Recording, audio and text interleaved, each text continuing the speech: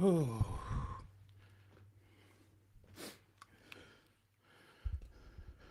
man, let's go. We're live. Ladies and gentlemen, 1 minute late and people already get racist. Yay! Yay, naturally get racist. 1 minute late. Call Baron the N-word if he's ever 1 minute late. Call all the creators N-words if they're ever 1 minute late. Yay! What a wonderful day. What a wonderful way to start the day. Let's get into it, ladies and gentlemen. Uh, oh man, this is something that spoke to me. I have to find it. I have to find it. How do I find it? How do I find it without outing somebody's? This is it. Let me see. Will this out it? I think this will out it. Whatever. Whatever. Whatever. You'll see. You'll see. Actually, Oliver, I love you. I think it'll be okay. You know, I don't know. We'll see. We'll see. I'm sorry. I'm about to do something here that I don't usually do. Okay, here, let's bring this over here really quick. We'll bring it over here. I just want to start the day. What's going on, guys? Hope you guys are doing really good. Whoop whoop. There it is. Let's jump right in now. I over the weekend, have you ever let me see if I can find it. What was I gonna say? Let me see. Was it this? No, man, I gotta find it. How do I find it? How do I find it and not show someone's DMs? Oh, I found it. Done. Beautiful. I didn't want to show my friend's DMs. Although he would have been fine with it, I was like, I probably shouldn't do this. This is just a message for anyone out there, okay? Just anybody out there that's a little confused on how lucky you actually are. Let's play this. Every person has a color. No, this one. If you have attained a wife who loves you, it doesn't matter so much where you live, and it doesn't matter so much how much you make. You have to work hard because that's basic. God will guide you. Work hard, very hard, especially when you're young. Young men are strong. You can overcome many challenges. Work hard, live simply, control your passions, and enjoy your life with the wife that God gave you. And don't put it off because you feel like you need to own a home or you feel that you have to have a fancy car. No, live simple. You can live simple and feel like a king. I did. My first year of marriage, we had no money. We both worked and we shared a cup of coffee for our dates, a single cup of coffee. And I felt like a king because my beloved was mine and I was hers. So I say, go for it. Trust God with your life. Man, when I listened to this weekend, did I start tearing up right away? I looked over at my wife as he was saying, I might even get choked up now. I looked over at my wife and I was like, man, that is so true, you know? And then I remembered something my wife said about not needing a bigger house or not needing anything really, not having to shoot for the stars and be multi millionaires or anything like that. Like we don't have to do any of that. And she's happy without any of that as long as we could just be together, pay the bills, and just have our family. And I was like, you know, it's just like women, wives, they take the weight off of your shoulders. They make your house into a home.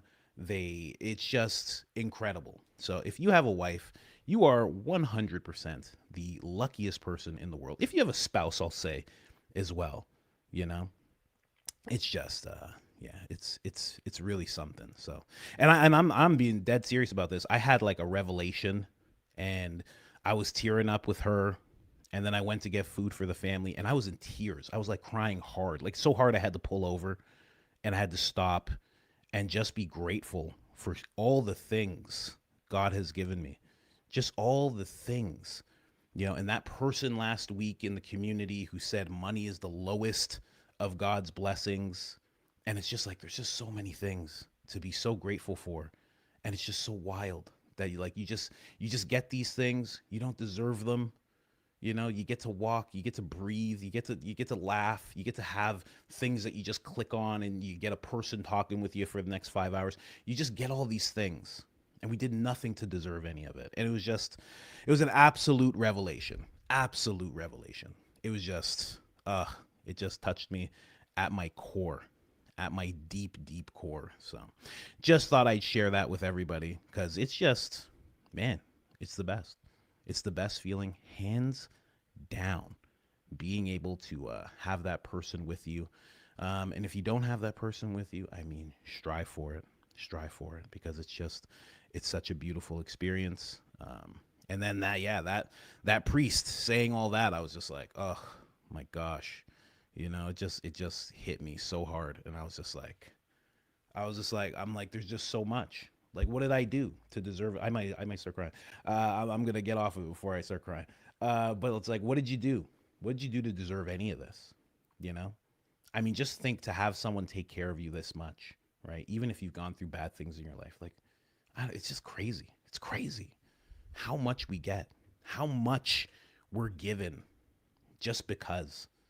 And then when you actually turn to the Lord and you turn to Christ and you draw near and then he draws near and then the beauty that comes with all of it is just, it's just wild. It's just wild, you know? That's why I always say, all glory to God when it comes to the channel and it comes to what I do. Like, all this is God given. Like I've said it 100 times, couldn't make my mom make me watch stand-up comedy when I was a kid and have all these people be funny around me and have this natural gift to just talk and talk and talk and talk and sometimes be insightful, sometimes be funny. I couldn't put it all into place. It's just, just imagine if you had a friend that was doing as much for you as God does, or if you had a group of people doing that, how much you'd love those people, how grateful you'd be with those people. It's like, that's what God does for you every day. Anyways, there's always more important things, ladies and gentlemen. There's always more important things. Special guest here, ladies and gentlemen. I was saying some stuff from the New Testament. Our friend here is from the Old Testament. It's all good. It's all good. Yes, in Jesus' name, amen. In Jesus' name, amen. I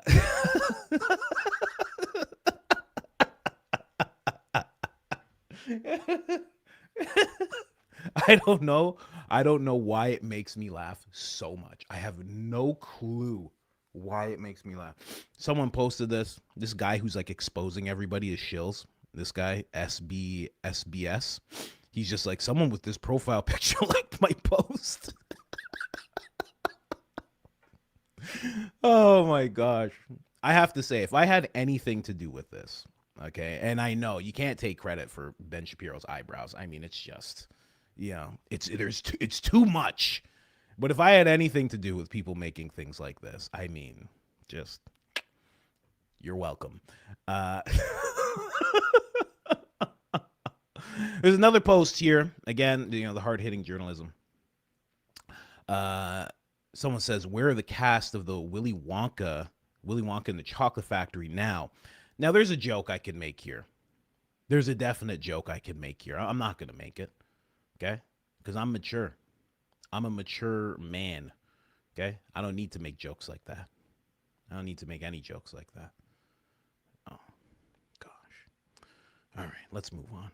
Gosh, why did I do that? Who's that? Who's that nice guy there? I mean, oh, gosh. Lionel was mad. Lionel's like, why is everybody making fun of Viva's height? Well, it's not just Viva, Lionel. Huh? It's Andrew and Gary as well. Come on. What do you mean? He's like, tackle his arguments. I don't really have a problem with Viva's arguments. He can have fun messaging whoever he wants to message. If I find out that someone's compressed, as Daisy said, if I find out someone's compressed, okay, it's news. It's the kind of show I got here, guys, okay? What can I say? Come on. This is my show. This is what we do. Anyways, guys, I'm just, like I said, we're not going to make we're not going to make that joke, right? Someone also said, and I found this so funny. They said, this is what politicians mean when they say we're all in the same boat.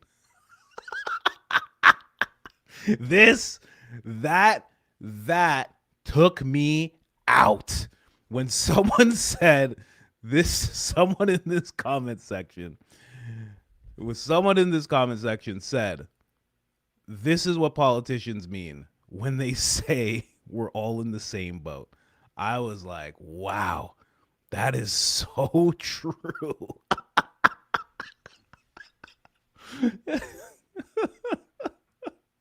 This is exactly what they mean. They're like, we're all in this together.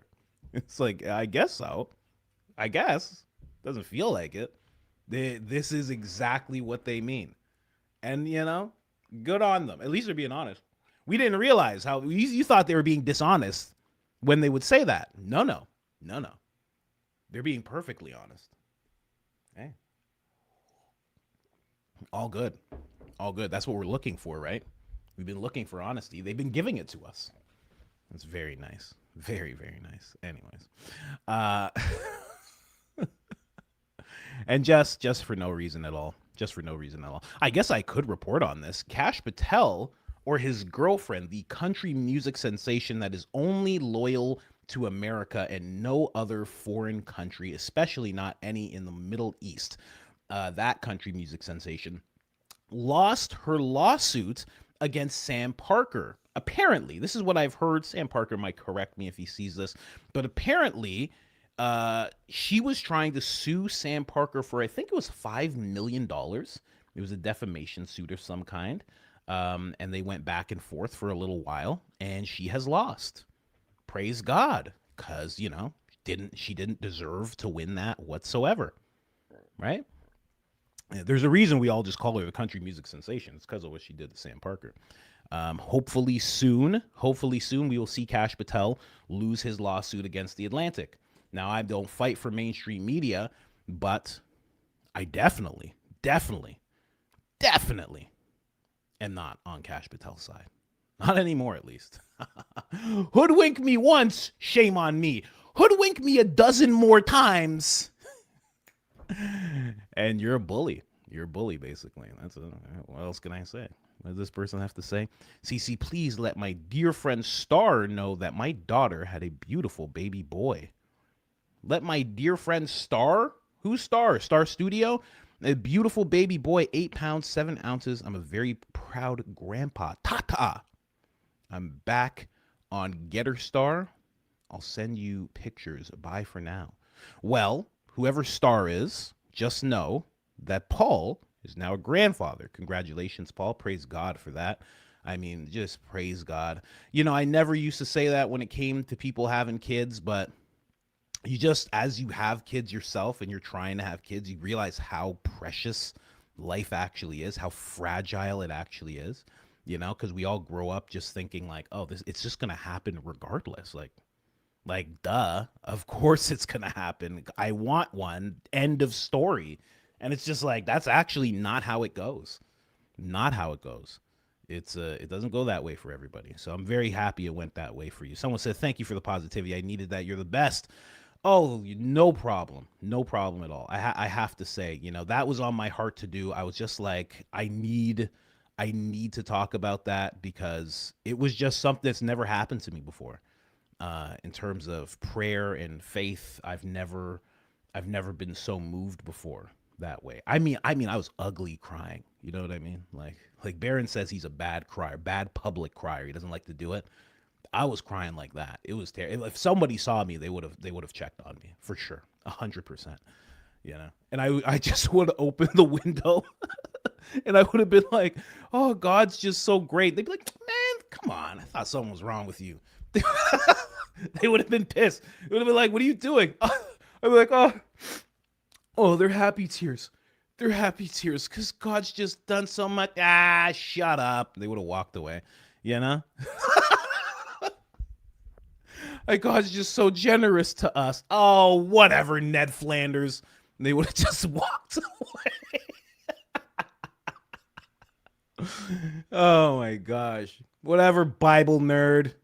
And then they would have walked off and, completely justified as well. Completely justified. Oh man, but yeah, it was something else. So yeah, I needed it as much as you did, and I feel like we should talk about that stuff more. I was talking with my friend. He's in I think I don't know, someplace in Europe. I think it's Slovenia. I don't even know. He just went off. We were both comedians. He had way more experience than I did. He's like 15, 17 years deep, and he was just like, I'm going to Europe. I'm staying over there. I don't need this world anymore. I don't need this. And he's like in Orthodox, so I have one friend that's really deep in his Catholic faith and one friend that's really deep in his Orthodox faith. And we were just talking about how the things that get hyped up the most, it's always nonsense that gets hyped up. It's always cars and women, how many you could get and material, and it's always the stuff that's hyped up. But after listening to that clip, and I sent him that clip, we were talking about that, and it was just like, being a father, being a husband, like what's better than that? Like what's better than having a kid? What's better than being a husband, father, child of God? Like, and those things don't get hyped up at all. They just don't. And it's so I don't want to like, it feels so evil that those are the things that get pushed aside, and the things that we hype up are the things that we hype up. It's very weird to me. Very, very weird. Someone said, Owen Benjamin shouted me out in Tinfoil Podcast. I saw that. Yeah. Shout out to him as well. Sam Tripoli was saying the same thing that I said, that Owen Benjamin is the only one not trying to get back into the fold of Hollywood. You can see, like, again, you have to watch really close if you don't watch these people. I'm really tuned into a lot of different people, even though I don't talk about them on the show. But you see Myron, he's slowly trying to get back. You see Nick, he's trying to get back. Alex, of course, really trying to get back. You just see them, person after person. They're just tired of it. They're tired of not having bank accounts. They're tired of having to go after that place in the Middle East. They're tired of what it's become for them. And they just want to get back into the mainstream because they know the type of money they'll be making. They'll know the possible career in politics that they'll have, the vanity of it all. So they want back in. They didn't do it for truth and justice to begin with. They did it because they just like to pop off at the mouth and whatnot. But Owen Benjamin's not like that, honestly. And I have to say, I didn't like him at first. Years ago, probably, I don't know, a few years ago, I hoodwinked myself. I heard some things that he was saying. I heard what Joe was saying about him. I was taking Joe's word on things, and I didn't like him all that much. But it's like, again, I always say, you watch a creator for years. You watch them for years, and you see what they do and what they're willing to speak about and what they're not willing to speak about, and et cetera, et cetera. And Owen Benjamin, time after time, has just seen, geez, oh, am I going to sneeze? Are you going to sneeze or not? Oh, my gosh. Thank you so much. Thank you to myself. Thank you for everyone saying bless you. I know there's a few of you, but you see them time and time again, not doing the thing that's going to get him back into the good graces of the they. He's just not doing that. And it's commendable. It's really commendable, especially now as a creator. I know how tempting it could be. When I saw how much people were getting paid by United 24, I was like, whoa. I was like, hold on a second.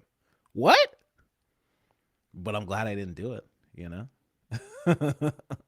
Someone said, my son has cerebral palsy. He's 3 years old. Everything goes into rare view once you realize money can't fix everything. Yeah, exactly. That's why that person said money is the least of God's blessings. It's the least of it. The best things are the things that you have that are just, the natural things that you have: family, community, and on that day when I was, yesterday, when I was crying, and I was so, like, we had such a great day at church. We met such a great family, and it was like, again, like, I see these things. Like, we pray for community. We pray for my wife to get to meet more like-minded people, for me to get to meet more fathers. We pray for that. And then all of a sudden, some lady walks up and she's like, hey, I'm part of a women's group. Do you want to she's like, I felt called to just come over to you. Like, we haven't told anybody that. We meet this great family. We're talking with them, and, They have connections in Florida. We've been thinking about going down to Florida. And it was just like, man, just every single thing you ask for. And I know it's not like that for everybody. Or maybe it is and you just can't see it. But shout out to you and your son with cerebral palsy. I hope you're dealing with it the best you can. I know, like you said, money can't fix everything. So I hope at least you have peace within that whole thing. I know we're very serious right now. We're going to get to the Candace drama. We're going to get to the Candace beef. Okay, she was letting rounds off at Blake Neff. We're gonna get to that. We're gonna get to the breakdown of her episode that she did on Thursday, and then we're gonna get to something. Didi got a podcast. Didi got a podcast. Did a great job in this debate with Warren Smith, and I'll tell you the story about how I stumbled onto it. But he did a great job, and I think he exposed that guy more than I thought was possible with a guy like that. Quite honestly, I really think he exposed that guy. We're going to talk about that. We're going to talk about Andrew Wilson actually releasing the text messages that look fake, but we have some people with different perspectives. Barron has a perspective as well. We'll be playing that. And Andrew Wilson is now taking a page out of Candace Owens' book, and he says he has more text messages, but he will reveal those at a later date. He also said you shouldn't be profiting off of a dead man, but apparently he has more texts from Charlie Kirk, and he's really happy to show them to people. Okay, that's fine. Hey. Someone said, hi, coach and family. I will be having a 360-degree fusion from my C2 to C7 across 2 days. 9 out of 10, yes. And 9, 10, and 9. Okay. Thank you for your prayers. They are both welcomed and needed. Amy. Oh, is that what's happening with you? Oh my gosh. I do pray that you feel peace and that you feel healing and that it comes to you quickly. But then also I pray endurance for you because, the healing will come, but healing only comes through enduring through the thing that you're going through. So I pray that for you. In Jesus' name. That is wild. I want to start going through the community posts. Not the community posts. I'm thinking of other stuff. I want to start going through the super chats just as we go, just so they're relevant to the conversation. But we're going to get into all that other stuff. Then we're going to touch a little bit on Hayden Panettiere. Someone who's French in the comments told me that I got it right for someone with an American accent. Okay? And that's what we strive to do. I don't say Barcelona. No, I say Barcelona, okay? All right? That's what I say. I don't say cilantro, although maybe that's how my grandmother said it. She was Cuban. I don't know. I say cilantro. Huh? I don't say Jose. I say, what's up, Jose? That's what I do, okay? I don't say guacamole.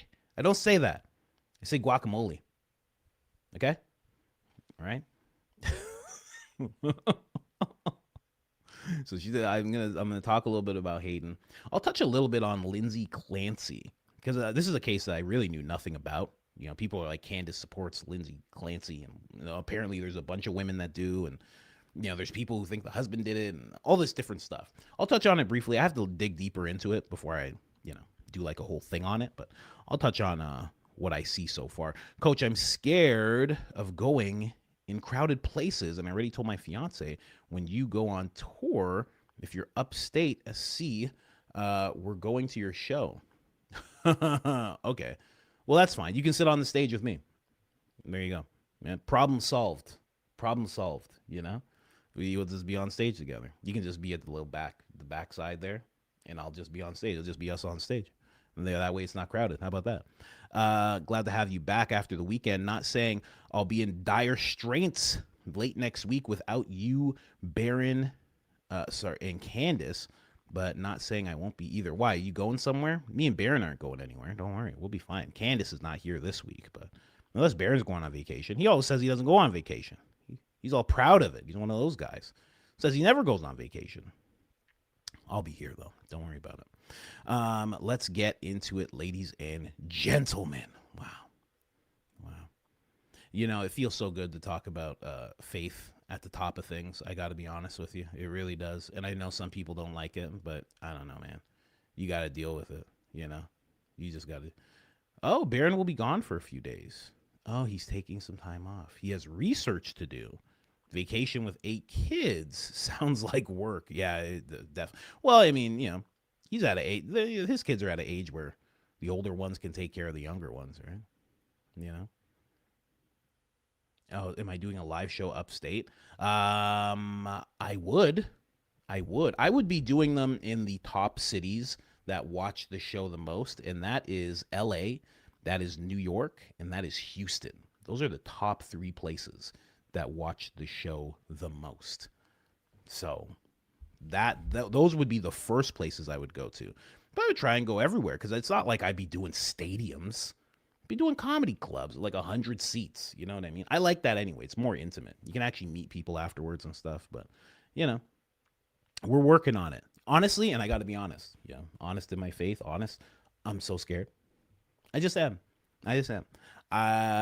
And I told the Lord that I will no longer be afraid of anything that's going on, any of the snares, anything. So I'm combating against that, and I see it as an enemy now when the fear pops up. So I have to do it now to honor the Lord properly.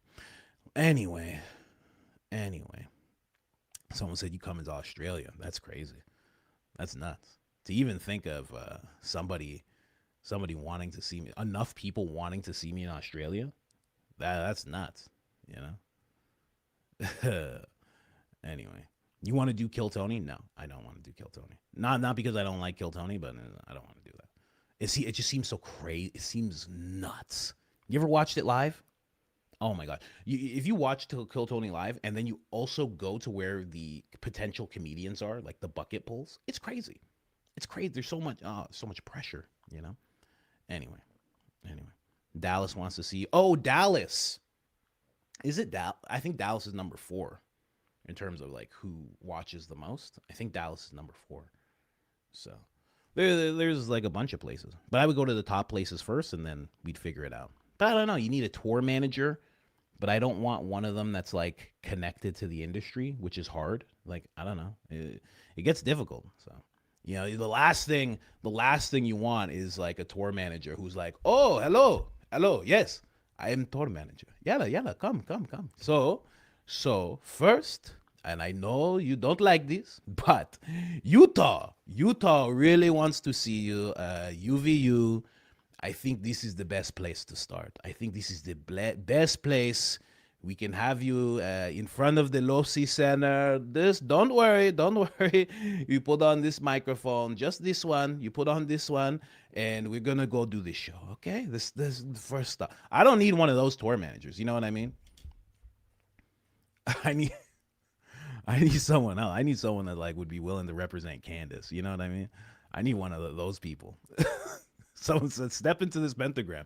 We have this pentagram, and it looks a little like a menorah. Ignore that. Ignore that. Come step inside the pentagram. Like, jeez. Yeah, you don't want one of those guys. So, anyway, let's jump in, ladies and gentlemen. I know I've been saying that, but let's start with what Candace was talking about. Now we have all the footage of Terrell. We have all the footage from the time Terrell decides to. Someone said my tour manager sounds like a vampire. That's what they sound like. Just saying. That's what they sound like. I don't make the rules. I don't make the rules. Who's they? I don't know. Anyway, now we have all the footage of Terrell. We have all his footage. So let's check this out. Let's check out Terrell. Then we're gonna jump into what Candace has to say and the other footage from Candace. But yeah, let's start with this because she dropped a bit of a bombshell, and it sucks that she did that on Thursday, and everybody's already forgotten about it. You know what I noticed has happened?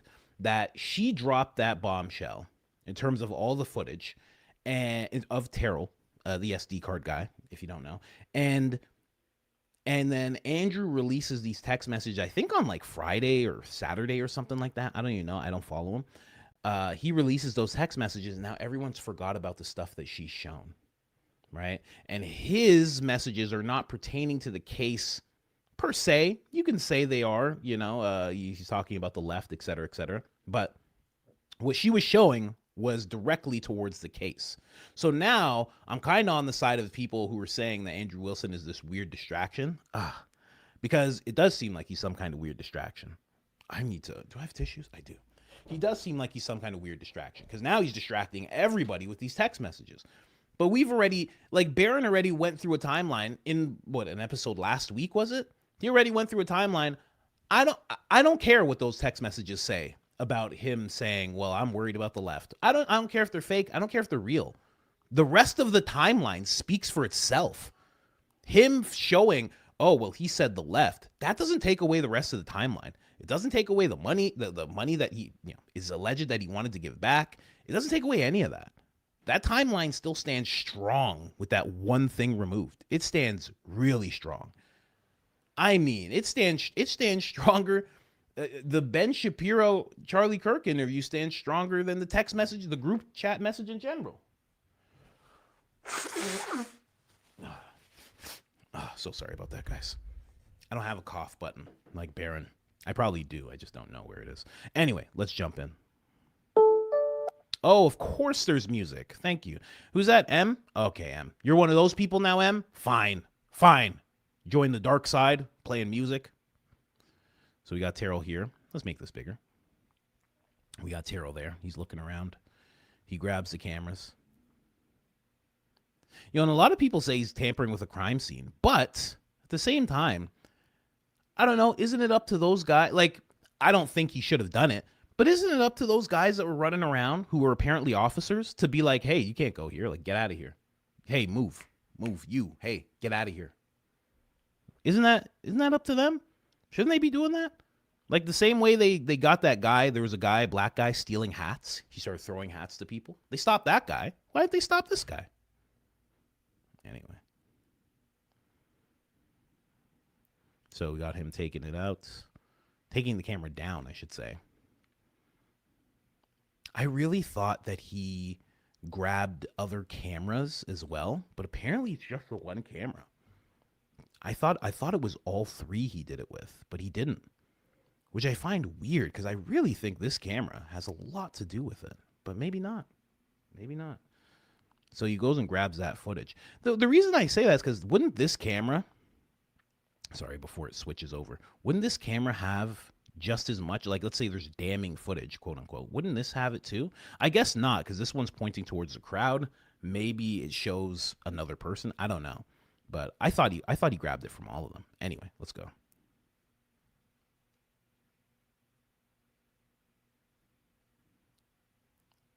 So this is what Candace has already shown us. Thanks for putting this together, Em. So this is where Candace is saying he pocketed it, put it into one of those cool guy lower pockets, those nice pants with the zippers. With the horizontal zippers, and then he gets on a phone. So that's where she had it up to, right? And now we start exploring where Candace showed us more. Let's jump in. Let me see here. Candace, ladies and gentlemen, looking pregnant as she should. Can't wait for her to have that baby. All the prayers in the world for that baby, because there is a lot of evil eyes on her. Let's go. Your own mind. Take a look. If you're listening to this on audio, here is Terrell. He's bending down and he's opening his laptop, and he's certainly sticking something into his laptop as he turns on to his computer. He's reaching in his phone. He's texting with somebody. And yes, some people might be noting that Lane Schoenberger's on the side washing his hands. That makes sense. Don't think too hard about it. He did help carry Charlie into the car.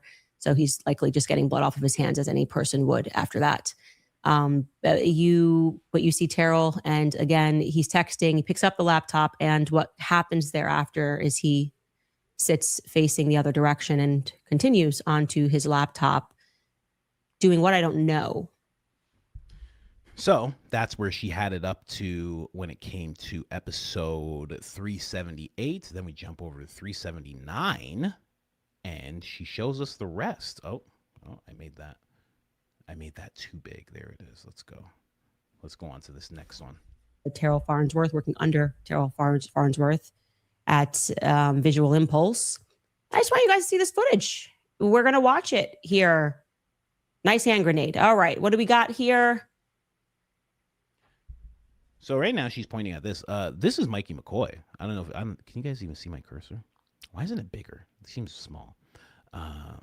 Not that I'm trying to compensate for anything. I just for you guys to see. It's not for my own ego or anything.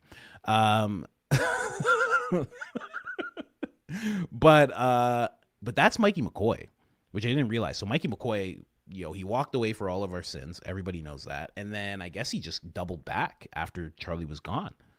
So just pointing that out. We'll point there. Keep your eye there. Gets up and he shows something on his laptop to. I really wonder what that was. Because if that was the footage that he showed that guy, I'd be like, hey, whoa, buddy, what are you doing? Why are you showing that to me? Look. Yup. I'd be like, what's going on with this guy? Don't put that in my face like that. Is it a little dark? I like it a little dark. What if I go like this? See, that seems too bright. That's in my eyes. That's too much. I'll bring it down. That's crazy if that's what it was.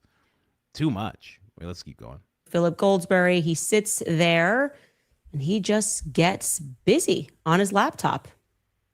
Looks like he's putting in looks like he maybe putting something else in there. Maybe a second SD card. Not exactly sure. I'm just letting you guys watch this so that you can see. For those of you that can't tell, let me make it bigger. That's him sitting down. So now he's just sitting down. He's just on the computer. So that's what's going on there. We were told by Andrew Colvat that he was worried about people stealing hats. I'm not getting that sense. Doesn't seem to be. That's Mikey McCoy there, walking off. That's Mikey McCoy there, walking off again for our sins, for everything we've done. Be a priority. Keep your eyes there so you can see he's just on his laptop. Still on that laptop. Moving those hands. Tip-tapping away. Checking back. Make sure nobody is looking. That is important. Man, if I thought there was a sniper running around, I'd probably maybe go into a car to do this, somewhere safer to do this. I'm always amazed that it seems like they knew they were okay. Again, this is within 10 minutes. This is very interesting that they do all kind of move like they're okay. The reason that it's interesting is because we know Brian Harpole didn't have a guy on the roof. And we know that part of the roof wasn't secured. So at this point, do they even know if someone was on the roof? How do you not all leave? I know me. Listen, I'm gone. If it's like Mikey and all those other guys, and Charlie's like my brother, well, I'm just following the car right away. I'm jumping in a random car. Who has the key? Who doesn't have the key? Give it to me now. Let's go. Let's follow. We're following. We're going, obviously. But just in general, I'm gone. Shots get let off, I'm gone. That's it.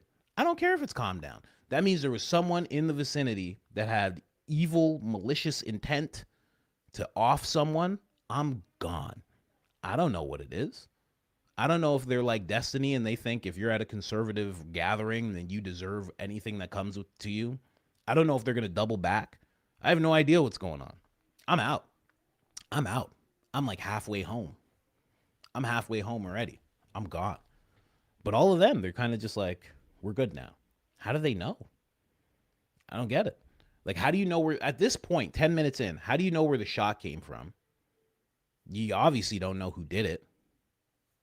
How do you kind of come to that conclusion that it's like, we're good. We're good to sit right here? Because, like, Candace's face. Candace's face. Oh my gosh. Because right here, this is like right where the tent was. As far as I can see, it seems like they're in that tunnel. So you're still in view. Like if you saw him get hit and everybody feels like it came from up and it came from straight ahead, then you're still locked in the sights. Am I crazy? I don't know. Really weird. Yeah, someone said stank eye. Yeah, she's just upset. That's that's some BS face. Yeah. Yeah, she's just like she's so over it. She's like, put me on vacation. I'm done. I'm always amazed that it seems like they knew they were okay. Again, this is within 10 minutes of Charlie going down. You know, yesterday I joined Anna Kasparian on her program for an interview, and she asked a question that is on a lot of people's minds regarding all of this. Take a listen. I don't want it to be lost on our audience, so I want to reiterate. He never provided, and this is based on the testimony that you can hear for yourselves during the preliminary hearing. He never provided the SD card, the original, SD card to the, investigation. He just provided the Google links and a flash drive, which would indicate that there's a possibility of evidence tampering. No? That's actually a fair question, and it becomes an even more fair question as we demonstrate to you that he went onto his laptop. And the truth is, from what I've researched, it could be a legal gray area, but maybe not really. I'll just tell you what I found, okay? Broadly speaking, yes, everything that we saw Terrell do in terms of violating the crime scene, using Charlie's chair to climb up and remove the camera that was behind Charlie's head, and then taking that SD card and inserting it into his pocket, potentially altering it, could indeed register as a very serious legal offense. In the state of Utah, he could be charged with a felony for tampering with evidence, just as he suggested. So here's the thing, though. I don't think that's going to happen because I think it was on Candace's show where she was reading his statements that he gave to the authorities? Because wouldn't that be hands behind your back time? If there was going to be a time, wouldn't they have done it then? Wouldn't they have been like, oh, also, thank you for those statements. That's great. Also, you were on the chair, right? You touched the camera, right? Can you come with us? Like, that would have been the time that would have happened. So I don't think he's going to get charged with anything. I don't know. Doesn't seem like it. I don't know. I could be wrong. But someone also said he declared Charlie gone and then just walking around like it's another day. And that's true. Yeah, you think about it, like he said in his video, Charlie's dead. That's what he said. I think he was the first one to say it because the hit happened. Brian Harple says that they moved him, I think it was Sean Ryan, they moved him within like a minute and 30 seconds. They moved him really quick to get him off the X, as they said. They moved him, brought him straight to the car, left. So within 2.5 minutes, Terrell was like, he's dead. And then after he announces him dead, he gets down from that ledge that he's on, which is like 5.5 feet tall, according to Diligent Dennison. Diligent Dennison was like actually walking along it. He's like, it's actually hard to get up here. So he announces him dead and then just starts getting on his laptop and stuff. I don't know. Very weird. Very, like, that's just odd to me. Only because I don't think I'd be able to do that. Even if someone needed me to. I'd be like, no, I don't want to do anything. I'm not doing anything right now. No. My friend's dead. I'm not doing anything right now. I don't care. Right? Maybe get the footage if you really felt like people could be evil, as Candace has told us, as Andrew Colvett told us that he said. But that's about it. That's all I could do. I couldn't be on my laptop and doing things, calling people. Like, I mean, this is crazy. Like, that means you're on the computer doing all this stuff, and you're on the computer, you're doing all this stuff. Charlie hasn't even been announced dead yet. You announced him dead, but he hasn't been officially announced gone at all. And you're kind of waiting for that. I don't know. It's very weird. Someone also said, keep bringing God into the conversation. I will. I'm not going to stop. It just feels good. Yeah. I do the things that feel good, That's exactly why. That's why we pulled this up. This is not for malicious intent at all. This is just something that warms my heart. It makes me feel good, right? That's all this is. I like it. It makes me feel like these are the type of pictures where I'm like, oh man, this should be behind me. This should be the picture. That should be the picture. Like, why wouldn't it be? You know? How is Joe greater than this image? How? In what way? You know? You guys know what I mean. That's why you guys are all here. Anyway. But lastly, and I guess Sam Parker pointed out as Charlie's going, I don't know if you guys can see it. Let me make it bigger. As Charlie is being driven off, and that might be the door. That might be a car. I'm not sure what that is. That might be the door. Open. Who knows? But if you look down here, you see Mikey McCoy. So Mikey walked all the way wherever he walked, because we still don't actually know that. And then just came right back, I guess, after Charlie was gone, and just started doing stuff. Really weird. Really weird. But Sam Parker pointed that out, and also the footage. Like I said, the footage points that out as well. You can see that in the footage that she shows us. You can see Mikey McCoy walking around. Let me see here. Laptop, moving those hands, tip tapping away hats. I don't. Right. I'm pretty sure this is Mikey McCoy. This actually looks a little chubbier than Mikey McCoy, because I don't know if you know about Mikey McCoy, but he's kind of majestic, kind of has a jawline that could cut through ice, you know, real smooth, like that kind of guy. So that maybe that's not Mikey McCoy. We'll see. Let me see this. Let me get somebody out of here. We toss people out sometimes, you know what I mean? Let me see here. Just because now we're done with that segment, but that's the footage. And what does that look like? That's every step now. Because Candace was giving it to us in parts, I just wanted to make sure everybody could see it kind of just all at once. Cohesive, with some jokes in between, of course. Right? But that's what he was doing. He took it out, he went back, put it in his pocket, found his laptop, took it out. That's what it seems like from the footage that we're seeing. Is that weird? Seems a little weird. No idea what he did, though. And that's the thing about that. Unless Candace already knows, we are never going to know what he did during that time. We're never going to know. We don't know if he edited footage. We don't know if he just put it away for safekeeping and said, you know, he could have put it in a folder and been like, authorities need this. Boom. All right. Look, hey, check it out. I already have it saved for the authorities. And the guy's like, whoa, what the hell, man? Why are you putting a whole laptop in my face? And he's like, I'm just telling you, I got to save for the authorities. Anyway, we'll never know. Again, unless Candace knows. I hope she does. I really hope she does. Anyway, let me see. Let me see what we got here, you know. Someone else says, Charlie Kirk saying he feared the left may have been all he could say if he knew he was surrounded and told security to protect him only. He knew. That's interesting. You know, I heard somebody actually, they didn't have that type of reasoning. I think that's actually a smarter reasoning to what this person said, but they were talking about how Charlie would talk about who's responsible for all of the left-wing things that we see. He actually called it out on his show, which is crazy. It should be added to the timeline. I don't know why that's not added to the timeline.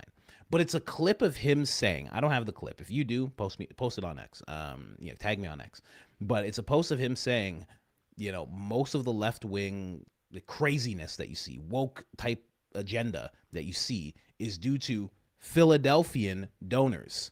And he's like, and they have a lot of explaining to do. I was like, huh. But he said that a while ago. A while ago he said that. But it's definitely, I think that should be in the timeline.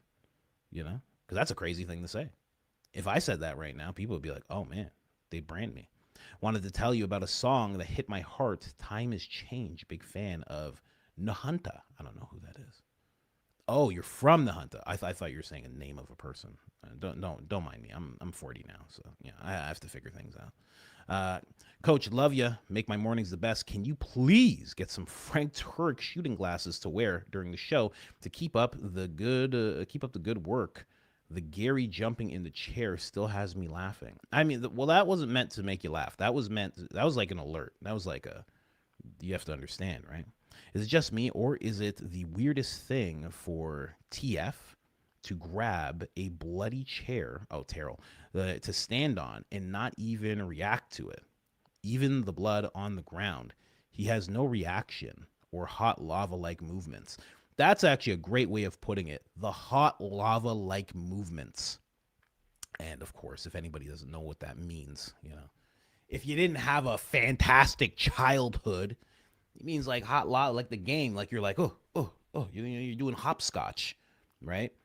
Because there's blood on the ground that you can see, and that's so true. I remember, not a fun story, when my dad passed away, my sisters didn't want to go in the room where he passed. So me and my brother had to go.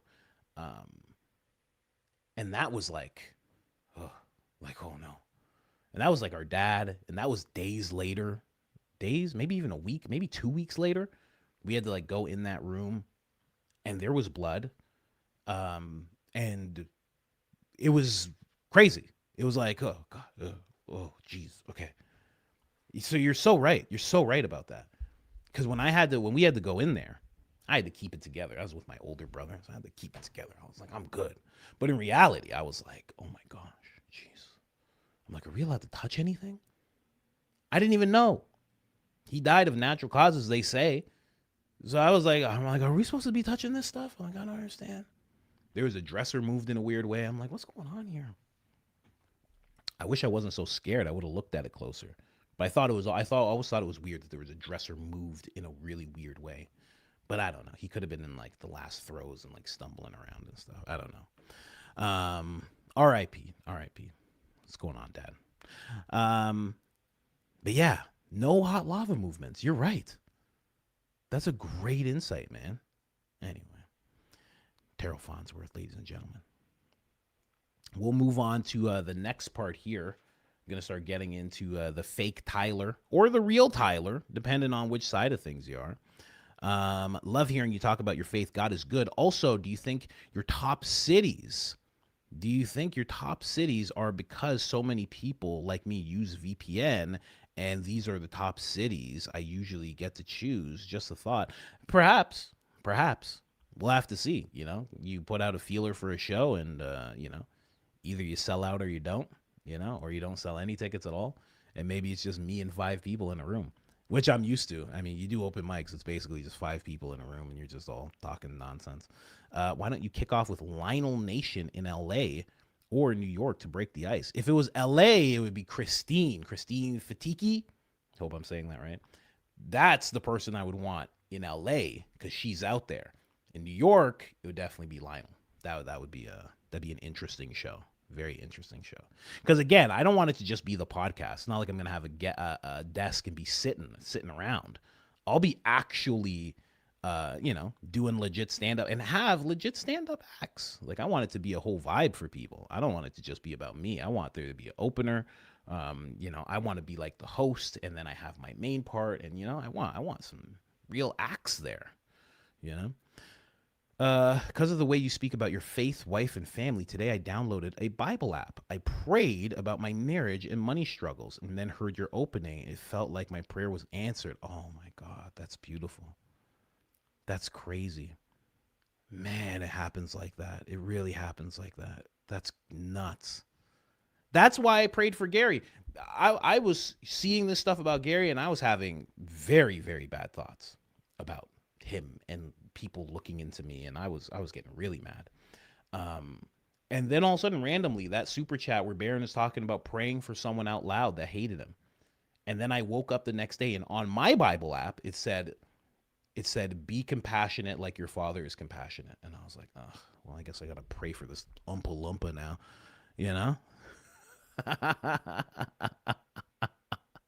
I was like, well, it'll be a quick prayer because he's a small guy.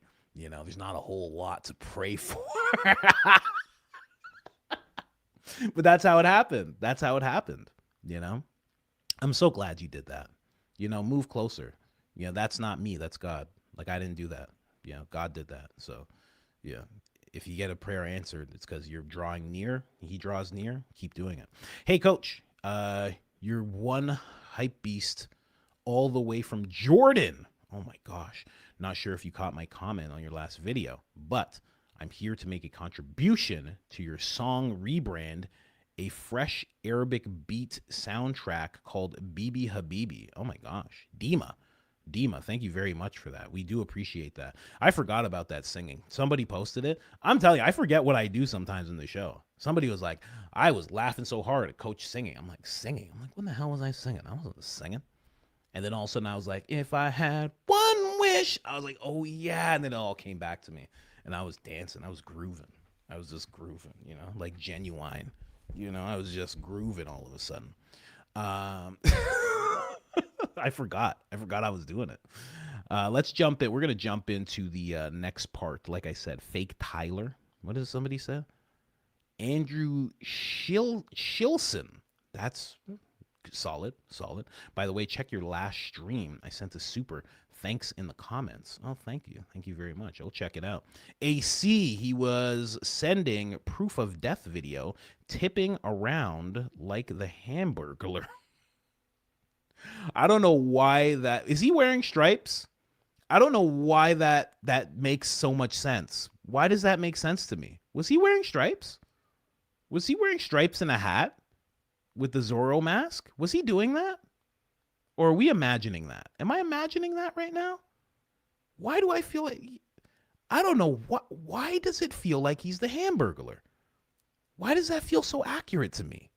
He does have the glasses on. Why? Other people say he looks like Alf. I saw some people saying that. I was like, that's too much. Come on. You don't call a grown man Alf. You don't do that. Okay. First of all, you don't do that to Alf. Second of all, you don't do that to a grown man.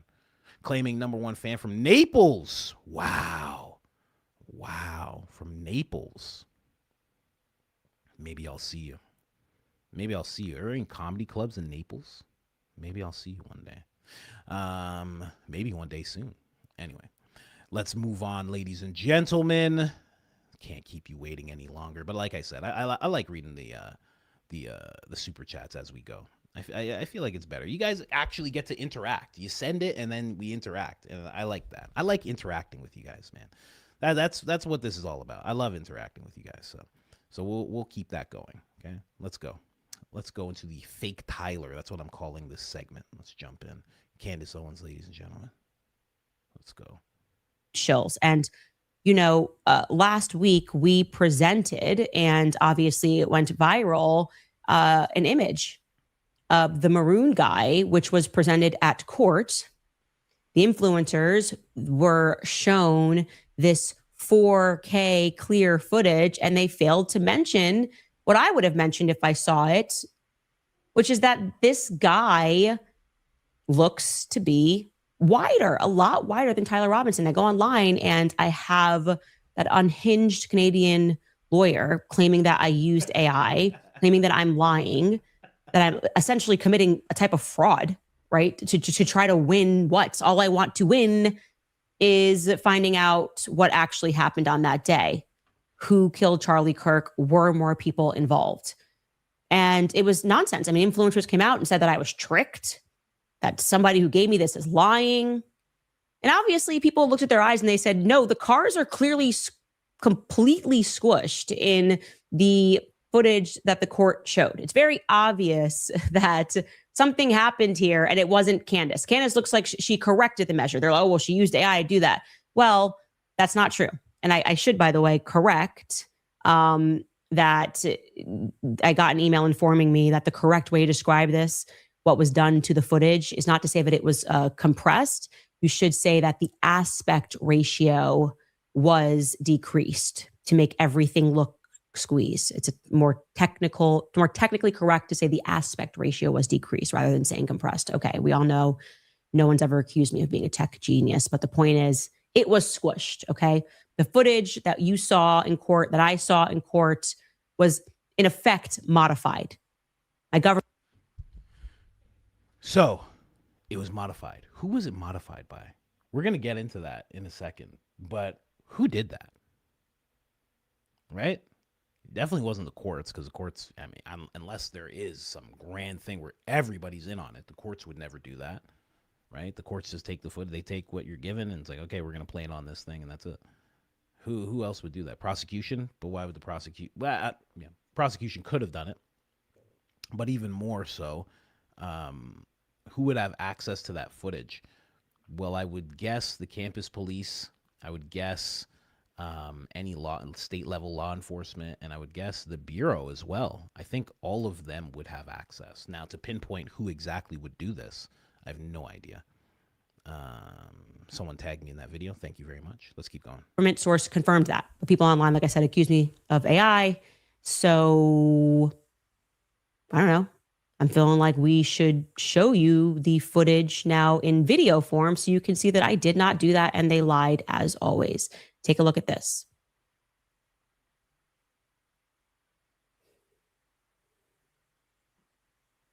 There you go. And we will show you this in slow motion so that there is no confusion that we did not edit anything. Here it is in slow-mo.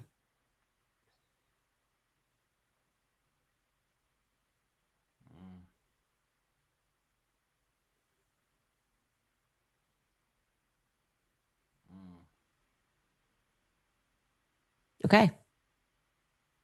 I'm waiting for everybody now to move on to the next lie that you're going to tell. I can't even believe this. It's. I love the everybody. You know, it's Officer Tatum, right? Like, I mean, he's like, he is the number one, even above Benny Johnson. Benny Johnson actually doesn't say much about Candace Owens. Officer Tatum has said way more about Candace Owens than I don't. There's few people above him. You know, Andrew Wilson is now stepping in, you know, but he is almost in the same realm as Andrew Colvette, Blake Neff. They all seem to be like operating together, right? Officer Tatum seems apart from those people.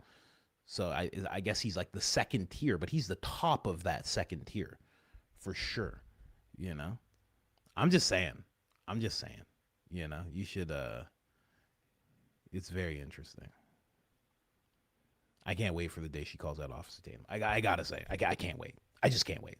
I mean, it's gonna be great. It's gonna be great because he's the one person where he won't be able to say anything back, and he'll have to address it. Benny Johnson, she says something about Benny Johnson being gay or something like that.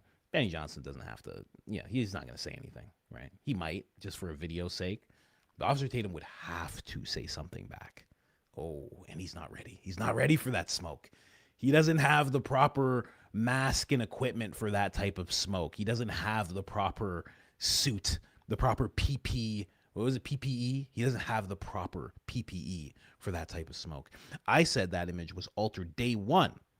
I looked at the Jeep and said, you can't fit a V8 inside of a 2-inch engine bay. I could be saying that wrong. I think you're saying 2-inch, 2 foot. I don't know. But yeah, very interesting.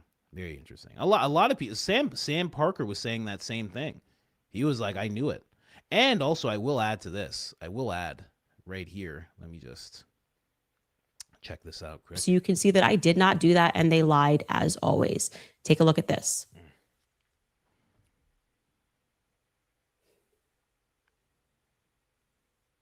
The fact that she has that and she stopped it, I think it's very much like Terrell's footage, where she showed a certain amount of what Terrell was doing, and then she stopped it, and then she showed a little more, and she showed a little more. And I think she has more of that footage, because if you have that little bit, oh, my nose. You know what? I do need something. Give me, I don't know. I don't even know how to spell this. I have no idea. I need nose spray. I'm talking to my wife right now. Nose spray, please. That's what I need. The I don't know. I don't even know what to call it. Hopefully she knows what I mean. But someone said chemtrails. Chemtrails, I mean, pesticides, all sorts of stuff. As soon as I use this soap, I'm not even going to get into it. I'm 40 now, you know. I used the wrong soap, and now it's getting to me. But if she showed this footage here, that little bit, I'll go back to Terrell. I think she has way more of that Terrell footage, because how on earth would you just get I don't know, from what she showed us, it seemed like maybe a 2-minute clip and not have anything else. Again, whoever gives her access to this footage, everybody goes, here you go. Here's a chunk of it, because I don't want you coming back. I don't want to get in trouble. We're doing this one time. Here's an hour of this footage. Here you go. Bye. You never seen me. You never saw me. Same thing's happening with this guy right now. She has more of this footage. Guaranteed. Guaranteed. And if she has that little clip of him walking up, she probably has another clip of him further away. And she probably has footage of where this guy went. Now, I know I'm speaking a little bit over, but I mean, I don't know. We'll see. We'll see. But yeah, a lot of people called out how fake it looked. Is it this nose spray? Yay, you did know which one. Thank you so much, honey. I love you. Okay. It's like having a wife's the best thing in the world. Okay. This is not like just here. Okay. Whoo. Okay, there you go. I love how someone's like, this is old news. Okay. So, of course, you saw this footage before. Of course. Okay, that's nice. Nice of you. I know that it's addictive. That's why I don't like to use it. That's why I don't like to use it at all. But my sinuses are going insane right now. I think that person was right. I shouldn't have clipped my nose hairs. I should have just left them. I should have just let them hang wild. That's what I should have done, you know? I think that person was right. I don't know who said that. Someone said that, and I think they were correct. I got to just leave them alone. Let them grow. Let them come out. Let them touch my mustache. I got to just leave them. Anyway, let's jump into the next clip if we're talking about this whole thing. The fake Tyler. Are not open to examining this case, which has so many flaws in it. And it really does seem like they're trying to just pin it on this guy. Now, there are a few things that I want to say, because many people assumed, and even myself in some ways, even though I didn't express it, that the court was behind this, that the court somehow edited the footage. But actually, I received an email from someone who would know, clarifying that it is highly, highly, highly, highly, highly unlikely that it was the court that did this. They wrote, I am a blank that works in a federal court. Please do not mention my name or identity in any way. But I can tell you categorically that in every federal court that I have worked in, video and photo evidence is never altered in any way, as it would be considered prejudiced to present it to the jury if it has been modified in any way. I just wanted to let you know this. Best of luck with your continued investigation. So after receiving that, I went back through the preliminary hearing and was trying to establish this chain of custody, and actually realized that we were informed of the chain of custody from Agent David Hull, the lead investigator on the case, who did not receive the SD cards. He told us that on that very first day, on September 10th, Sergeant Mark Bricker of the SBI was put in charge of gathering all of the surveillance on campus at UVU. And when he later on addressed, right before they presented the 20-minute sizzle reel, which has the adjusted aspect ratio, he testified that it was the Utah County's Attorney's Office that created it. So when we saw that 20 minutes, that was put together by the Utah County's Attorney's Office. Take a listen to him saying that. And I asked you this question yesterday, but did you prepare that video compilation? I did not. Okay, do you know who did? The Utah County Attorney's Office. Okay, so for clarity, the prosecution, the side that is representing Erica Kirk, presented that it was them that decreased the aspect ratio. Maybe it was the SBI that remains open, that decreased the aspect ratio, but somebody did. And the question is, who did it and why did they do it? And the only answer I can come up with is because they wanted people to believe that the person that was walking was skinnier than they were. And the only thing I can come up with as to why they would want that to be the case is because they are hell-bent on presenting an argument that makes people think that Tyler Robinson acted alone and murdered Charlie Kirk on the rooftop. That has been the narrative from beginning to end. They will not pivot from it. They will not consider new facts. They will not address any of the evidence I am bringing up. They will just routinely dismiss it and say that all I have are vibes and dreams, and Candace never has any real evidence. The talking points are just growing increasingly absurd because I can't imagine how much more evidence we could present. I could imagine it because we're going to do it. But I wanted to show you that just to shut down another lie and to tell you that you were completely justified in still believing in your own eyes and ignoring the final instruction from these people who want to tell you what you are seeing when it is not, in fact, what you are seeing. Did Tyler Robinson do this? Prove it. That's on you. It's on you to convince us and to not use tricks like modifying or altering footage. Potentially, Terrell, we'd love to know what happened here. If he did do that, if he did zoom in, the question becomes, why did he do that? And I will say this, I tend to agree that it is because, as Nissi demonstrated in YouTube, again, this is my opinion, it showed what happened below.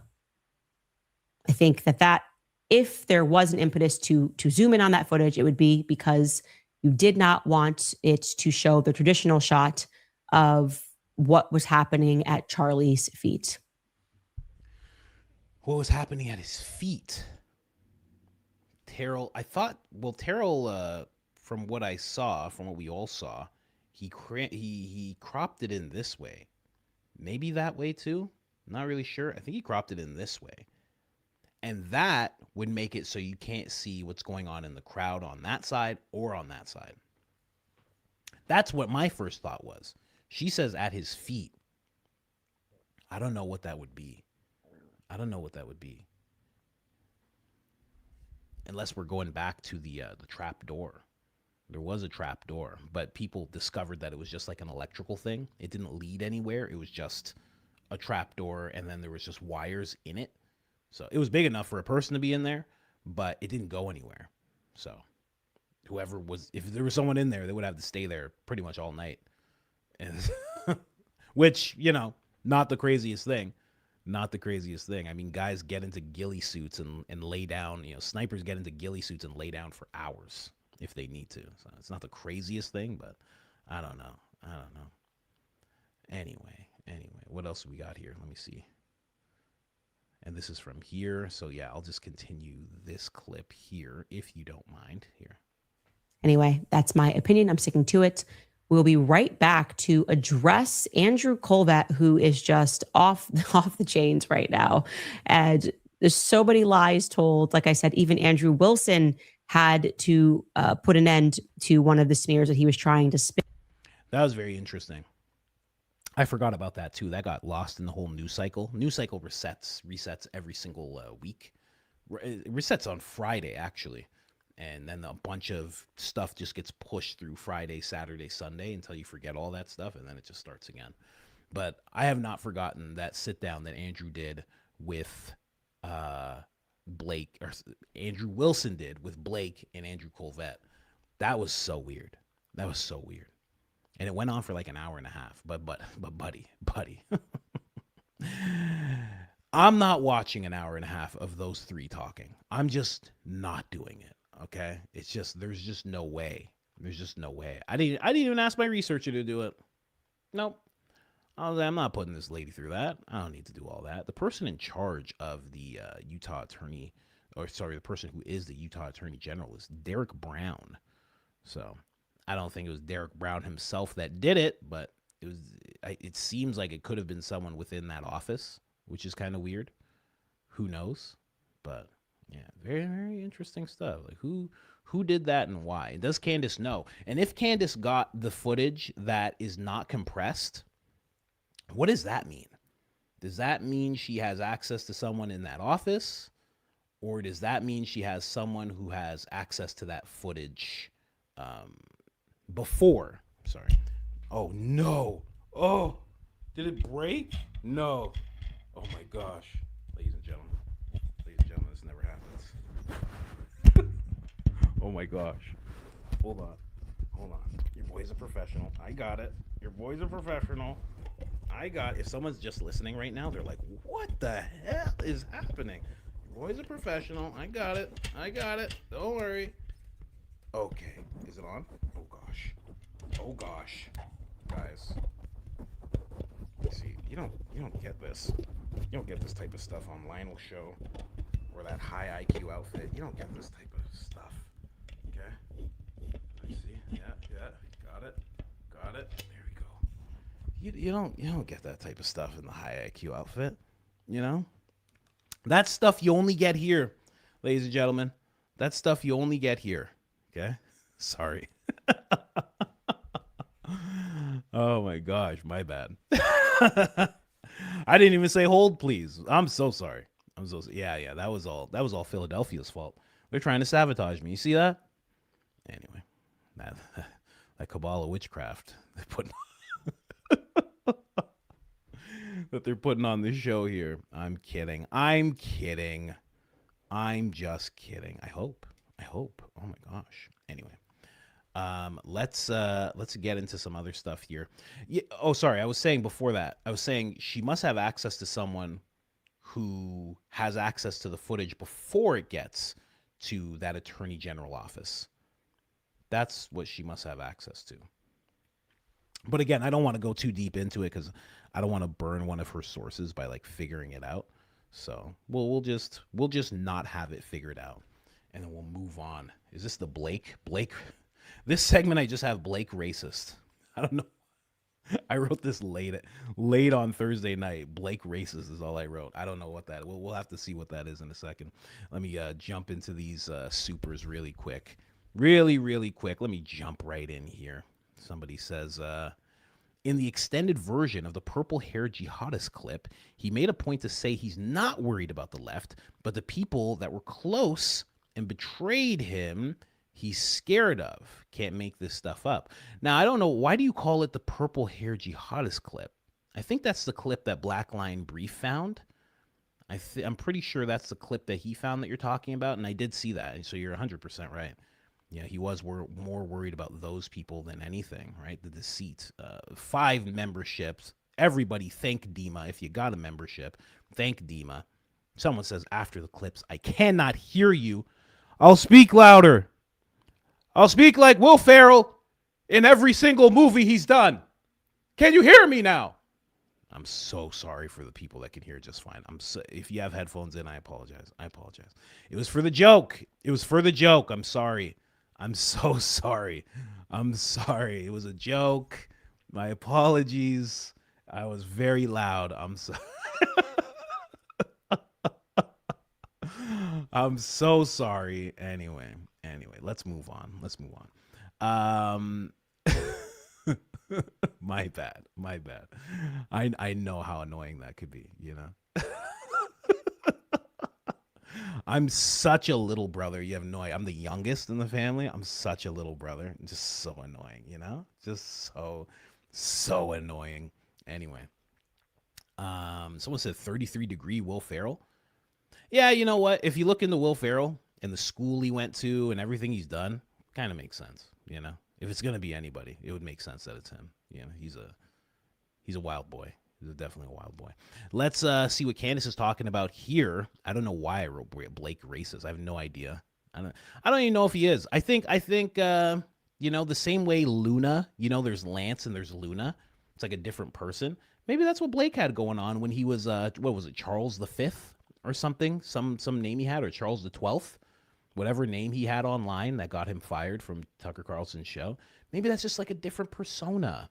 So in his regular life, you know, he's a nice guy. And then when he gets online, he's just like, you know? I don't know. We'll see.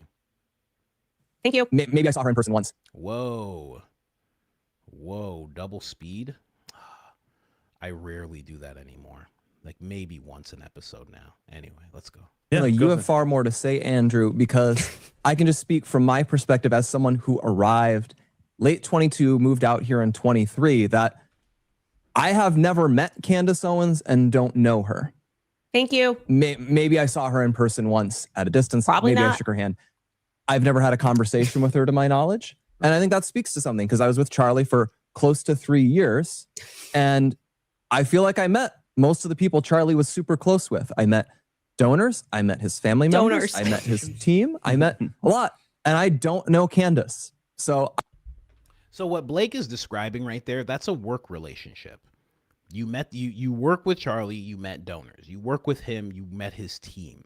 So that's what Blake has. And then on top of that, I didn't even realize this.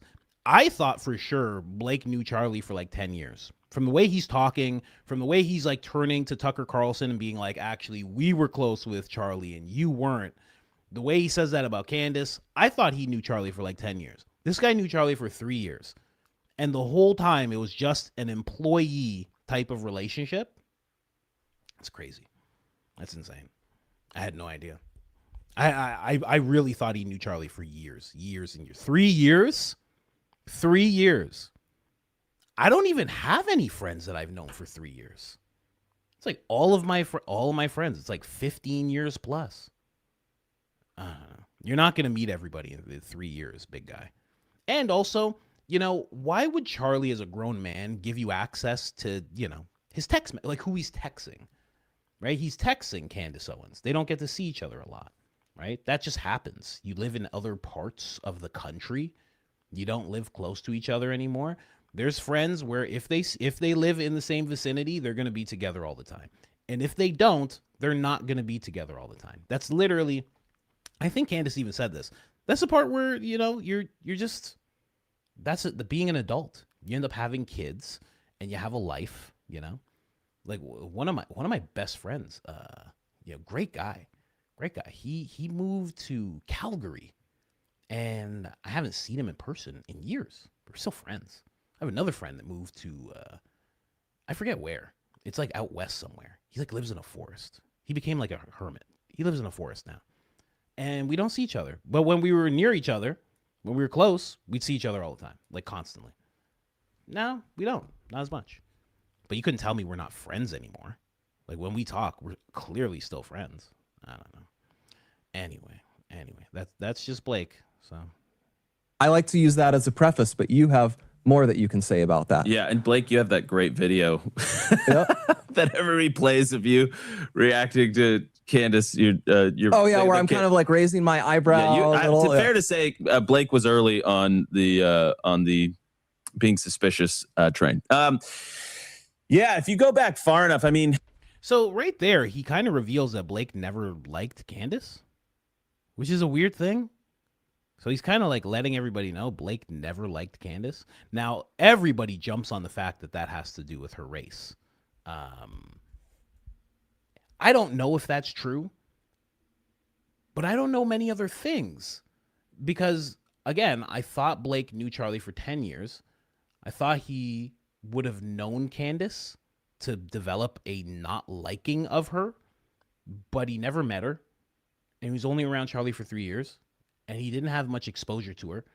And Charlie would always say good things about her. So why did he develop this not liking of her? Like, are we supposed to believe that Blake is like some kind of anointed, just, saved Christian? I don't even think he's Christian, honestly. He doesn't seem like it. I don't know. I never hear any faith come from his mouth whatsoever. But that happens with people. But I mean, what was it that made you not like her? I don't know. It's weird. It's very weird. Anyway, let's keep going. That's why, I mean, I put out that tweet basically saying, Candace, your central foundational lie is that you and Charlie were friends. You were not friends, right? Show me something from recent, the end of Charlie's life, the last 12 months or whatever. I think she and then I said 18 months, 24 months. I think she showed something at 22 months. And so I got community noted, right? Okay, whatever. What I can tell you is that I think... That's such a weird brush off that he does there. It's like, well, I said that they're not friends. And then I said, show me something that says that you're friends. And then she did, and I got community noted. Whatever. It's like, but that was the thing you said. You said that they weren't friends, and then she showed you them being friends. Like what? It's the weirdest thing, And it's almost like their argument is like, well, Charlie never, while he had his 300 city or 300 stops tour, he never jumped on a plane and went directly to Candace Owens' house and had dinner with her and everything like that. It's like, even when he had dinner with Tucker, when Tucker was talking about her, with Charlie and Erica was saying all sorts of things that were like anti-Philadelphia kind of thing. It's because he was going to be on the show, or there was a show around what he was doing. It was a business trip when he would have dinner with Tucker. It's not like he just went to go see Tucker and that's it. They were discussing business. So, I don't know. I don't know how these guys are trying to get. Someone said jealous. Jealous is, that's a thing. That's a thing. And that has nothing to do with race, Maybe it's, someone said jealous racist. Hey, you could just be jealous, right? That could be a thing, right? You don't really think you think you could be better at what she does, or you don't see the talent. Some people feel that way. They see someone who they don't think is talented and they just go, I don't like that person because they get all these accolades and all this exposure and I don't think they have any talent. Yeah, she's a woman. Could be because she's a woman. There's many things. Someone said he's just socially R-worded. Well, that's, that seems true. That does seem true, Anyway. Charlie and Candace were friends back in 2018, part of 2019. That did not end well at all, actually. So weird, because if it didn't end well at all, it's a question, because why were Charlie and Erica at my wedding at the end of 2019? And what's funny is he mentions this clip of Blake at the beginning of it. But that clip that he's referring to is Charlie discussing our friendship in November of 2023. So he's trying to say we haven't been friends since 2018, but he references this clip of Charlie and Blake looking unhappy about it because Blake didn't know Charlie. Blake didn't know who Charlie's friends were. As he admits, he's like, I didn't meet Candace because I got married and had children and lived on the other side of the country. That's just how it works. My best friends I see about once or twice a year because we've moved. Friends that live in Florida, people that live in Connecticut. That's just the way life works when you get married and start having kids. The donors are not his friends, Blake. I know you guys love money, but when he says, I've met his friends, I know the donors, you're just a work colleague. So you see him every day at work. You don't know Charlie. You guys are not his friends. And this clip is what he is referring to as he then moves on and says that we weren't friends since 2018. He keeps going backwards. It's like he keeps going a year back. Listen to Charlie in his own words in November of 2023. Candace is, she's on our team. She's the best, right? We're on Team Candace, and I'm also, I'm on Team Freedom Center too. But I got a text message from some lunatic. Charlie, why do you have her still speaking at AmFest? I said, lose my number. Wow. I said, you obviously haven't been through the Charlie. Tyler remembers the Charlie Candace thing. From the, everyone thought you were married. They thought you were married. Remember, Charlie? They were like, "Are they married?" Remember? Oh, it was like. By the way, it was this very unsubstantiated internet rumor. Yeah, that's not true, but it's not true. Okay, I'm remembering some choice memes that I definitely don't have saved on my backup hard drives. I disagree with Jack. Can I This is very much like a bunch of friends making fun of some dude that really likes some girl, and nobody knows that he really likes the girl. I'm not saying that's what it is, but it has that same type of vibe. Like, that's how I would make fun of my friend if I knew he liked some girl. And he was just like, He's like, oh, you don't know about the thing. Like, oh, yeah, no. People thought you guys were married. Yeah. That's what it sounds, especially by the way Charlie's reacting. He's like, wasn't true. No. That's just it just had that vibe to it. Just that vibe that they were like making fun of this guy that's like, oh yeah, you were working with this lady, and how much did you love this lady? No, I didn't. No, we were just good friends, great friends. Okay, that's all that was. It's like, okay, sure, buddy. That's what it sounded like. Nobody caught that, but that's the vibe I got from watching that, Take a moment to thought crime Jack right now. I disagree with Jack. She's not higher than him on the graphic because her name's shorter. She's higher than him on the graphic because he's a white male. Wow. Wow, racism. It turned I mean, into we a have confirmed. to. You know what? Maybe That was Tyler Blake. is all Blake right. did that. Blake Maybe was the Tyler one that is all right after all. That's very interesting interaction, you know. Blake just seems to not like her.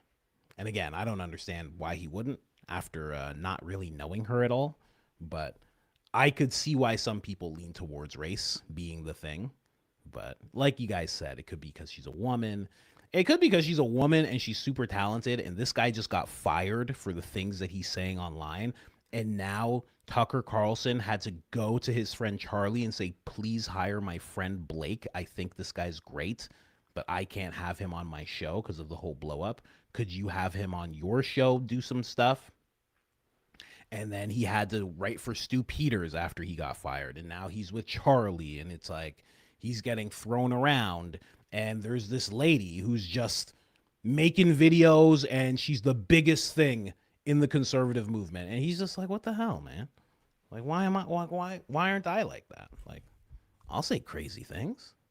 He's like, I have said crazy things. He says, I said crazy things and I get fired. She says crazy things and she blows up. I can see how he's pissed, you know? He's like, I say all sorts of crazy things. He's like, do I have to pull up my past? I've said some crazy stuff. Why don't I get it? He's like, when I do it, I get fired. When she does it, it's cute. I'd be kind of pissed too. You know what? If there was someone else making jokes about mints and stuff, and they were getting more shine, I'd be like, what's going on? I make all sorts of jokes about mints. I have a whole thing about mints. I got a whole mint bit. You know?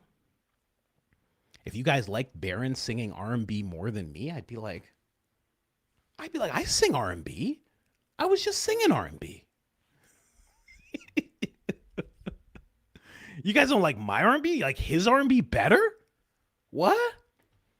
And then we'd have a dance off. And we'd have a dance off live. Oh, and I'd give it to him, boy. You kidding me? I'd give it to him. You know? We'd have a versus. Me and Baron, we'd have a versus. And oh man, I'd give him the what's for. I'd give him the what's for and the how you do. You know what I mean? Anyway, people are always talking about the crumping. Listen. I don't support crumping at all. Okay, I'm not a crump advocate whatsoever. Okay, I never have been. Never been a crump advocate. Not once in my life. Anyway. So yeah, Blake never liked, you know what? This is actually a good opportunity, you know? This is actually a great opportunity to talk about the back and forth that Candace and Blake had. I don't know if you guys saw this. If you're not on X, maybe you didn't see it. Even if you are on X, maybe you missed it. But I'm going to pull that up alongside this.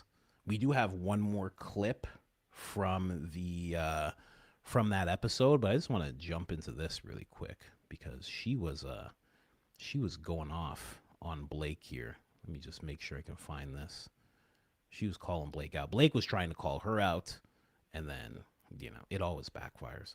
I don't know why Blake does it, you know? If someone told me he didn't have control of his social media, I'd be like, oh, okay, that makes perfect sense. That makes so much more sense than what I've been seeing, you know? Because otherwise, it's like, what is going on, man? Wow, why are you taking these risks? You know, you're getting ratioed, you know, you're getting lit up in the comments. It's like, what's going on right now? Anyway, let's jump right in. This is what they had to say to each other. I'll go back, give you the lore, give you the whole lore here, ladies and gentlemen. So Candace says, for all those liars who lie about everything, no, I did not in any way alter the footage or run it through an AI program. Yes, the footage presented at the prelim hearing had its aspect ratio adjusted, which made the suspect appear much thinner. Apologies will be considered in the order they are received in. So Blake didn't like that. Blake was like, what? You don't have any talent. Come on. Now he jumps in. He says, Candace is now claiming explicitly that the Utah prosecutors deliberately altered UVU security footage to frame Tyler Robinson, and also that Tyler Robinson's defense lawyers, who have access to the same evidence, did nothing to point this out or contest it during a week-long prelim hearing. That is true. Well, I don't know if they had access to it. I don't actually know because they don't even have access to his phone yet, as far as I know. So they've requested, access to the phone. When I say him, I mean Tyler Robinson. And they don't even have access to those messages yet. So maybe they don't have access to the footage. Could be wrong about that. But also, if they do have access to the footage, and the footage was manipulated via aspect ratio, it would depend on when they got the footage.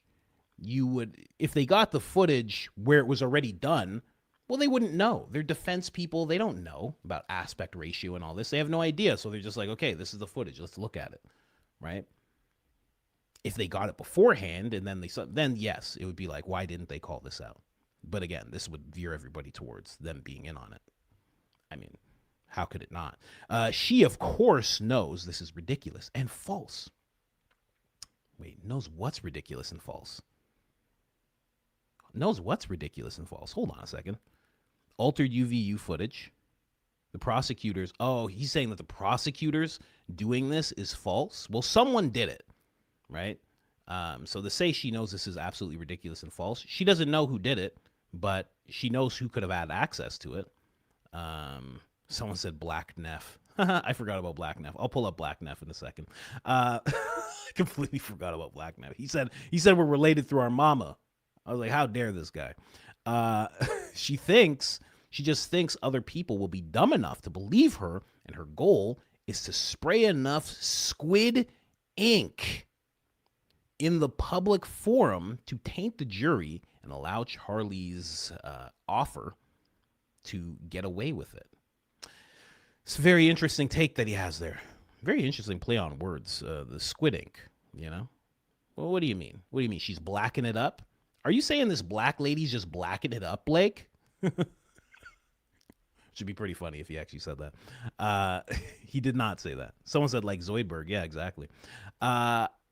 So, yeah. I don't know, man. I don't know why Blake would say something like this. I mean, I don't know why he says anything, honestly. James Lee says, if it's an open and shut case, there is really nothing Candace could do to taint the jury pool. What are you worried about, Blake? That's a very good answer to that by James Lee.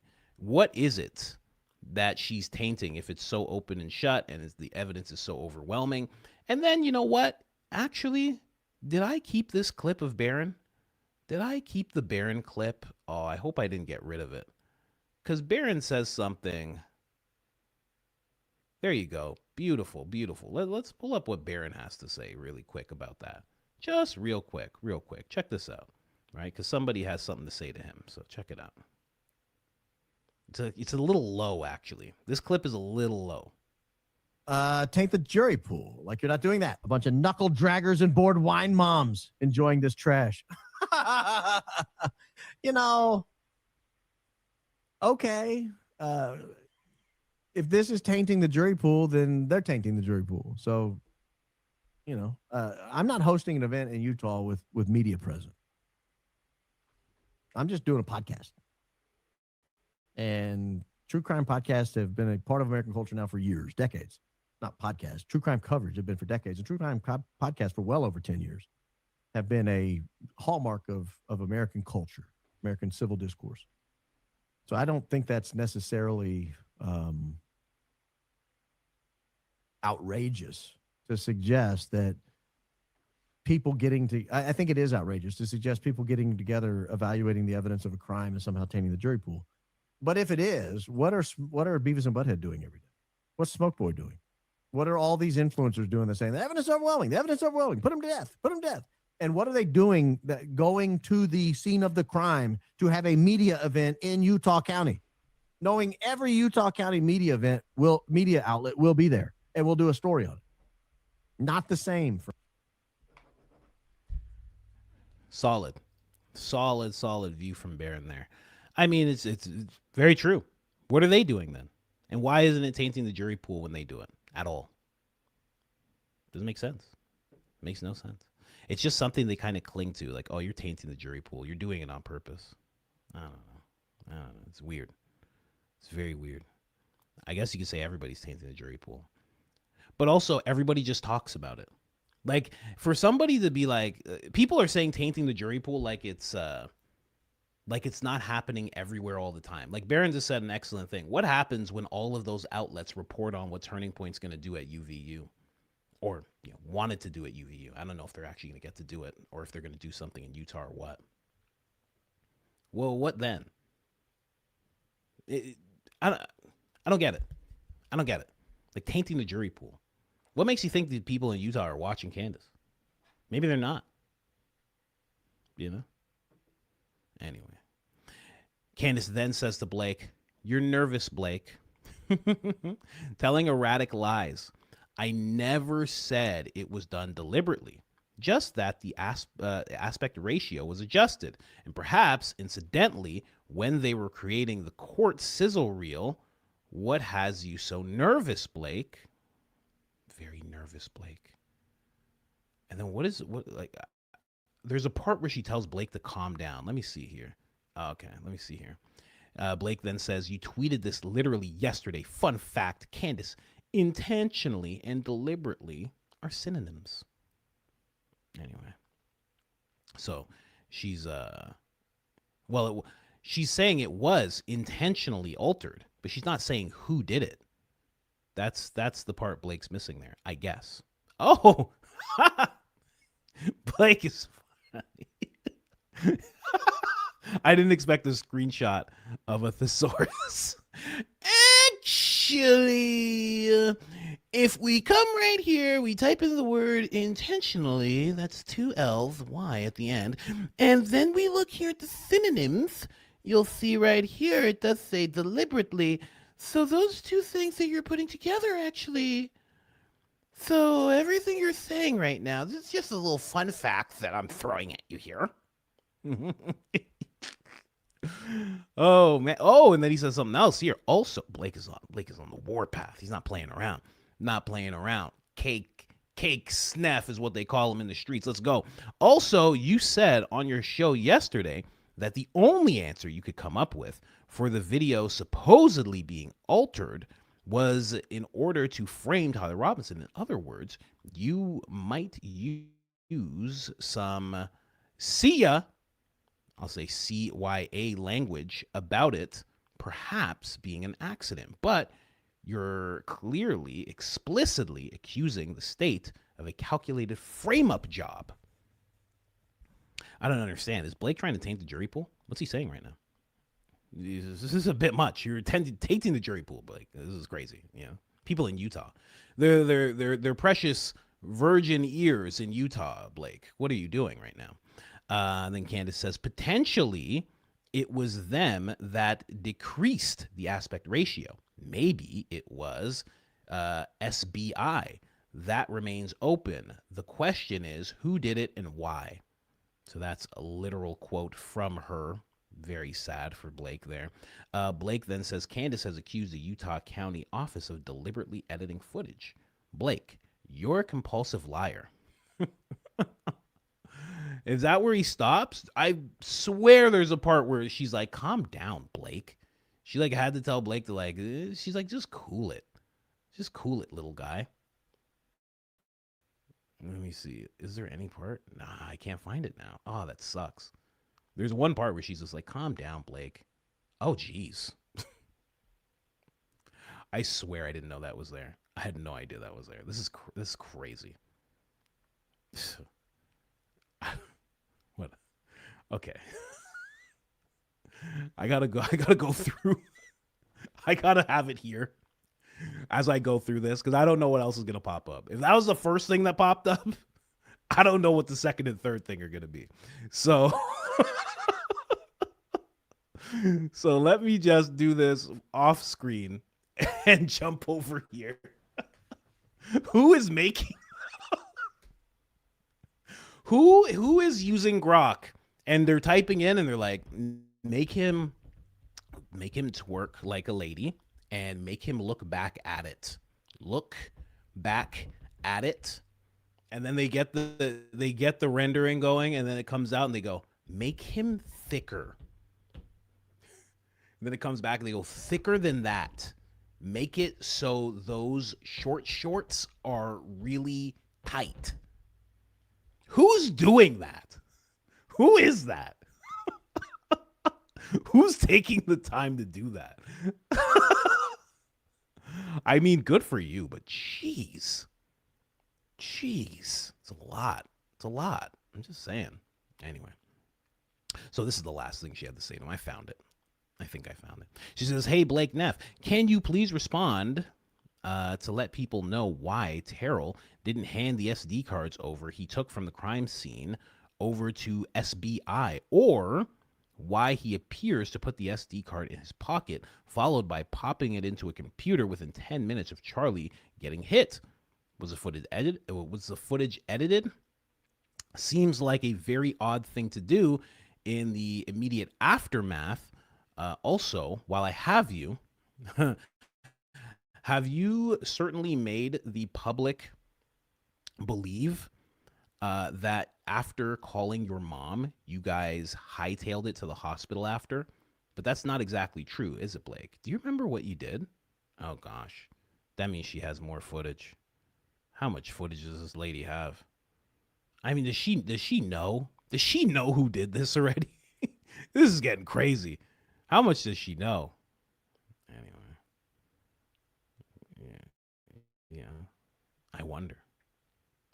Does Blake respond? Blake, come on. Oh, no, he didn't respond. Yeah, that's how it goes. That's how it goes. Yeah, well. Oh, gosh. I swear I didn't mean to do that. I couldn't find it. There is a part where she's like, calm down, Blake. I even saw it in the email. That was the funniest thing. This morning I woke up. Do I have the email still? Do I even have the email open? Oh, did I close? No, I didn't. No. Did I close it? There's an email that popped up. It's from Candace. If you subscribe to Candace's thing, she, oh, there it is. There it is. Can I show this? Can I? Oh, perfect. Oh, thank you so much, Candace. Candace with the win, ladies and gentlemen. Let me just go over here really quick. Here, we'll move this over here. Candace giving us the goods. Giving us the goods right now. Here. This is what Blake also had to say. I don't know if you can see it here. I'll make it a little bigger. She said, every day you pick a new innocent person to target with lies and innuendo. People you know did nothing wrong, so you can pursue your grift. Revelation 21:8. Then she says, calm down, Blake. I just want to know why he was upstairs by the Soren building just before Charlie got hit. In the, is that how you say that? Sorensen, probably. In light of the text message you had Andrew Wilson share, herein Charlie specifically instructed security to stay on him. Maybe he saw something up there, ? So that was in her email. Like if you subscribe to Candace's email, that's what she sent out in her email. Just her telling Blake off. The heading of the email is Blake Neff. Blakey Neff is still melting down. Oh, the biggest podcast in the world. It's so funny. It's so funny. Oh my gosh. Okay. Let's get off of that. Let's move on to the next thing here. We do have one more thing from that episode. And this is just titled Andrew Lies. So let's get into some Andrew Lies here. You know, Andrew and Blake are getting very different than they once were. I don't even know how to put it. They're getting very different than they once were. I don't even know what else to say there. It's getting weird. It's getting weird to me. The way that they're becoming. You know, they keep on accusing, like Andrew Wilson talks about people being ghouls, like Baron and et cetera, et cetera. And it's them that's getting more and more ghoulish, you know? Like Andrew Wilson getting really excited about, you know, the stuff that he says he has, showing Charlie talking smack about Candace. Like he's like really happy about it. And then they'll turn to you and be like, "Oh, you're so ghoulish for what you're doing." It's really weird, man. The entire crew is weird. Yeah, really weird. I really don't get it. I understand where this is coming from. Someone said here, we're going to move on to the next one soon. Someone said here, no offense was meant, but I see how it came out wrong. God bless you and your family. Just clarifying Thursday super chat. Oh, I don't remember. See, it's very hard. I barely remember the things I said. But listen, if you're apologizing, no problem. Don't even worry about it. You don't have to worry about it. Most things I don't remember. I gotta be honest with you guys. It's weird. I can remember a lot of things about the case and the things that I show you, but when it comes to like things that I'm like making jokes about and stuff, they're just gone. That's why I need somebody to actually capture them for me in clips and stuff, because they're gone. I don't remember that. You know, like one day when I make a set for a live show, I'm gonna have to go back like 50 episodes and like just gather things up. That's what I'm gonna have to do, because I can't remember. Yeah, I'll never forget singing like BB. I think that's great. I think that'll do well everywhere. But other than that, I don't remember. Somebody says you can't crop in only the sides without losing the bottom, unless you were changing the aspect ratio and squishing the footage. Yeah, I guess you're right. I don't know. I'm thinking of the program that I use, but it's a mobile program. It's powerful, but it's not as powerful as what he was using to do his thing. I'm actually just going to look at it now. Let me see if you're right, because I want to crop something. Let me see. Let me crop this. Yeah, I guess you're right. Yeah, I guess as you crop it, well, yeah, you do lose. Yeah, I guess you do lose the bottom. Yeah, I guess so. Again, this is not as powerful. It's just a little thing. But yeah, very interesting. Let's keep going. What bothers me is not why zoomed in, why muted. That's also a thing. But maybe it has to be. But I think Diligent Dennison showed which cameras they use. He actually like went up to them because he's there. He went up to them and like figured out which camera it is and showed us. And they actually do have audio. So you're right. Why is it muted? What would you hear? Maybe you wouldn't hear anything. Sometimes with a camera, especially if it's just pointed at a thing, you're not going to hear his exact steps, or if he's saying anything, you'll just hear everything and it'll just sound crazy. So that could be the answer there. What are the chances that the shooter was a left-leaning person who hated Charlie because he was spreading hate? It seems like the most likely scenario. I don't know. There are a lot of people. I didn't realize how many people hated Charlie. I did not realize that. That was a thing that was new to me. Maybe it's because I'm already on the right and, you know. But it seemed like so many people who were on the left would go to see him. And, yeah, they would argue with him and they would get loud and stuff like that. But they would still go. But I didn't realize how many people actually hated the guy. It doesn't seem like the most likely. I've already gone through... Barron went through a timeline recently, and that was a great timeline. I've already gone through breaking down who Charlie was. Charlie was a deep state figure. There's no way around it. He was. He was meeting with the president. He was able to write letters to the prime minister or to other world leaders and actually be heard and have those world leaders be like, I have this letter from Charlie. It's so great. It's wild. Then he runs Turning Point. Then not only does he run Turning Point, he finds Candace Owens. Okay. It's the piece God meant him to find. So he throws her into the atmosphere and she's blowing up. He's around Kanye. I mean, this is just starting out. Then you have the fact that, Ben Shapiro, according to Candace, wanted to crush him. So he was like doing that well. He was taking over the conservative sphere. So not only did he have the ear of the president's children, he also had the top people in the conservative movement. All of them would listen to him. If he came and requested them, he's the one that brought RFK to Trump. He's the one that brought J.D. Vance to Trump. He's the one who made sure J.D. Vance was doing okay as he was becoming a senator. I mean, it's just mind-blowing. Then all of a sudden he has also Gavin Newsom's ear. And Gavin Newsom respects him enough to sit down and do a debate with him. What? He's just a podcaster. Why is a governor, no matter how slimy and reptilian DNA'd he is, why is he sitting down with Charlie Kirk? Charlie Kirk was massively powerful. He was not Matt Walsh. Matt Walsh is just culture war, left doesn't like him, the right likes him, etc., etc. That's what Matt Walsh is. People have this idea that Charlie Kirk was like Matt Walsh. He was leaps and bounds more powerful than Matt Walsh or Ben Shapiro or Matt Gaetz. I mean, even RFK.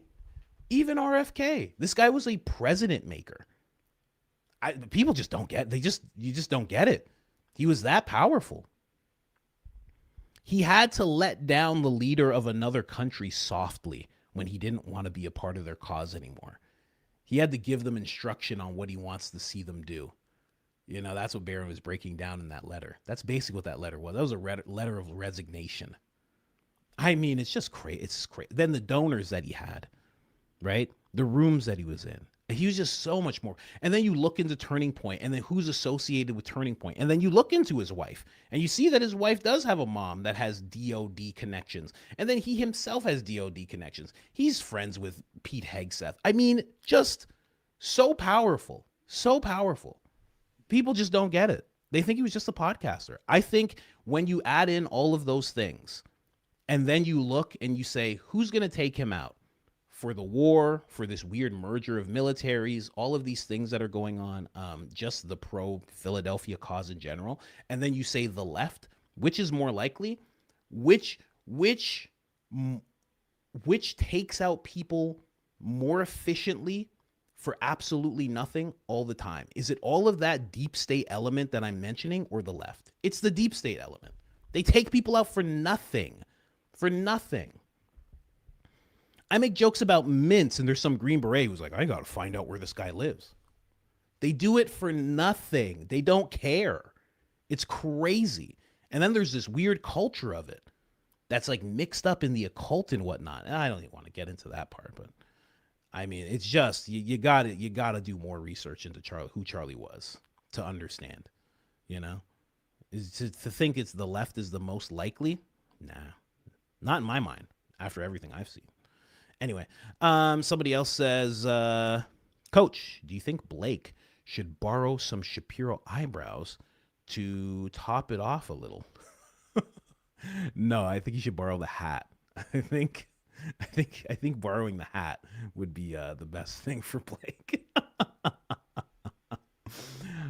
Blake and Andrew are more concerned with gotcha and one-upping Candace, not the Charlie Kirk investigation itself. They have that red cup frat boy mentality. Yeah. Red cup. Yeah. I know exactly what you mean. It's very true. They don't seem very concerned with the case. They don't seem very concerned. Anyways, let's keep going here. We have one more clip from this part, and then we'll get into the rest.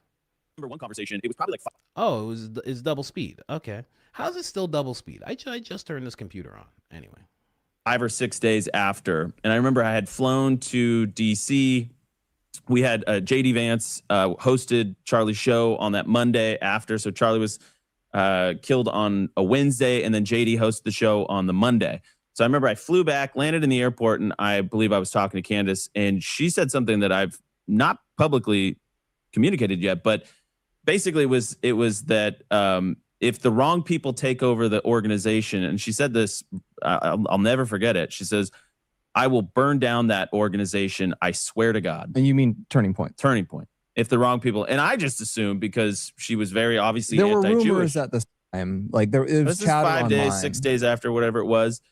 She said, I'm going to burn down that organization. I swear to God. And I just thought she meant if the Jews take or something Ben like Shapiro. this. Let's just say the name. People Shapiro, were throwing out because Ben Shapiro had appeared on the show. And Some people ran with like Ben Shapiro has now taken over Turning Well, he Point hadn't USA. appeared. I don't know if he had appeared on that. I think he was actually going to show up the next day on the Tuesday because Yeah, Blake, you have no idea what you're talking about. Actually, if you go back and watch my show, I said early on, and now I have a different opinion. I said, I think people that all think that Ben Shapiro, because he said pick up the bloody mic, wants to take over Turning Point USA. I said, I think that that's just wrong. I'm on record saying that. So you can't just make stuff up, Blake, and pretend that I was taking the bait about Ben Shapiro.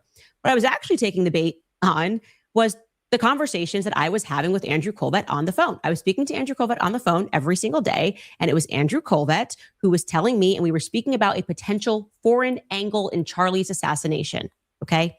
I can show you text messages to that effect. I can actually show you this call log if you can pull it up. He's talking about literally on August 14th, after he and I had been speaking. It was just, you have the exact date, Andrew, in case you want to make a timeline. September 14th, 2025 was when you and I spoke for 17 minutes. On the 13th, on the 12th, you were the one that was telling me about the Bill Ackman summit. You were the one that was telling me about Bibi Netanyahu's letter, and telling me that Mikey McCoy had this letter on Charlie's laptop. And you told me basically that Charlie in this letter said that he was kind of pulling away from the Israel cause. We talked about that extensively. You were the one that told me about the text messages. Notice I'm saying plural text messages to Dan Flood and to yourself the night before, that Charlie thought that he was going to be killed. And you never, ever, ever once said, and when I spoke to other people who confirmed this, that it was the left. In fact, I specifically asked you, who is they? And you said, I don't know.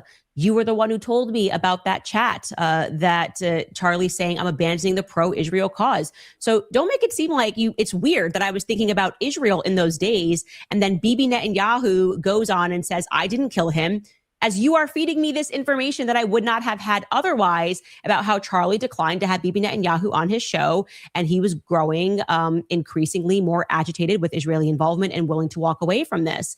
And I can even show a text message that I sent to you. And then we talked on the phone because you're a PR agent. So whenever I would text, you would call.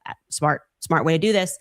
But where I even said to you, after Bibi went on and held up the letter, I messaged you because you were the one that told me about the letter and said this. This was our conversation. I can't sleep, just destroyed, September 11th. This is all September 11th, but you were on a plane, so it was coming in weird. You wrote same, in and out of sleep, and I'm up again. I said, who did this? This was a government hit. We need answers. And then you can see on September 11th, you and I had a conversation, and I said, Bibi's lying about the contents of a letter that Charlie wrote him. He's making it seem like it was just him writing a love letter about how much he loves Israel. I know that's not true, and it's making me sick. Oh, no, it wasn't true because Andrew Colvett was the one who told me about the letter.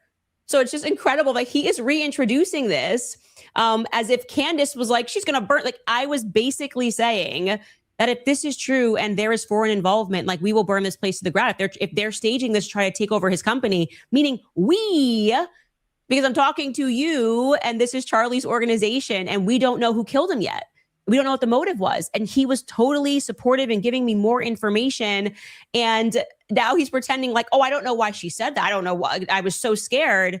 And actually what he said to me on the 14th was, no, on that front, we're good. We don't have to worry about that because the board has already voted and Erica, don't say this yet, we're not announcing it publicly, but Erica is taking over the company. And what I said to him was, thank God. So he left that out. Wow. Talk about getting hoodwinked, huh? Candace got hoodwinked there, right? Am I right? It's not just me. It's not just me. She heard Erica was taking over. She's like, thank God. Oh my. All is safe.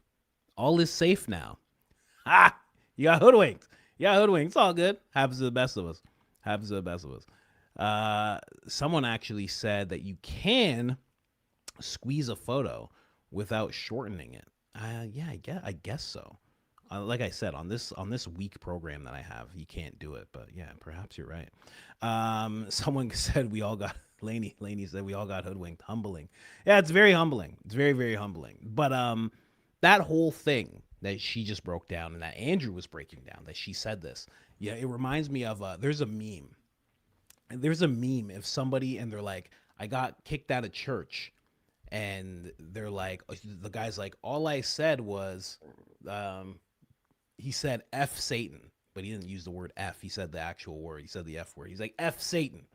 He's like, and then they kicked me out of church. And he was like, I thought we all hated this mother effer. He's like, I don't understand. Why are you kicking me out? He's like, I thought we all hated him. Candace Owens is like, what do you mean? We were talking about Bibi of course I said I was going to burn it to the ground. What you talking about? I thought we hated this dude together. Didn't we? What? I thought we all hated him. What's going on here? Man, too bad. Too bad. Andrew is something else, man. If everything she's saying is true, Andrew's something else. He's something else, man. Because I don't know. It's kind of a wild thing for you to do to a person. You know, you have all these conversations, and then I guess he thought she was going to be on their side. You know, I guess he kind of got hoodwinked too. He was like, I thought this was Candace. I thought we were just gonna have her with us. He's like, and then she switched sides. Maybe that's how Andrew feels. He's like, she switched sides on me. He's like, I don't understand. I thought we were all in this together, right? So, I don't know, man. It's funny. Let me just move over here.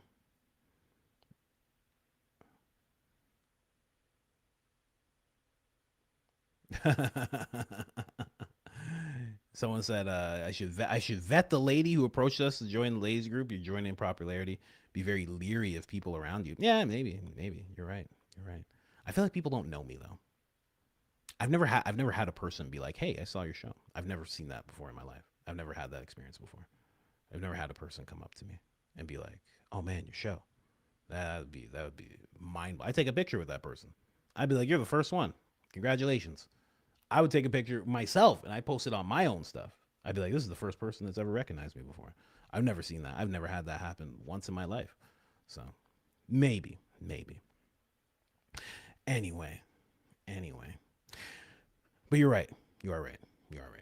Anyway, let's end this off and move on. What are we moving on to? Oh yeah, more of just what Candace has been saying. Okay, because I know the Lord will give you and your wife discernment. Yes, exactly. That is the hope. That is the hope, right? So, we have faith. We have faith that it'll be okay. Let's move on. Here. Jump into the next thing. This is just the Candace beefs. The Candace beefs that have taken place recently. Just her going back and forth, talking a little bit about MK. You know, I'm telling you, there's just some things you're just never gonna know unless you're on X, you know? And those of you that aren't on X, I mean, it's just, you know, good for you, but also, where, let me see here. Okay, so this is, this one's long. Okay. And then after that, we're going to get into Andrew Wilson, the fake text. You know what? We should actually get into that first. Let's get into that first. Let's jump over here. I already know I have to start closing tabs. All right.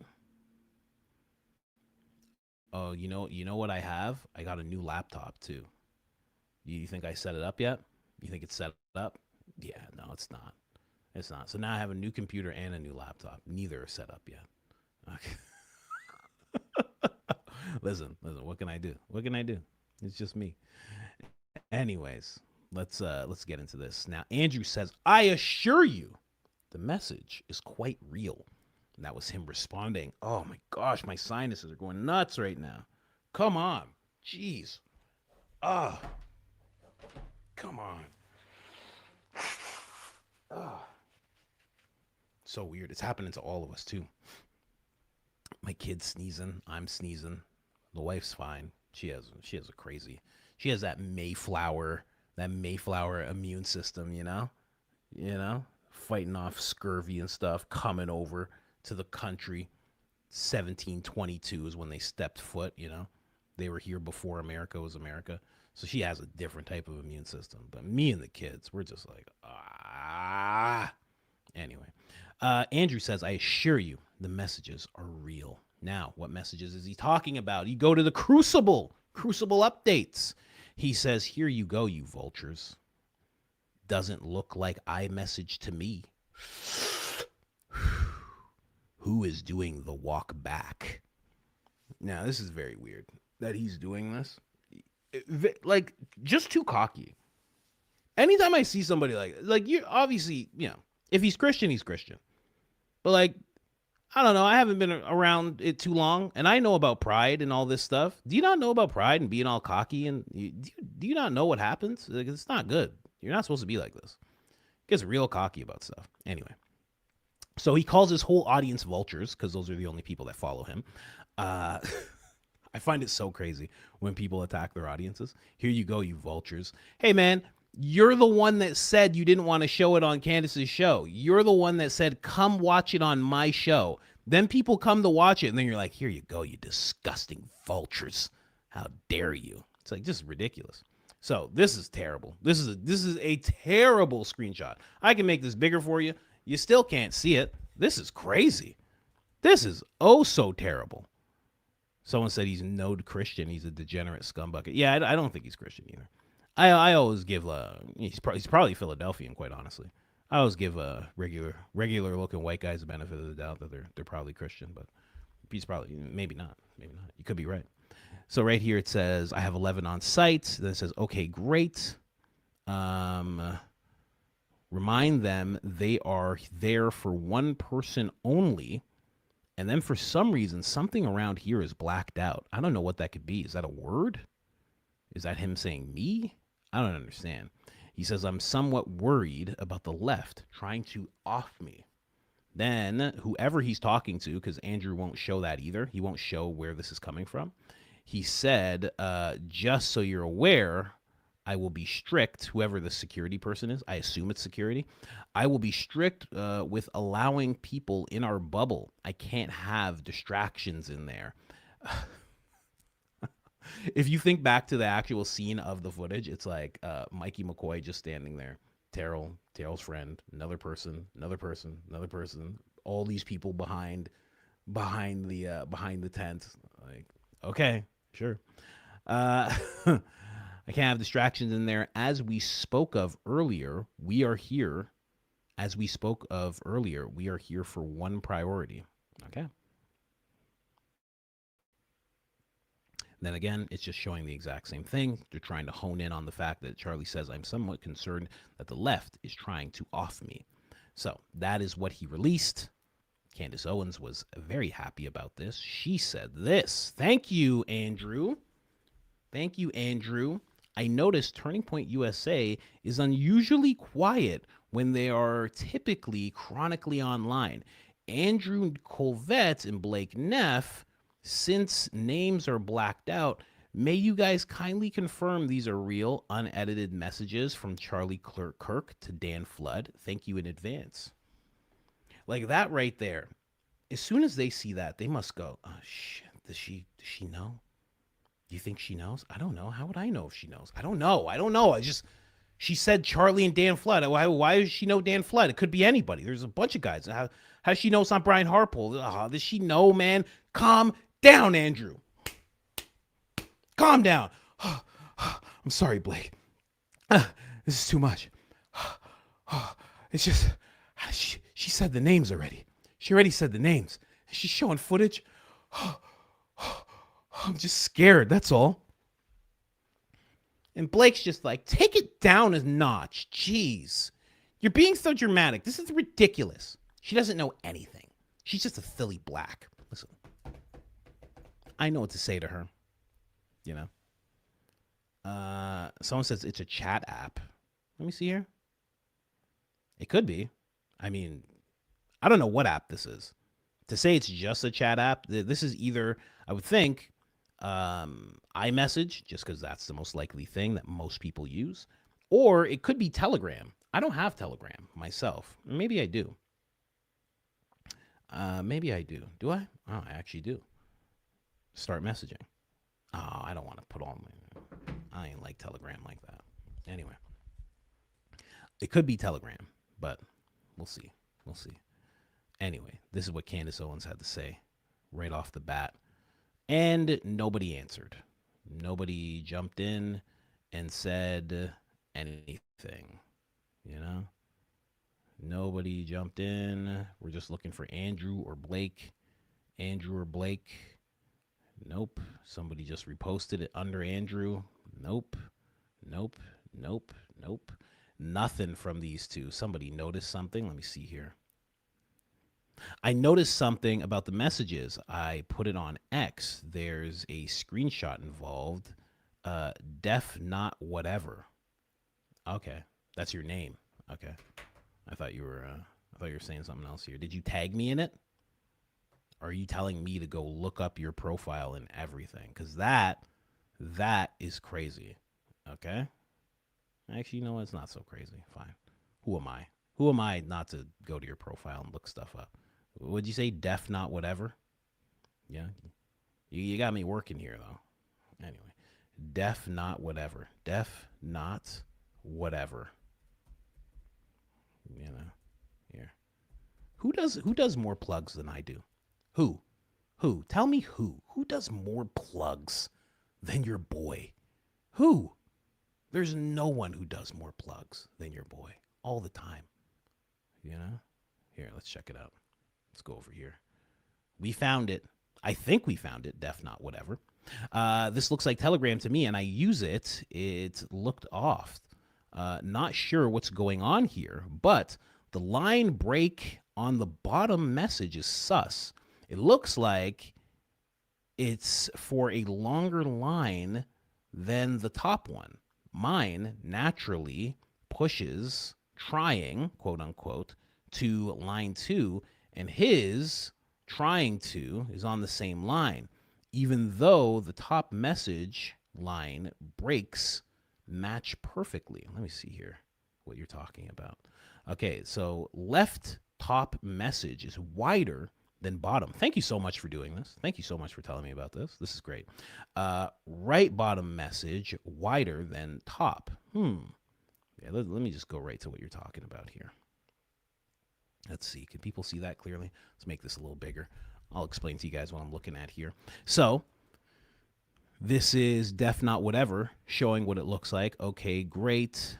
Writing the exact same thing. We're here for one person only with the blank. Even did the blank there. Then made sure to write the exact same message here. I'm somewhat worried about the left trying to off me.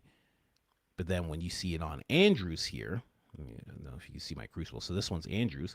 You see it on Andrews here. You see I'm somewhat worried about the left trying to off me. I'm somewhat, and then you look at def not whatever, or definitely not whatever. I'm somewhat worried about the left, and then the trying to actually comes down here. So she's showing what authentically Telegram does, and this seems to be a little off. Now, is there any explanation for why that could be? I don't know if there's any explanation for why that could be. That's interesting. Because, I don't know. The only thing I think you have a bigger phone. But would that happen if you had a bigger phone? I don't think so. If you had a newer phone, would that happen? I don't think so. You know, because basically, I mean, let's be real. You can love iPhone all you want. I mean, it's the same thing every year. Every single year. They probably just have better tracking of us. But other than that, it's the same thing every year. Are you going to sneeze again or not? Oh, my sinuses are going nuts. I just wish I could stick a pipe cleaner inside my nose and just pull out whatever is bothering me. I can't, though. I can't. So, yeah, this is someone said iPhone versus Android. I'm not sure. That's the only thing I'm not sure about. I have no idea. Right? You could be on the nose there, right? Someone said horizontal ratioing is what is called when you squeeze the sides of a photo and not the top. True. Let me see here. Anybody else? Someone said Telegram right away. Yeah, of course. Just saw Manatee give birth while listening to your show. I named the baby Coach. Oh my gosh. Jeez. Why? Why'd you do that? I mean, it's fine. I mean, thank you. I guess I have to say thank you. Thank you. But good gosh. You know? All AI screenings say it's 75 to 80% generated. Thank you so much, Hats Cover. That's it. So, could be generated. I mean, that's what most people veer towards. I don't know what other people are saying, but a lot of people are saying that this looks fake. Thank you so much for this breakdown. Definitely not whatever. I gotta give you a follow. That was a great breakdown. Really great breakdown. Look at that. And nobody said anything about it. Well, I'll repost this. Check this out. Yeah. Try and help you get some followers there. Go ahead. Anyway, look at you. When did you do this? 4 a.m. you're doing this. Jeez. Putting in work. 4 a.m. My gosh. Let me see here. Let's go. Somebody else had this to say in regards to this whole thing. Right. Let's see here. Someone said, caught again. The text messages released by Turning Point USA and Andrew Wilson are altered. I have proof of that. Right about here. Candace, Barron have been CC'd. So we'll see. I wonder if Daisy commented on it or anything. Maybe in the quotes. We'll see. But let's go through it first. Jeez. Man, I had ice cream for the first time. It's terrible. My stomach hates ice cream. It hates it. It hates it, but I love it, so I keep eating it. Anyway, somebody said right here, let me just see. Did that make it bigger? Perfect. No gap at the end. So they're talking about the text message. Then it says gap at the end here. That is weird. Okay. I get what you mean there. So at one point, there's no gap. I don't know if you guys can see the cursor or if you can see the big capital letters here with the arrow pointing to the side. I hope you guys can see that. No gap at the end. Then there's a gap at the end here. There's a gap at the end there. The two texts that are Turning Point USA and Andrew Wilson claims are now the new are new proof are altered. Okay. So now they're showing us without their pointing. Yeah, I guess they're right. And the only thing that they're providing right now, I don't know if you guys can see it, it's very thin, but is this red line. So they're showing that these text messages are a little off, like as if they were placed. If they were placed message by message, just like boom, boom, boom, boom kind of thing. So let me see here. What else they got? So they're showing more of that. So now they're showing it without it. Yeah, I guess that's true. Because this is a picture of a phone. Huh. And even if the phone was tilted in the photo, it wouldn't come out like this. Interesting. Let me see. I think this person has more. So let's check out what else they have here. Someone says, here's more proof. Then he says, and here is more. Let me see here. So it says, with mismatch. Okay, gap is proof. So they're showing more of the gap. Okay. This is getting very scientific. Someone says pasted. Yeah, it seems like it was pasted. That's basically what this person is suggesting here. Because why else would it be off this much? But you would think if you're going to make something fake, you would definitely. Someone says the top one is especially off. Yeah, you're right. That is weird. So with gap mismatch. So the width here and the width there, that's mismatched. Then they show, what does this say? Max width limit bubble 2. And then misaligned edge bubble 1. So even here, if you can see my cursor. So like, let's say this is bubble 1. This is bubble 2. So even these are off a little bit, right? Then it says measured difference. 4.5% or maybe negative 4.5% screen width / it says negative 18 pixels. Interesting. Wow. So a lot of people are looking at this. A lot of people are going, what account is this? Truth. This person follows me. Oh, what's up? I'll follow you. Good job. If it all checks out. Let's see the quotes. Let me see if Daisy or Barron had anything to say about this. Project Constitution, of course. All right, let me see. No, nothing from those two. We'll see. I think Barron also has a little bit of, let me see. Oh, somebody just, okay. So yeah, nothing. Someone said he's my kind of autistic.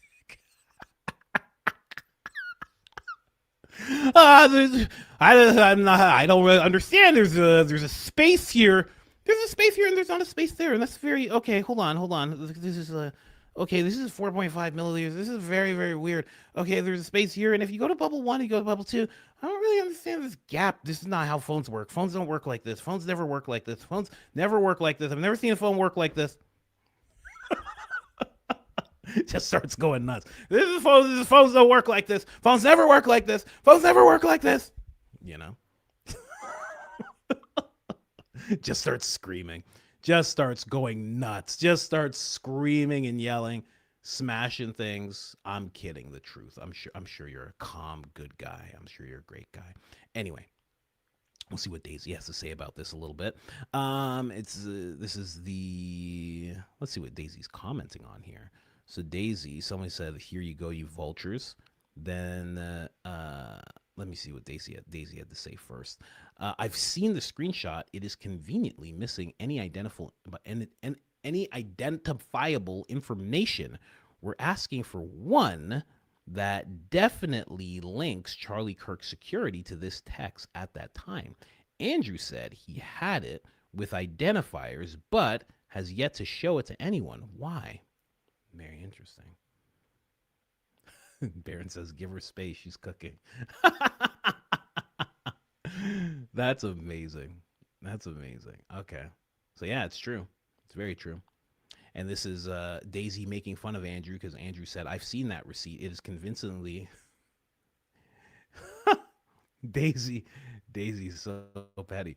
I've seen that receipt is conveniently missing any identifiable information. I'm asking for one definitely that links him to the restaurant at this time. Candace said she had it with identifiables, but has yet to show them to anyone. Why? So Daisy is basically saying to Andrew, I've seen the screenshots. It's conveniently missing any identifiable information. We're asking for one definitely that links Charlie Kirk's security to this text. She's basically making fun of him, you know? Anyway. Always lovely to show what Daisy has to say. Daisy is a rising star. A rising star. You know, it's like with Jerry Springer, right? If I can compare Barron to Jerry Springer. It's like Jerry Springer and Steve, his security, you know? And then eventually Steve became a character so much that Steve had a show, you know? One day that's what we'll see with Daisy. One day Daisy will have a show, you know? It'll be the Daisy show, and it'll just be crazy. It'll be crazy. It'll be great. We'll love it. We'll all love it. Candace had more to say about these text messages. She said, why won't Turning Point USA publicly acknowledge the text message leak from Charlie Kirk to Dan Flood?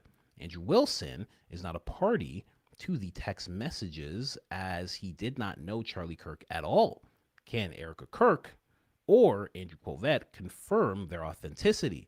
If not, the public is right to assume they're completely fake. And that's true because that is exactly what happened to Candace when she first revealed the group text message with Charlie Kirk. The first thing that happened is everybody was like, these are fake.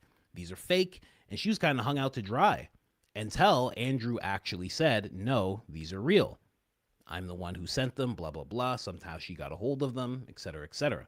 So, yeah, they should probably do the same thing for Andrew. Otherwise, everybody will think they're fake. I think they're fake myself.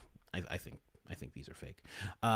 He said Charlie Kirk was worried about the left offing him the night before the left offed him. I believe Charlie Kirk. Wow. It's so funny. All of them are like, you can't grift off of a dead man. How dare you grift off of a dead man? And it's just like, you're doing the exact same thing. And you're doing it with way more glee, you know? Way more glee. It's so crazy. M says, after Andrew's babbling BS buildup, he's released the alleged text messages. Just want to see if there's anything new. Nothing new. Reminder, when Charlie Kirk was alive for 28 days after, Charlie was alive 28 days after Harrison tweeted this. Charlie saw this tweet. He did not request Harrison to retract this statement. It still remains posted. I'm not going to name names, but I was told by someone close to Charlie Kirk that Charlie thinks Philadelphia will off him if he turns against them. And that's actually a good thing that M brought up, that that Charlie never said, hey, that's not true. Like, he for sure saw that post. There's no way he didn't. You know, they're both in the conservative sphere. Someone says, is this a cursor on the text like from a PC? Possibly. You know, someone was asking this question, possibly, but Andrew could have been showing the message on a computer. He could have been doing that, and his cursor just might have been on it. Maybe. I don't know. If we go to the original, do we see a cursor? So here, I'll flip over. Do we see a cursor here? Yes, law enforcement. And then jump back over here to yes, law enforcement. So yeah, it's someone's cursor. So I would think it's Andrew's. I would just think. But who knows? Anyway.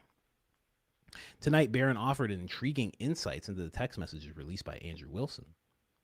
There's a possibility that Turning Point USA might be setting the stage for a lawsuit against Brian Harpole? What? That's what I'm reading there. That's interesting. This is from Travis. Alternate, I didn't get to watch Barron yesterday. I didn't get to watch him this morning. I've been going deep into prayer during my morning exercise, so I haven't been able to listen to other things. Plus, it's St. Michael's Lenten. Like, you got to listen to a thing. I listen to something every morning. Alternatively, they could be attempting to lure Candace into revealing the text messages she possesses. Or they may have simply intended to humiliate Candace. What do I know that is nothing at first glance can be trusted with these people? I'm sure we will all learn a lot tomorrow. Huh. From who? Candace is off. Maybe he didn't know Candace is off. Candace is off. You're not going to learn anything from Candace. But that's why I believe it's true. Because I think it was sent to Brian Harpole. And I think they're intentionally trying to drop a bomb on Brian Harpole. Charlie Kirk told you he thought someone in particular, someone that he identified, not a particular person's name, but an ideology. He thought there was a verifiable threat on his life tomorrow. He wants to beef up his security. He's counting on you to do it. He's saying, I'm the only priority. No matter what happens, make sure I get out of there alive. And you say, I got it, boss. I got it. Well, you don't got it. You didn't got it that day. You never got it. And so Charlie got it. Got put in the ground. Well, wherever he is. That's why I'm willing to accept that it's a real text. Because I think it went to Brian Harpole, and because I think they are fine with throwing Brian Harpole under the bus to make a point and own Candace Owens, or just set Brian Harpole up for some sort of a lawsuit later. Now, they may never sue Brian Harpole. But I'm telling you, the rumor persisted, and I believed it. I believed it. I think they may or may not have a cause of action. I think they probably do, but a court would decide that, not your humble host. But that's why. That's why. Interesting. So Barron's willing to accept that these are real messages. I don't know. With what we just saw, I'm kind of back and forth on it, because that would need to be explained, because that doesn't happen with text messages. Just doesn't happen with text messages at all. You don't see that type of thing where there's zero text messages in any of my phones ever where you will see that type of inconsistency where something's there and then another thing's there. You just will never see that. And it's clearly taken from the original that Andrew showed everyone. So that would need to be explained. But who knows? Maybe there's a great explanation. Maybe there's some nerd explaining it right now. Who knows? Someone said, Andrew, you got any positive evidence for that text? I think showing the names would be the positive evidence. I don't know that they're going to sue Brian Harpole. I feel like you would have done that early. Like, why do you need to wait to do that with Brian Harpole? I don't think you'd have to wait that long at all. I mean, he was on duty when your husband passed away. I think that's it. I think right away you're just like, okay, claim on him. Like, look what he did. We paid him all this money. But then, like, why would you do it? Because what are you going to sue for? Your husband died. You're going to sue for what, $20 million? Does Brian Harpole have $20 million? His security company? I doubt it. Maybe I'm wrong. Maybe they have a lot of high-profile people. I have no idea. But it doesn't seem like it. There is my hero plays when Mikey walks off. Yeah, right? He's the best. Someone said, Jay Boogie, I'm still trying to figure out why that matters. If Charlie Kirk thought it was the left, he could have been wrong. There's also that. It makes no difference. It's really just good versus evil, no matter the color of the tie. Great point. That's actually a great point. What does it matter? Yeah, he could have easily been wrong. He could have easily just been like, man, those lefties are after me. And it's just not the left. Yeah. Right? Anyway. Jenny Bakes, listen to If We Were Vampires by Jason Isbell. If you're happily married, it will bring a tear to your eye. Title is misleading. That title sounds misleading, especially if you're saying it's a sweet song. That sounds it sounds like a metal song, honestly. If We Were Vampires. Oh, am I gonna sneeze? Are you gonna sneeze or not? Do it or don't. Pick a side.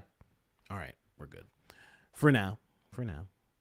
But let's see. I guess there's some more to what Baron is saying here, because I did have his episode pulled up. And then we'll get into what Andrew's saying now. Andrew's saying all sorts of things, actually throwing threats at people, which is kind of odd, about getting attorneys and whatnot. So, but very much on par with what Myron was saying just last week. So now Andrew's saying the same thing that Myron was saying. Interesting. Both seem like they have some kind of ties to Turning Point. So we'll see. We will see. Let me see here before we go to Baron really quick. What is that? Bara Abbas, who was Pilates set free. What is that? Set free instead of Jesus. Oh, yes. Set free instead of Jesus. The name is Bar, son of Abba, God. The name means Bar, son of Abba, God. Yeah, and his name was also Jesus. A lot of people don't know that. His name was also Jesus.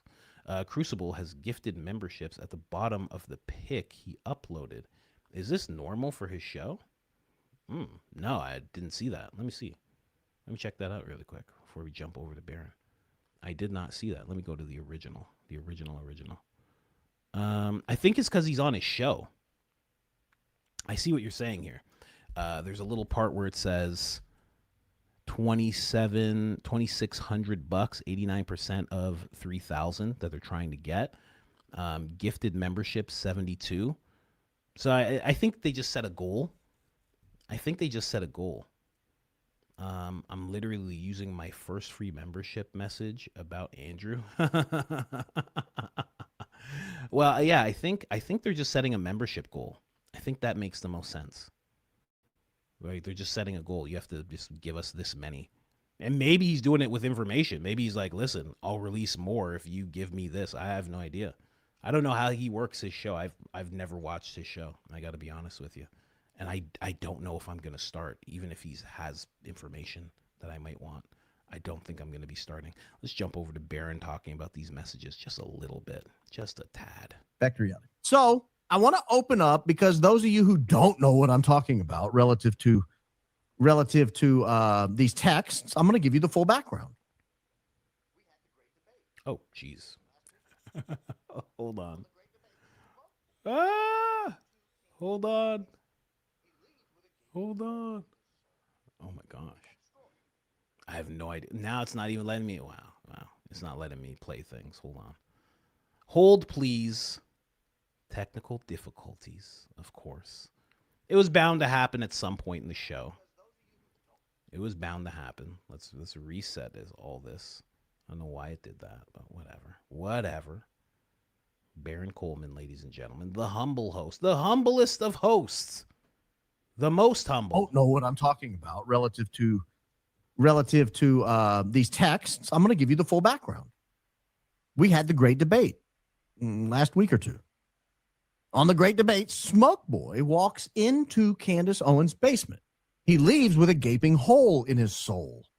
He got destroyed. He got annihilated. It wasn't even close. Oh, but she didn't have positive evidence for this. She didn't have positive evidence for that. Yeah, but she made a case, and you just flailed around going, positive evidence. I'm 75 to 85% sure he did it. Therefore, it's overwhelming. I'm convinced. Is that his nerd voice? Is that what he's doing? Does Baron have a nerd voice? Does Baron have a nerd voice? When did that happen? Oh my gosh. Listen. There was a time back in the day where he was doing the clapping stuff. If he does the actually, he owes me $33.33. Everybody let him know. Okay? Let him know. All right? If you hear him say actually, let me know. Okay? Because we're coming for him if that happens. Let Daisy know as well. Okay? Just putting it out there. But this is where it comes from. This is the text message that we've been waiting with bated breath to see. He didn't come to me in a dream and say, Candace Owens betrayed him. That never happened. In fact, I don't need dreams of any kind because I hold in my possession never before seen messages from Charlie Kirk to his security team on September 9th, 2025. I'm going to share the message with you today, which is the first time this information's ever been publicly revealed. On September 9th, Charlie's security team wrote to him, yes, law enforcement has been fully supportive and agreed to a security plan and posture. Tomorrow's event will be covered by both my team and the campus PD. If additional support is required, patrol units will be available. I have 11 on site. Charlie responded with this, okay, great. Remind them that they are there for one person's security only because I'm somewhat worried the left is trying to kill me. That was a message sent September 9th. A message sent September 9th. What was that little head movie did? Let's look at that again. Hold on. I didn't catch that the first time. What was that? You okay, Smoke Boy? You okay, Smoke Boy? Look like he had a little mini stroke. Did he drop something with his right hand? Is his mouth drooping? Somewhat worried the left is trying to kill me. That was a message sent September 9th.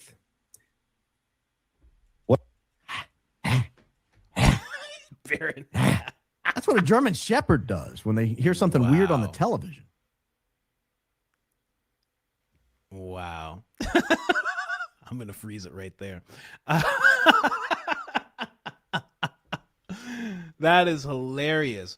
You know, also the thing about it, when it comes to whether or not the messages are real, I don't know what it is about Andrew, right? And I can always say that I'm biased. I don't really know the guy, and I don't really like the stuff that I've seen of him. So I can be biased in that respect. But I feel like someone said great thumbnail. That should be his thumbnail. Like, why wouldn't that be your thumbnail? That'd be great. I feel like it's not above him to make up messages. Now, I don't know if he did. I have no idea. And, you know, it could be a thing where they gave him something and he's like, okay, they gave me this. The same way they did with Gary. It seems like they're using him the same way that they used Gary. So who's to say that they didn't say, hey, here are the messages. Here's some messages that you've never seen before. Here you go. Andrew just kind of ran with it, and he didn't see the little weirdness of the whole thing. I don't know. I have no idea. But I just feel like he's not above doing that type of thing. I just feel like he's not above doing that type of thing. So, I don't know. Hard to tell. It's one of those things. Actually, let's keep going from here. Wait. There was another part because I don't want to. Let me see here. That is not what normal people do when they drop a mic drop moment, whatever you thought that was 5 minutes into the debate. So that was the context. And everybody said, where are these text messages? He said he was going to release them later during the debate. He did not. He did. Okay. So he's basically, going through like what I just went through. I don't want to give you guys that much overlap, but I'd love to hear his opinion. I think we're going to hear it more over here really quick at 21 minutes. Let's see this. He released, I think, 4, but it's just the same screen cap. It's just, I think he zooms in a little each time or something. I don't know what he's doing. I can't account for Smoke Boy's smokiness. But here it is. Here you go, vultures. Oh, we're the bad guys because you brought evidence forward and we asked to see it. That makes us vultures. We're the bad guys because you read in your opening statement that you had these text messages and you thought they were somehow relevant to whether Tyler Robinson, they're not, by the way, whether Tyler Robinson killed Charlie Kirk.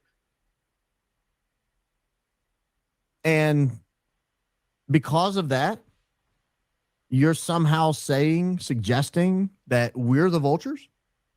Sounds like you're the vulture. You're doing it on your platform. You're dripping it out so people keep tuning in every night so you can make as much money as possible. Okay, I get it. But this is the full screen here. I will show it to you as he zooms in here because we'll finally get to the last one.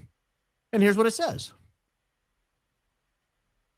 I have 11 on site. This is from the person he's communicating with. I have 11 on site. We'll talk about what that means in just a second. Okay, great. This is supposedly Charlie in the light blue here. Delicately remind them they are there for one person security only. I guess Charlie wasn't good with grammar. I'm all right with that. One person's security only. And Charlie, if we're going to use numbers below 10, we usually write them out O-N-E instead of the number 1, but I'm not going to nitpick with a dead man. I'm somewhat worried about the left trying to kill me. I'm somewhat worried about the left trying to kill me. Okay. Well, I'm going to back it up a little bit because I want you to have a little more context. I'm going to make this as large as I can, but you're just going to have to trust me that this is what it says if you can't read it because it's too small. So Charlie asks here at the top, what's the lay of the land? Let's get Barron's solid opinion here. I don't want too much. Let's go into it. Let me see here. I think we got some here. Dan Flood brought no team. Dan Flood may have brought Christopher, I guess. I think Christopher's a TPUSA employee. But Dan Flood just works directly for TPUSA. There's no large team associated with Dan Flood. Dan Flood certainly didn't bring 11 people. Who talked about bringing 11 people? We'll get to that in a minute. There was somebody who said they brought precisely 11 people. And we'll tell you who that was in a second, and it might give us an indication who he's talking to here. Because then he goes on to say, I have 11 on site. I have 11 on site. That's this right here, this middle one, if you can't see it, if you need to screen cap it and zoom in. I have 11 on site. I think that gives us an idea who this is. I'll tell you who I think it is in just a minute. Just so you're aware, I will be strict with allowing people in our bubble. Well, not very strict. Not very. Yeah, okay. So it definitely is Brian Harpole because Brian Harpole said on Sean Ryan's podcast that he had 12. He actually said 12. So this person's saying I have 11 on site. Maybe it's 12, including him. So because he told Sean Ryan, he's like, usually we have, I forget what number he said. He's like, and I got extra guys for this event. So that is, I would think this is Brian Harpole because he'd be the only one saying I have guys on site. Now let's keep going here. Let's keep going through. If you're going to tell me it's Telegram, I'll believe you. I'll believe you. So it has to be Telegram. Has to be Telegram. Now, I will share with you something I discovered on Telegram. Maybe you'll be able to see it on my phone, actually. I might pull it up on my phone and show you. If you go to Charlie Kirk's, let me close this out. This is going to be dangerous. If you go to Charlie Kirk's thing, right there, on the top, it says last seen within a month. That's his phone numbers, signal messages. Telegram messages, excuse me. Last seen within a month. Now, I've been following this since shortly after Charlie died. Initially, all his telegrams, almost on a daily basis, said last seen within the last day or whatever. Last seen so many hours ago. Last seen. And then after a while, it was like last seen within the last week. And then they would check it every now and then. It would bump back down to the last day, and then it would go back to the last week. And then about 6 months or so ago, it started saying last seen a long time ago, meaning they haven't accessed it within the last month or so. And so it became clear to me they had stopped checking his telegrams. But for weeks, maybe months after he died, they were constantly on Charlie's phone looking at his telegram messages. Telegram was opened a lot. You don't have to take my word for it. I'm sure other people captured that as well. I'm sure other people noticed that as well. But every time I opened it and opened up messages on Charlie Kirk's phone number, that's what it said. They were in his Telegram account. They were in his Telegram account. Is this like Charlie Kirk a group? Is this a group? Or is this Barron having Charlie Kirk's number? Is that what's happening? Am I crazy? Is that what's happening? He has his number? Right? I got that right? Or is it like a group that like, everybody has access to because it's like Telegram, like the Charlie Kirk group, right? Or am I tripping out here? Someone said I'm starting to suss out the oddities in this story. Charlie was transhumaned, Barron has Charlie's number. Interesting. I didn't know that. I had no idea. That's pretty crazy. But I guess he could. Yeah, someone said CO probably gave it to him. Possibly. I know he mentioned. I feel like 2 weeks ago he mentioned something about knowing someone or going to an event where Charlie was. Something in that realm of something. I forget what he said exactly, but yeah. Okay, interesting. And so this is an indication to me that these could be real, because these were last seen within a month. But it's also indication to me they knew they were there the whole time, because they were in his phone that whole time. Also, the settings for Telegram, you can set them to delete after 30 days or 60 days or 90 days or 6 months, I think up to a year. You can set your messages to auto delete.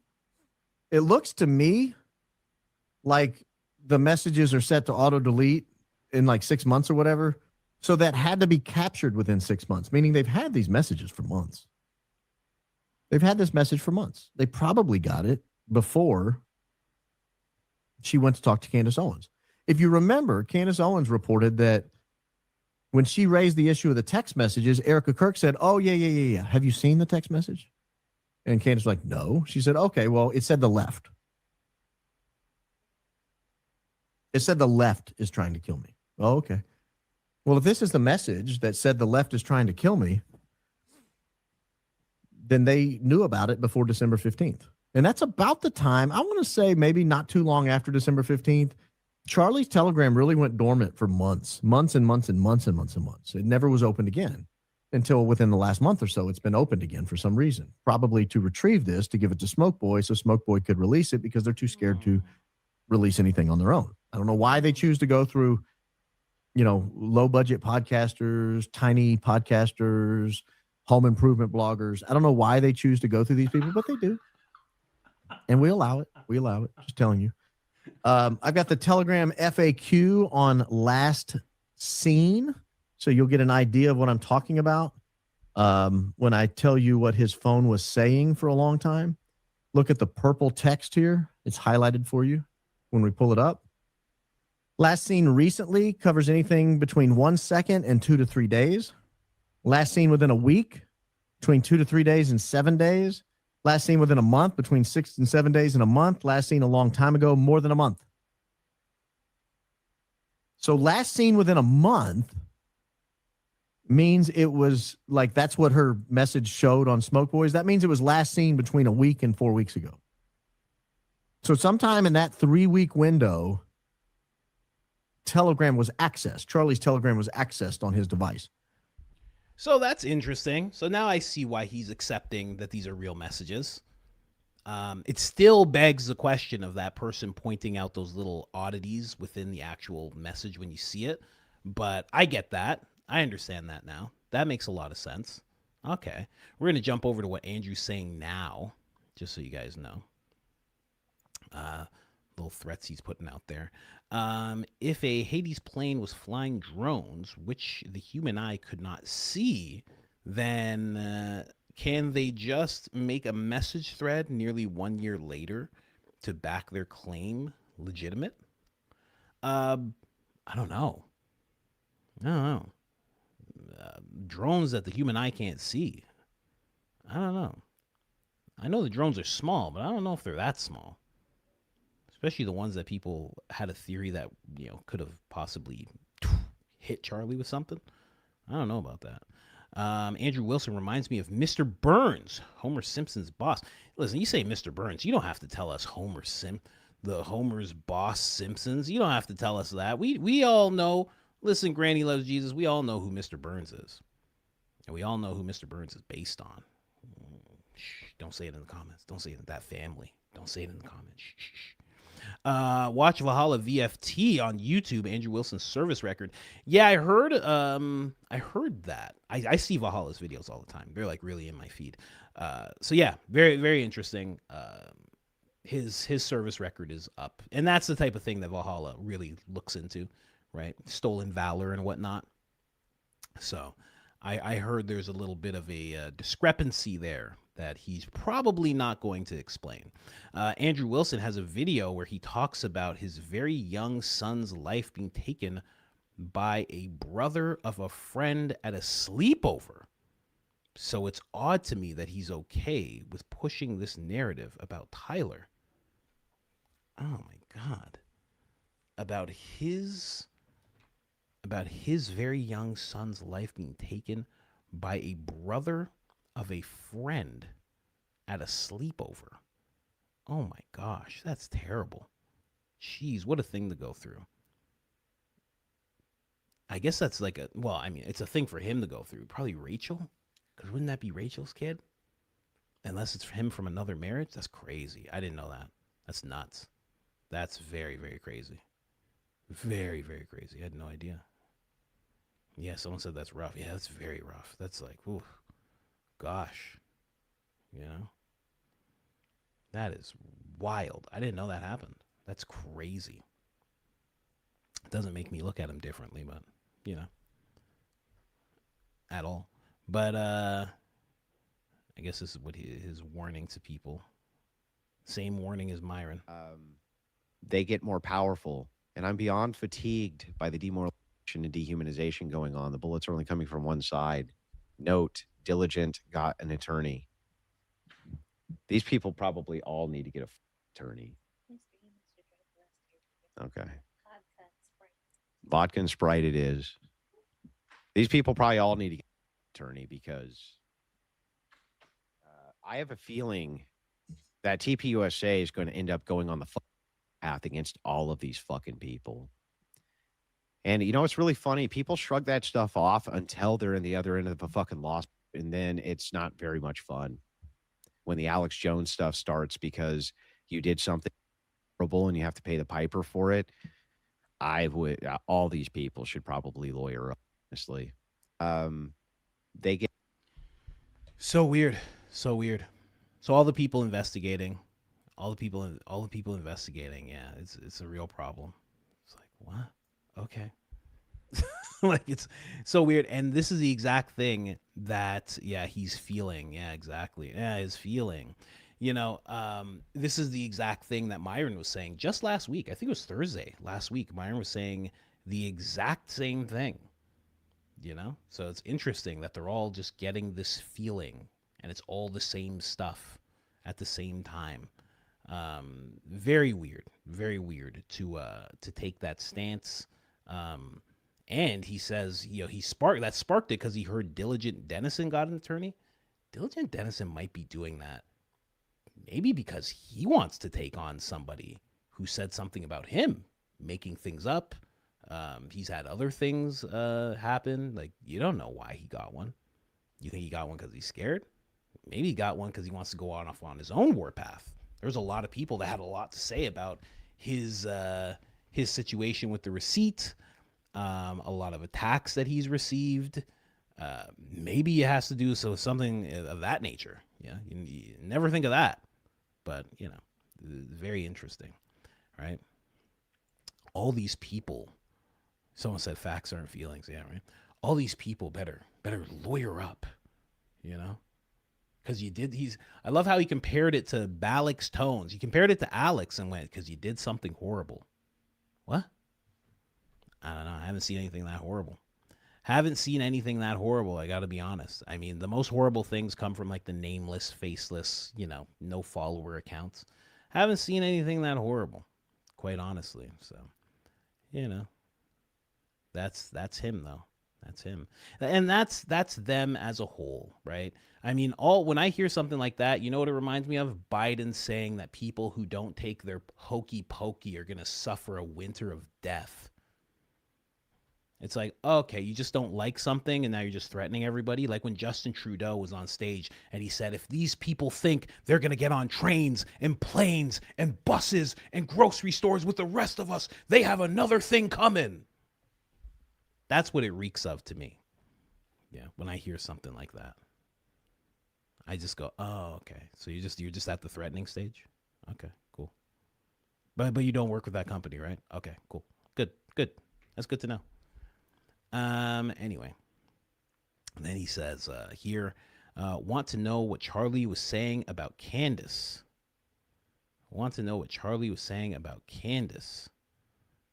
Turns out there may be something coming in one of the future drops. So there you go. There you go. So he's going to be releasing some more stuff about Charlie Kirk. And it's going to show that Charlie Kirk was two-faced, I guess. I don't know. I don't know what else it could show, really. I guess that's what it's going to be showing. I don't know. Barron had this to say about that. He said the options here are A, let Charlie rest in peace, or B, make him out to be a massive liar and a hypocrite by releasing messages, whether real or fake, that contradict his public statements and positions. G, tough call.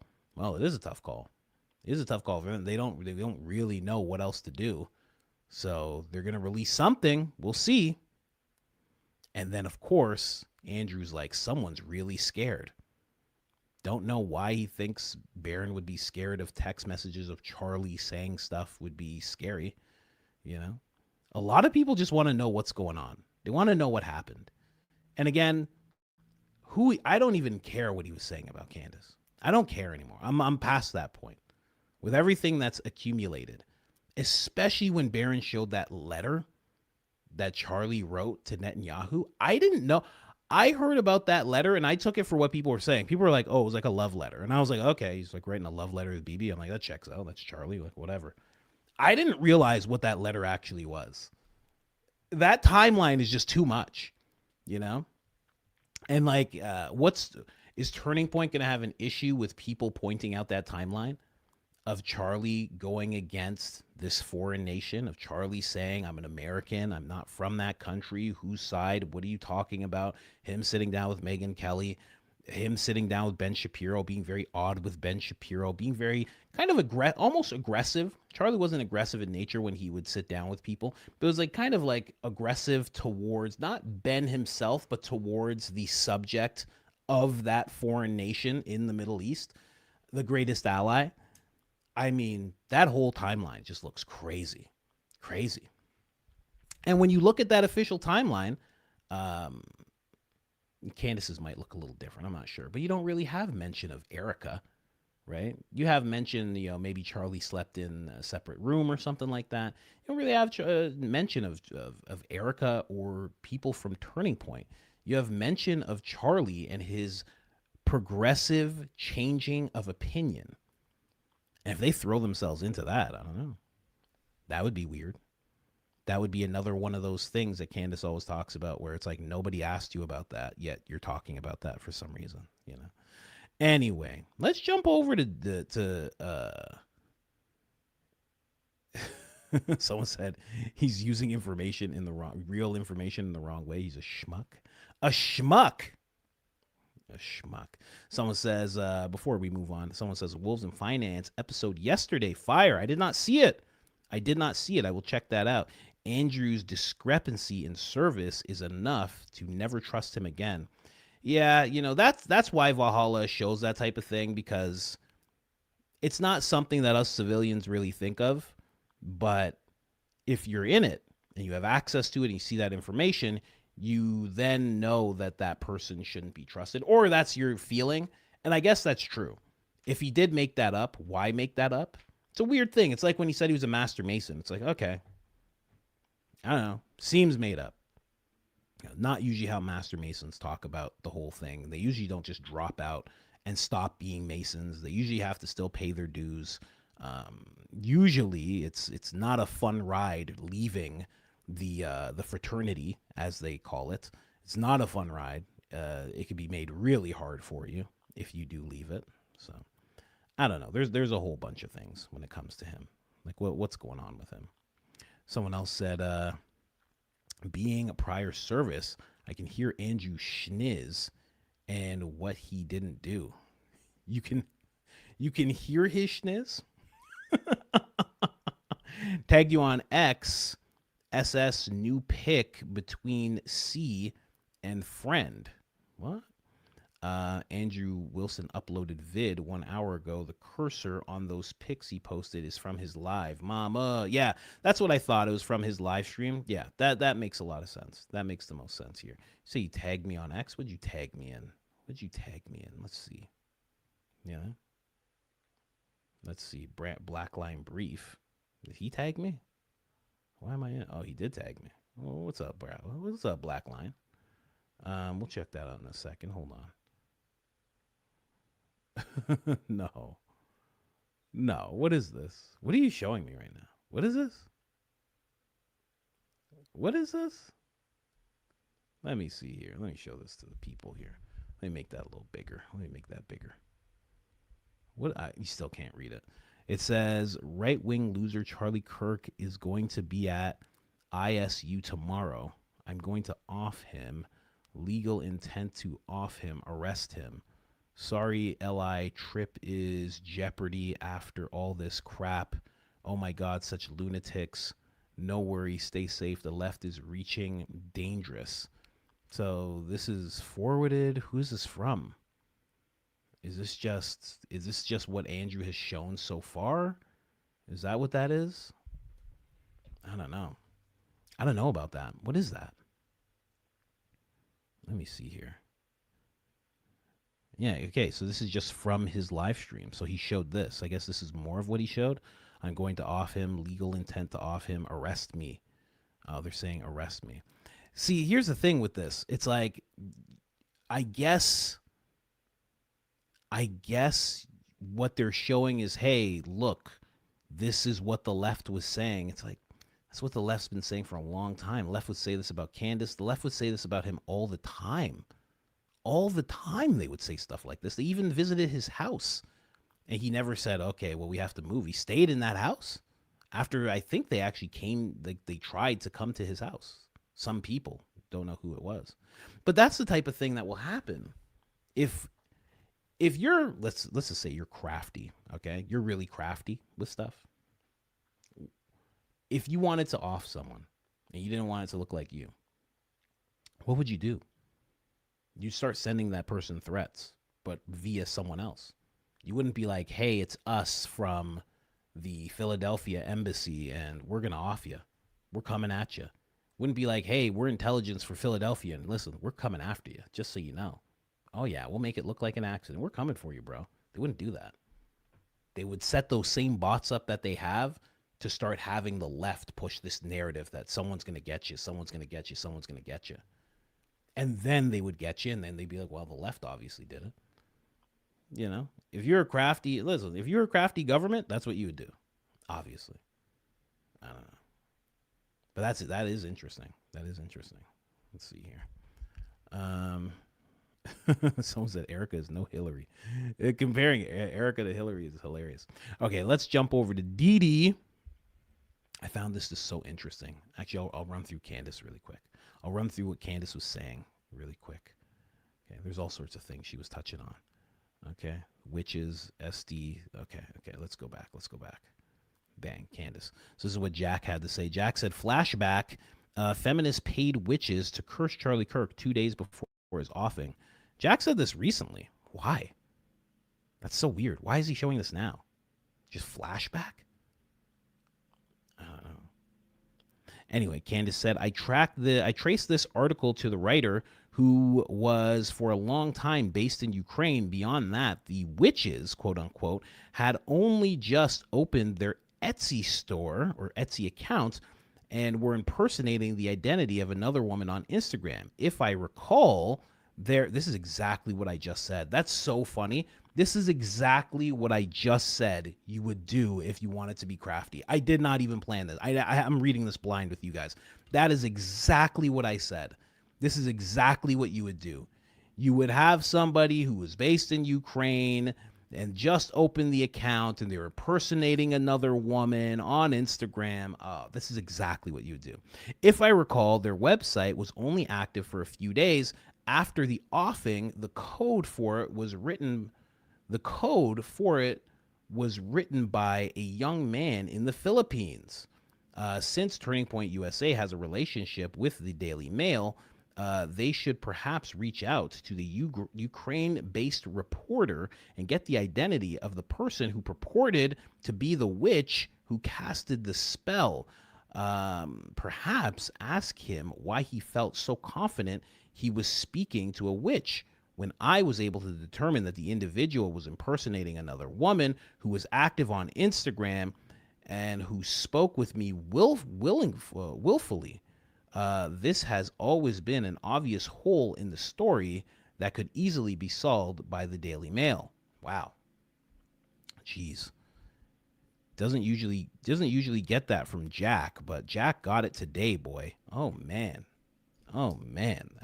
Jack got it. Anyway, let's keep going here. Candace then ends up saying this. Let me see here. Or sorry, Jack ends up saying this, I should say.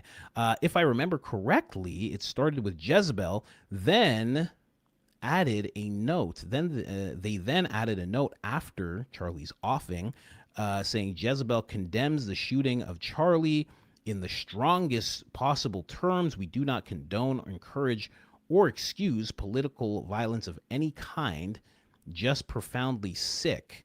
So Jack just responded with the actual article where they said that, which is correct. I remember when everybody was looking into it, that was one of the things people found.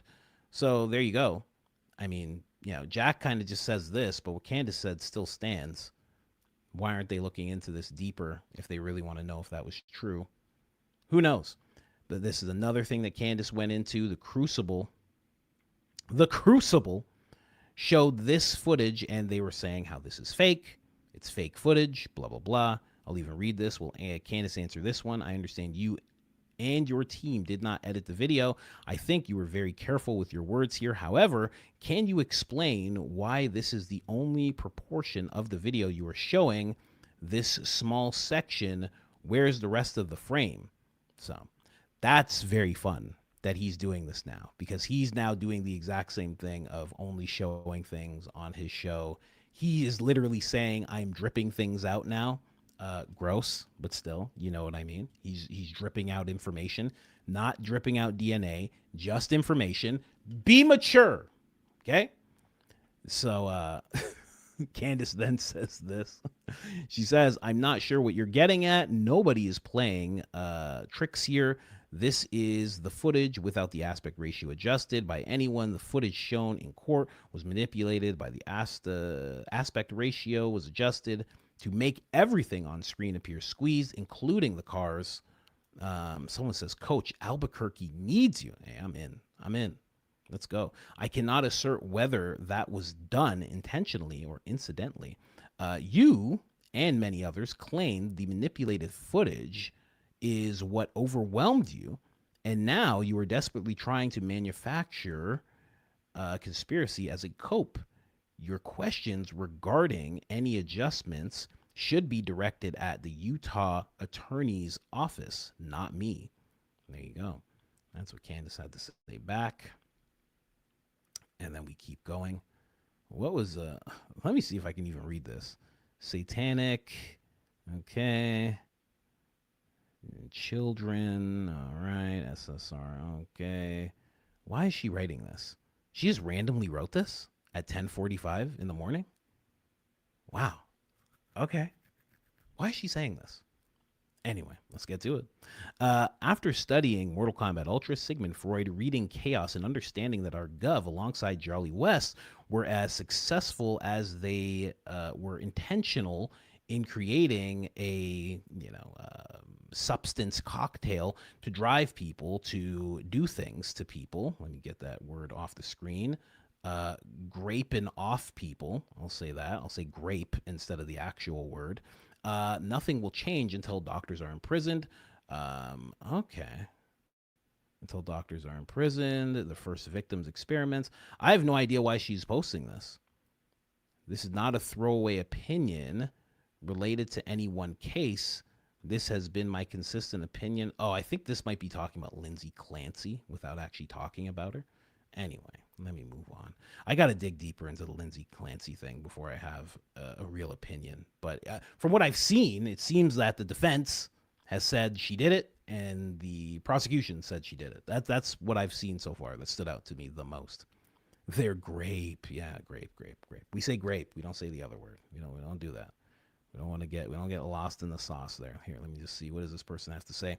I felt like Philly tosses money on both sides and tosses gasoline on the division. Don't fall into the traps, y'all. Stay blessed. That's very true. That's very true. Very, very true. That's exactly why Charlie was saying this. I guess this is a good time to play it. I wasn't going to, but this would be a good time to play it. As you have just said that, I think you're correct. This is why Charlie was saying this. Let's go to this. Jewish communities have been pushing the exact kind of hatred against whites that they claim to want people to stop using against them. Now, I don't like generalizations. Not every Jewish person believes that. But it is true the Anti-Nation League was part and parcel with Black Lives Matter. It is true that some of the largest financiers of left-wing anti-white cause have been Jewish. They went all in on woke, and it wasn't just ADL. It was some of the top Jewish organizations in the country that have done that. In fact, we have seen this with the recent retreat of Jewish donations that are no longer going to be administered to colleges, right? Mark Rowan, Leon Kopperman. Can we get that full list? It's very powerful. The part of the, so that's totally true. And by the way, Tucker Carlson reinforces this. So I'm going to it was quite a day on the internet. Wow. So yeah, that's why he was saying stuff like that. So you're definitely correct that way. I forgot there was more Blake Neff stuff. Oh my gosh, that's my fault, guys. That is my fault. Jeez. I don't know how I missed that. I don't know how I messed that up. Dang. She says, how many times can Blake Neff get community noted regarding his lies he tells surrounding the Charlie Kirk offing and the case before we are allowed to consider why? And then he says, Candace is now claiming explicitly. The community note said Candace Owens said she cannot assert whether it was done intentionally or incidentally. So he got community noted once again. And that's just going to keep happening to Blake. It's okay, though. It's okay. It's all right. Yeah, see, someone just said anyone can claim to be the left. Yeah, that's the thing about that, right? Anyone can claim to be the left. Anyone. They just like you see people claim to be the right. Like I don't think Ben Shapiro's a true conservative. Who am I to say? But it doesn't seem like it, you know. Or maybe I should say maybe he's not America first. Maybe he is a conservative, but he's not American first. America first. Let me see here. Who is she calling out? I've been saying Data Republican is a fraud. A lot of people like this Data Republican. You guys don't know about this person. It's like a blind person who's really into research. I don't know. She's like a only written content Whitney Webb type, you know. I know some people won't like that comparison, but like I'm just saying that because she goes deep into research when she does things. So basically, they're exposing this Data Republican. Data Republican says, I see Philadelphia ops everywhere because I have cognitive bias. Okay, so they was calling out this person. She says the NCRI is based and honest because she knows their current founders and they are not from Philadelphia. This is a data guru who somehow misses the most obvious and readable information on Philadelphia. Wow. So she said she knew the founders. If we go closer, who is the founder? Some guy named Joel Finkelstein. Okay, so she didn't realize that. Okay. Which makes sense. Which makes sense. If you know this data Republican, she seems to like really switched up.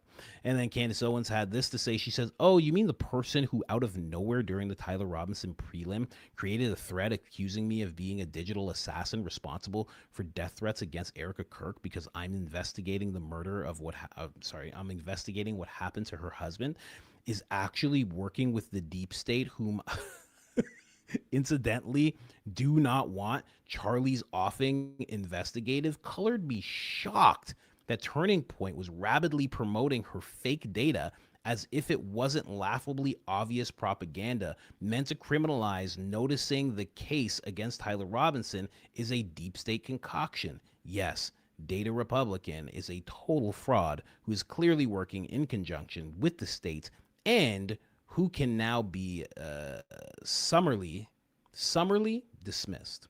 I mean, Lainey said so sassy. Yeah, that was extremely sassy. Just extreme sass right there. Then Barron says the question is she working? Where is she working that she fears being fired from her job? Who knows? Very weird. Very weird. Let's see if Data Republican responded. Nope. But this person did. This guy's definitely changed sides. I don't know how to say his name, but he's definitely changed since the whole thing came out. Gary jumps in. Patriot Dad jumps in. All these different types jump in. That's when you usually can tell. And everybody but Data Republican jumps in. That's weird. That's when you know there's some kind of op going on that's been exposed. When none of them say anything. Very, very like when Data Republican doesn't say anything. Let me see here. Let me see what's going on here. Let me see. Show yourself. Yes.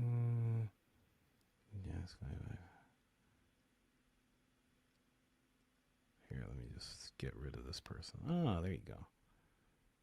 Done deal. Don't worry, they're gone. I got it. Anyway, Candace also had this to say to Tyler.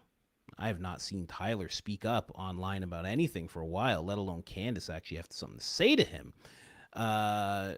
Strangling. Oh, gosh. Talking about evading mental illness, $1 million, lose your husband and father of your children, but carry an organization with millions of... Whoa. That's crazy. So he's talking about Lindsay Clancy. Talking about her. Off your kids while evading your mental illness, $1 million. I guess that's how much she raised. Then he goes on to compare that lady to Erica Kirk. Lose your husband and father of your children, but carry an organization with millions of followers on your back that recruits and registers young patriots. A lifetime of harassment. Same people. That's so weird. It's so weird to say that Erica's carrying the organization. What a weird thing to say. What an odd thing to say. Because you know that's not true. I don't know. Whatever. That's what he has to say about it, obviously. And then Candace had this to say to him. You guys sold 50,000 t-shirts at the event of the century, a.k.a. Charlie's Memorial, as Erica Kirk walked out to Sparklers. You raised $40 million in one night at Mar-a-Lago as Erica was photographed over his bloody microphone. It's possible to disagree with fundraisers for Lindsay Clancy and also think Turning Point should sit this one out entirely. Yeah, that's true. It's a bit much. It's a bit much. You know, this whole thing under the tent with the micro, it was a bit much. It was a little crazy. Yeah, it was a little crazy with Charlie sitting there. Yeah, it's a little. Yeah, that was a bit. Yeah, with the ring light too. Nah, that's a bit much. Oh gosh, yeah, that was a bit much. You know, it's okay. You know, a little much. Anyway, now we'll get to Dee Dee. Let's get to Dee Dee right now. Let's jump in. Dee Dee got a podcast. I do not post a lot of Dee Dee stuff because I never see it really. I never really get to see his stuff. So I actually, hopefully, this will bring up his stuff more in my feed. It's very rare, like pops in and out. Valhalla is like every day, all the time. Jesse's every day, all the time. But for some reason, Didi not as much. But now popping in more. So this is what happened on Thursday. Thursday night. I usually stay up pretty late because I'm trying to figure things out for the weekend. If I have to film new videos, etc., etc., I'm trying to get things done, set up stuff for the weekend, figure out what we're going to do with the family. Someone said that's your younger bro. That's so funny. But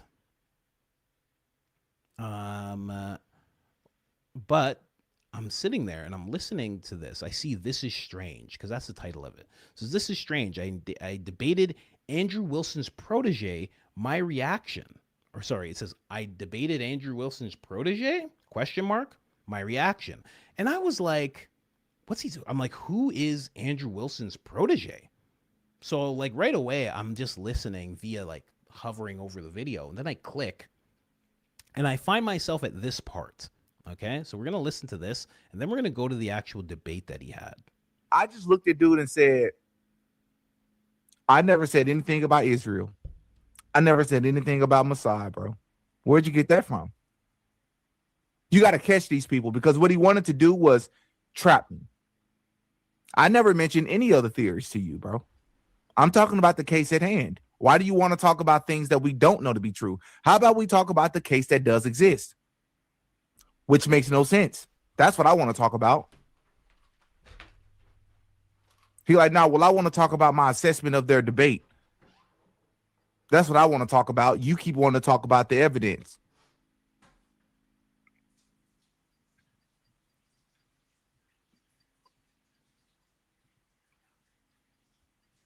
Because like I said, he surprisingly didn't know any of the case. Very little of it.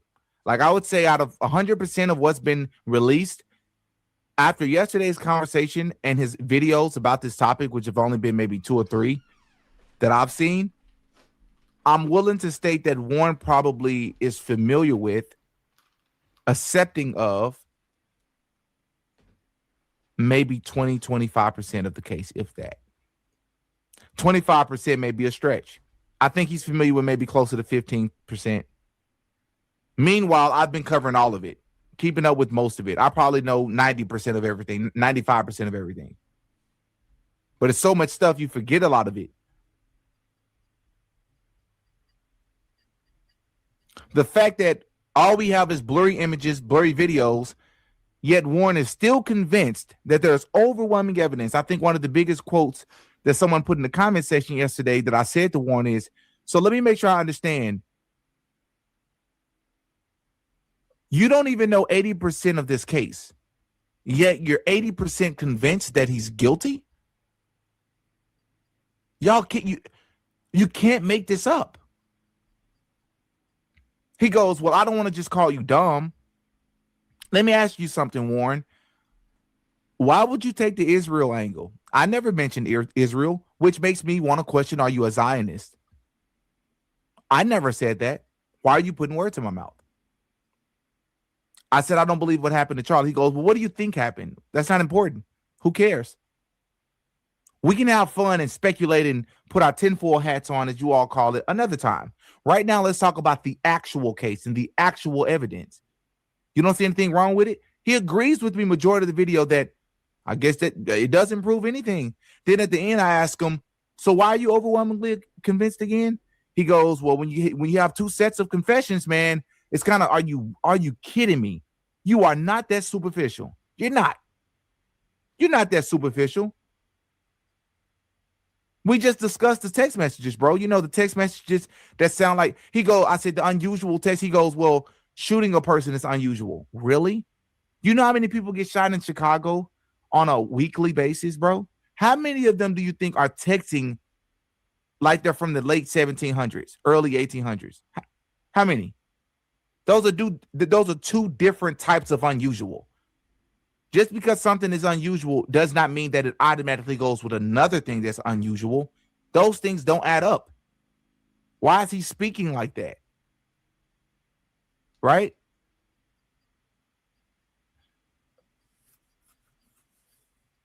Here's a very big one. Warren stated, and this is one of the moments I knew he wasn't serious. And I said, I didn't share this in real time, but I'll share it here now. This is when I started to question if Warren is a plant. Yes, I'm saying it. I'm questioning if he's a plant. And by plant, I don't think these are real people. Yeah, human, but I'm saying not organically in their position. Like they're placed in their position or something, and they're put in place so that they can push a certain message and they can be used as to help control certain sections of the political sphere. You know?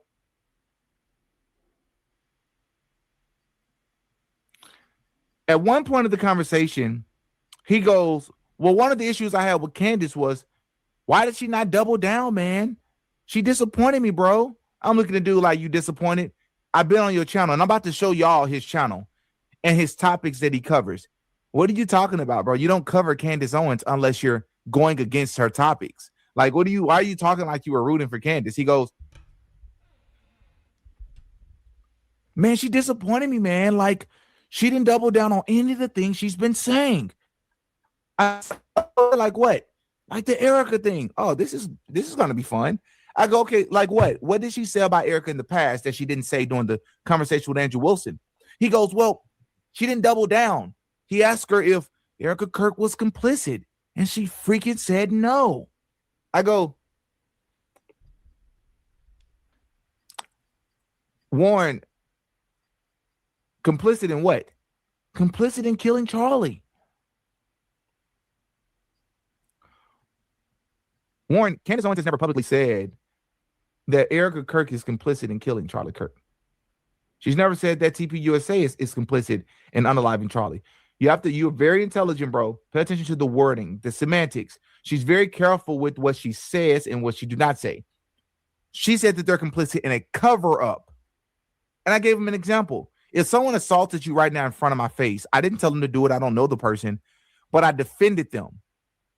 Or I made sure that they didn't get caught. Or I did things to set in place to make it more difficult to catch them. And it turns out my motive is because I found the girl to be attractive and I would like her number. You know, something said it really don't matter what my motive is. The point is that I'm helping cover it up. That doesn't mean I sent the person to assault you.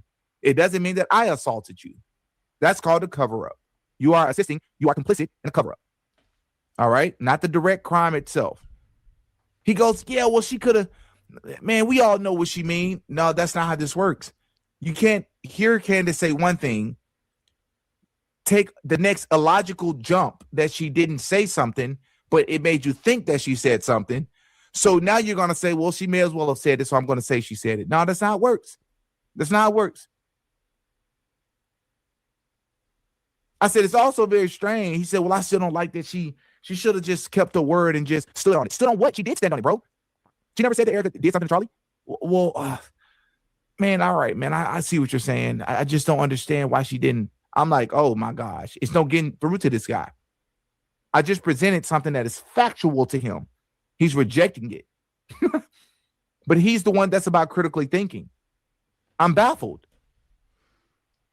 I also think it's very strange the way she, I thought it was very strange the way Andrew was asking Candace certain questions. He goes, well, he paid $300,000, so he better ask whatever he wants.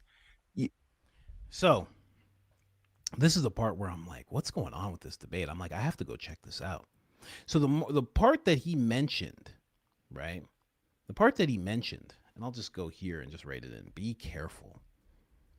Because Didi was mentioning, he was like, I don't like how he kept telling me to be careful. And I was like, oh, that stands out to me. I'm like, why is this guy telling you to be careful? You know, I was like, oh, that's kind of weird.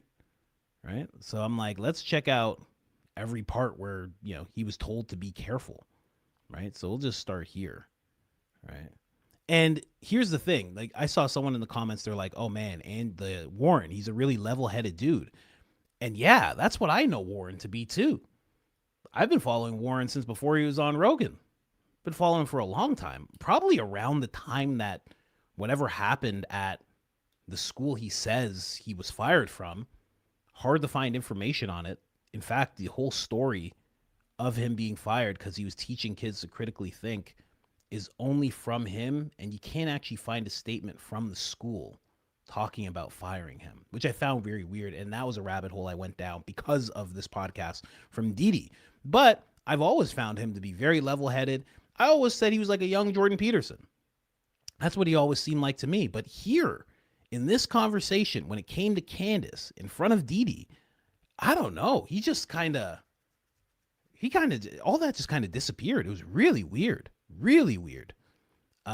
Here, let me just jump over here. What does this person have to say really quick?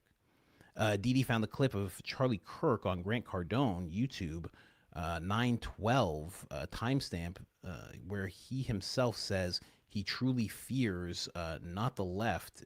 It's a must-see. Yeah. Blackline Brief broke that story.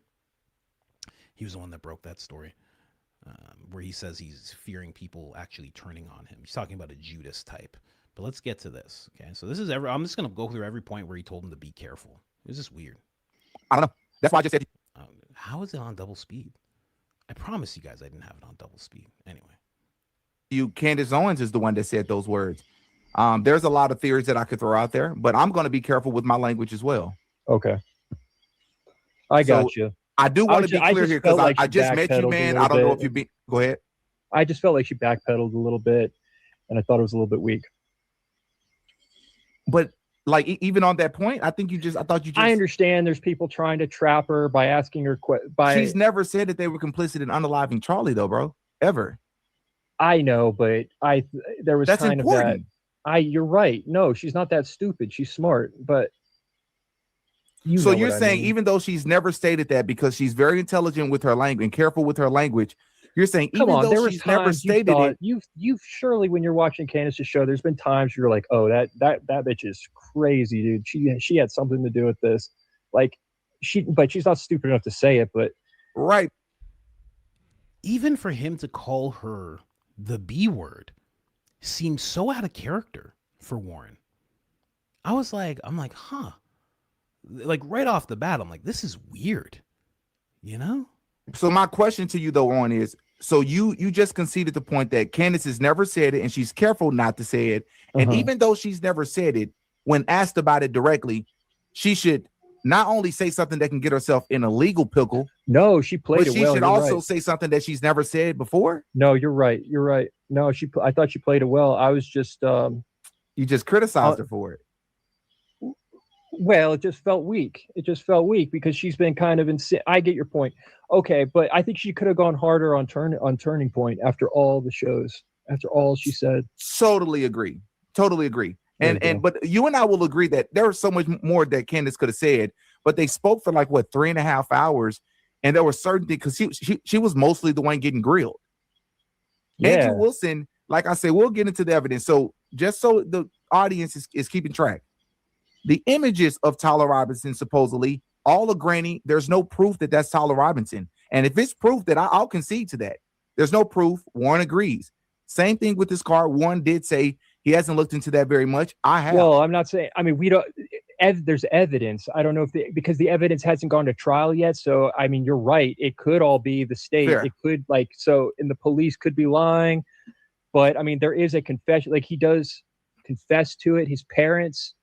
Let's think about this, though, because they would have to, I don't know what they have on him to get his parents to go along with this. Do you think? But I do have a question because, again, this isn't really a debate between you and I. This is really a conversation, and we're just going to disagree at times. I know you made that clear before we got on, but here's the thing. The parent angle. So according to the charging documents, from my understanding, it is being stated by the police that the mother stated that looks like Tyler Robinson. The mother does state this, and to my understanding, the father says that they said the father may have agreed or something. Yeah, and then he confronted him, is my understanding. He called him. He's like, "Get your ass home!" And he confronted him. And what we're saying as of right now, it may change with the trial. As of right now, based on what we've seen, that's all we have are typed words in a charging document. The reason why I'm stating it like that, Warren, is because it is. This is important. Tyler Robinson supposedly turned himself in. Well, would you look at that? The footage doesn't exist anymore. They say that the footage disappeared. What? What? The footage of him turning himself in? Of him turning himself in, walking into the police station. At one point, they said it existed, and then they said it didn't exist anymore. And as of right now, that footage doesn't exist. That's strange. How do you? Damn, I didn't know that. How do you know that? It gets worse. It gets worse though. So what do you think? I'm just curious your thoughts. So the officer Bagley, I believe is his name. Okay, so I'm gonna move on to the next thing. Again, I want to go through all the times he told him to be careful. Right, that's the thing that stands out to me the most. So that was the first instance, and then also speaking to what Didi was talking about in his reaction, just going like, this guy doesn't know much about the case, and you can tell just from that, he's just kind of like, wow, the footage doesn't exist anymore. Like, how do you know that?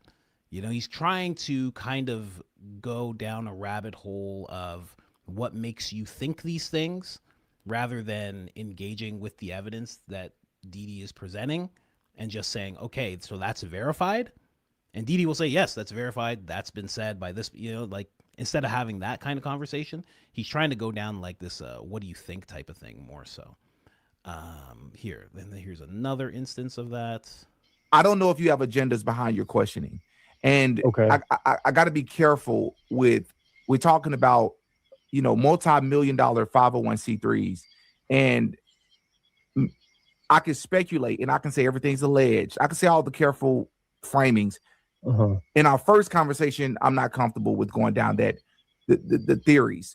But if we ever spoke again and we grew a report behind the scenes, I'd be more than comfortable to talk about that with you, even on camera. Because like there might be someone I'm working for. Right.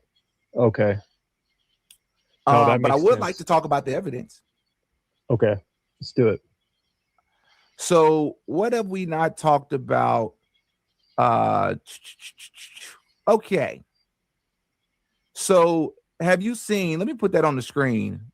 So the image, I'm going to show you the image of this supposed evidence of Lance Twiggs text message. I don't know if you've seen it. Okay, that's not it. Do you see it now? Yeah. Okay. Do you see where the screen is cracked? Conveniently, where we can't see the time and all of that. Yeah, that's what many of us find very strange. The reason why this is important is because we're looking at time. We're making timelines of everything that they said happened when they took pictures, all the ordeals, and we want to know if they're telling the truth or not. Like if they're telling the truth, then fine. But here's another convenient thing that just so happened to take place. We can't see the time that the photo was taken. So here's the controversy. I typed this out of my notes as well. So they claim that Charlie was pow at 12:23. At 4:33, the photograph that we're looking at appears to show a text exchange between Lance Twiggs and Tyler Robinson. And this is important because investigators later testified that the Celebrite, that's what it's called, Celebrite extraction, identified the first Robinson to Twiggs text on September the 10th at 11 p.m. So that's when it supposedly took place. It identifies Robinson's first text to Twiggs as the scheduled message. At 6:25 p.m., a defense filing reportedly identifies a video in which officer reads Robinson his Miranda rights. Robinson did. So I'm going to go to another part. Somebody said, did you see the part where he admitted that he was being sarcastic the whole time, talking about Warren? Yes. That's part of the weirdness. I think all the be carefuls are really weird, right? But that was also a really weird thing. I was like, this is so out of character for this Warren guy. He's usually not like this. Though I'll be honest, man, I would be cautious though, because there's some strange stuff. Just be careful with this, man, because it's easy to get like caught up in AI footage or something. That too. Maybe, I don't know. Just be careful is all I'm saying. But what do you mean by that though? You just don't want to you want to keep a view on, you don't want to get caught up in this world too much where it's like that's all you see, because you start viewing things through a narrative. You might miss, there might be things that are plausible, explainable. Okay, that's fair. I see what you're saying. If I get too much into this, then I'll start. Yeah, and I think that's why the response to my video on the debate with Candace was so harsh because it's like it's gone beyond just disagreement, and it's more like I'm questioning. But there's good reason to here, Warren. There's none about this makes sense, bro. Here's the video. Now, Warren is usually a low energy guy. A lot of people are commenting he's low energy, this, that. He is he's not like a enthusiastic guy. But he's just he's usually very, I don't even want to say careful with his words. He's usually, I don't know, usually better thought out in terms of what he has to say. Here's another one. And I don't know how long the necklace was in their possession. I would just say be careful.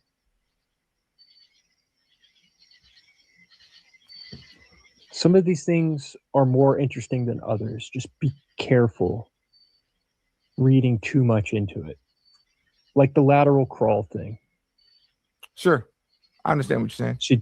To you, that looks like someone who's highly trained. Well, I wouldn't. Well, maybe. I'm just saying that that's a strange thing to be doing. Shooting someone from a roof is a strange thing to do. I will concede.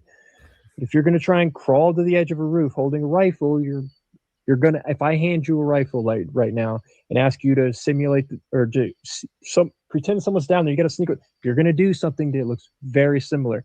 And now, do you find it strange that Candace Owens would bring No. Hold on, I'll let him say the rest. up an image of a soldier crawling as though that indicates advanced training? Okay, so what I'll say right now, and this is funny because Jesse just interviewed someone named Sean Johnson, who has a military background. And even he said, he goes, he said the exact same scenario. He's like, if I gave you a rifle and told you to do that, you were an amateur, you didn't know what you were doing. He goes, you wouldn't go and do that. You wouldn't do a lateral crawl. Warren's saying the opposite. Warren's saying, if I gave you a rifle, you would do something very, very similar. Not at all.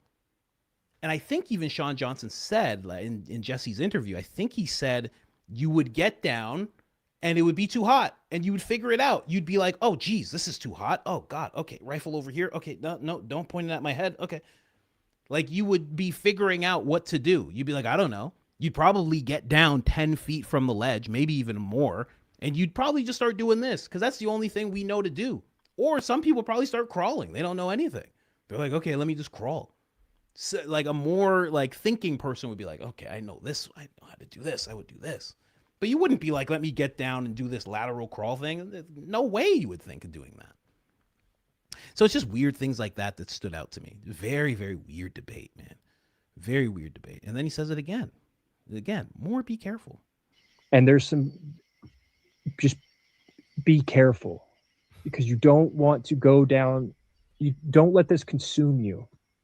Don't let what consume me? You calling me a conspiracy theorist? No, viewing things through a narrative. Narrative is incredibly powerful because we make sense of the world through narrative. I understand what you're saying. And so when you start viewing these things through a narrative, suddenly a glass on the ground, like, dude, that doesn't look like a road microphone, like someone. And then someone who wants it to be true demonstrates the thing. They climb to the you roof, were being sarcastic with that as well. So, dude, I've been sarcastic this entire time. You should be able to pick up on that, but I don't want to be rude as well. But I'm genuine. I wanted you decided to take understand. a conversation to be sarcastic. No, you. That's a defense mechanism. You're sarcastic because you can't actually discuss the case. That's why. Let me tell you something. Go watch the entire thing. You will not pick up on sarcasm. He's agreeing with him. He's agreeing with certain things. He's disagreeing with certain things. He's going back and forth. And now that he's being exposed as not being able to do things, because this is literally, at this point, they're almost 2 hours in. They're minutes away from being 2 hours in. And now he's like, I was being sarcastic the whole time. And it's like, someone said he's being low-key a D. Yeah, no, not even low-key. Like high-key, being a D. It was so weird because, again, this is just a tactic. Like Didi hit it on nail on the head. He's like, you're doing this because you can't engage with the actual case. But Didi should have took it a step farther. The only reason he's saying that he was being sarcastic is so he can write off the entire conversation when people see it. So he can just say, I was being sarcastic. It was nothing. That was a throwaway. That guy was stupid anyway. He didn't even know I was being sarcastic. You won't know he's being sarcastic if you go watch that whole interview. I pick up on sarcasm. I'm a sarcasm king, okay? It's what I do. You will not pick up on any sarcasm. Not at all. Again, he's too low energy. He's not joking around, nothing, right? He's not, it's like if I said if someone said something right now and like someone just said, yes, he's bot. And I go, yeah, you didn't pick up on that? Yeah, I think he might be bot after we watch all this. Come on, guys. Like you'd pick up on that sarcasm. There's none of that throughout the entire thing. It's not even a little bit, not even a hint of it. Oh man. Anyway. And again, he's doing that for a scapegoat. He's using that as his scapegoat because he couldn't engage with the information. Like even when he got into that whole Rode microphone thing, he's like, that doesn't look like a Rode microphone. It's like, what do you mean? Like, what are you saying that based on? He's literally going based on what I've seen, but it's like, are you doing it based on John Bray? John Bray just did that. He just broke up a whole thing. There's other people that have broken up Rode microphones, looking at what it looks like in comparison, like so many of us have done, et cetera, et cetera. He's not basing it on anything like that. Very weird. Very weird for him. He seems like a nice guy. It's an interesting read on it. I think that's a pretty accurate read. Who would accept the conversation about the debate, let alone the case, discuss it, and decide to be sarcastic majority of the time? You said that the glass in the bottom of the SUV doesn't look like it could be shredded pieces of road mic. Fine. What does it look like to you? But that does not, when I look at that, I do not, there's nothing there. When you look at the images of Tyler, it could be Tyler. It could not be Tyler. So let me compare. Let me understand this. So you're comparing, when I look at that glass on the floor, if I don't see that as a road mic, that's the equivalent of looking at an image where Tyler says, I'm on the security footage. We have confessions, DNA, all these other factors leading to that, to that conclusion. And you're comparing that to me not thinking that glass looks like a road mic. Right. My position is not that my position is not that you should believe that it is a Rode mic. I'm saying that it's possible based on what it looks like. That's all. It's possible that could be a Rode mic. Sure. That's not. You said it doesn't look like it. That's not. But that's not the same thing as me taking all these different factors with confession, all these, and saying that would make a reasonable. That probably is him in the footage. Then. So and you fair say, enough. But you're silly to come to that conclusion. Because it could be a road mic. It might not be. All right. So just final thoughts. If you can give us the top 5 to 7 pieces of evidence you say convinced you that Tyler Robinson did this based on what we went over in today's video. I would be based on that were presented in the debate. So we met to debate my coverage of the debate, which we did, but we moved on very quickly. Like you didn't want to really go into that, it seemed. And then I did humor you just to try and, because you're a nice guy and I enjoy talking, and it's fascinating as well. And then I suddenly realized like, oh shit, dude, this guy, like this is some next level. Like there's some value there to that because I have a chance to speak to someone who views the world this way. That's interesting. So it's not all about it's likewise making fun of you. There is some of that, but I am genuinely interested in understanding the psychology. Fair. You are your own man. You're free to do that. I believe it's very immature, but you are free to do that. I look at you the same way. When I saw your video, I was baffled. I thought it was extremely superficial. What baffles you about that? Listen, bro, it's not 30 where I am, man. We've had 2 hours on the dot, actually, to discuss this. You decided to spend most of it being sarcastic, which is very strange. I was just going along for the ride, man. You were it was cool too, and I appreciate it. Like I learned a lot, and I was genuinely interested. I just didn't want to be like, dude, you're dumb, like, because I want to. It's crazy. If you watch Warren's videos, this is crazy. If you've seen any of his videos and you've watched him just like over the months or years, this is nuts. This is like what's happening right now. He's never like this. And I've seen him on Rogan, so I've seen him outside of. I actually have a friend, someone who I interviewed, who was a legit teacher who actually got fired for reading was it To Kill a Mockingbird? He read it in its entirety without censoring some of the words, and he's like a white Italian guy, and they fired him. And it was a whole big thing, and he's moved on to other things, but he started a podcast, and he actually had an interview with Warren Smith. Warren wasn't like this at all.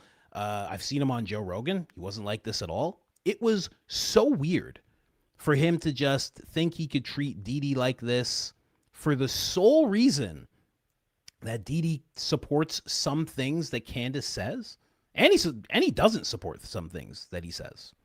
That Candace says. So it's not like Didi is just like out there always agreeing with Candace all the time.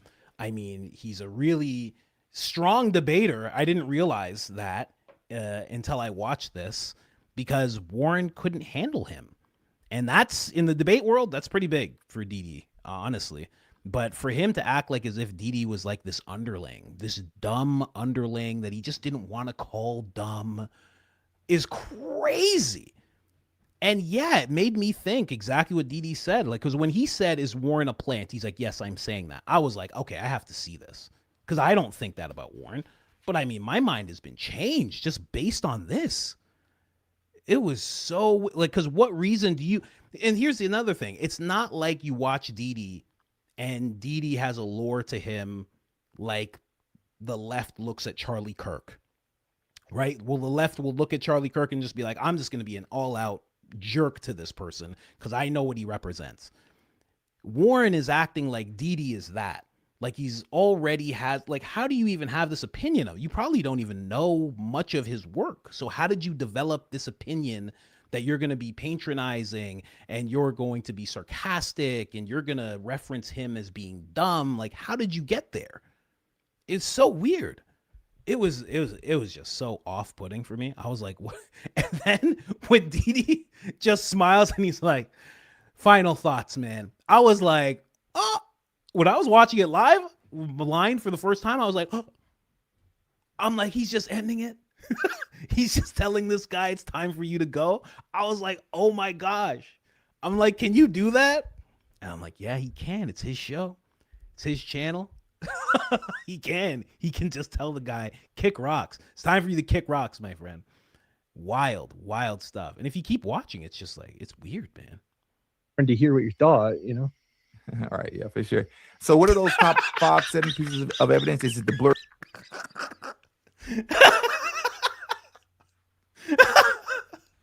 Yeah, right, for sure. That is hilarious. Wow. Yeah, whole new respect for Didi, man. Whole new respect for Didi. I mean, I didn't even explain it. It was late at night, and I just wrote Didi hit the nail on the head. I was just like, wow. I didn't even explain it to anybody. I just straight up, I just wrote that and just went to sleep. I mean, geez, someone said suck something on your way out. Yeah, it's time to go, buddy. Oh my gosh, nuts, just nuts. Blurry images or the blurry video?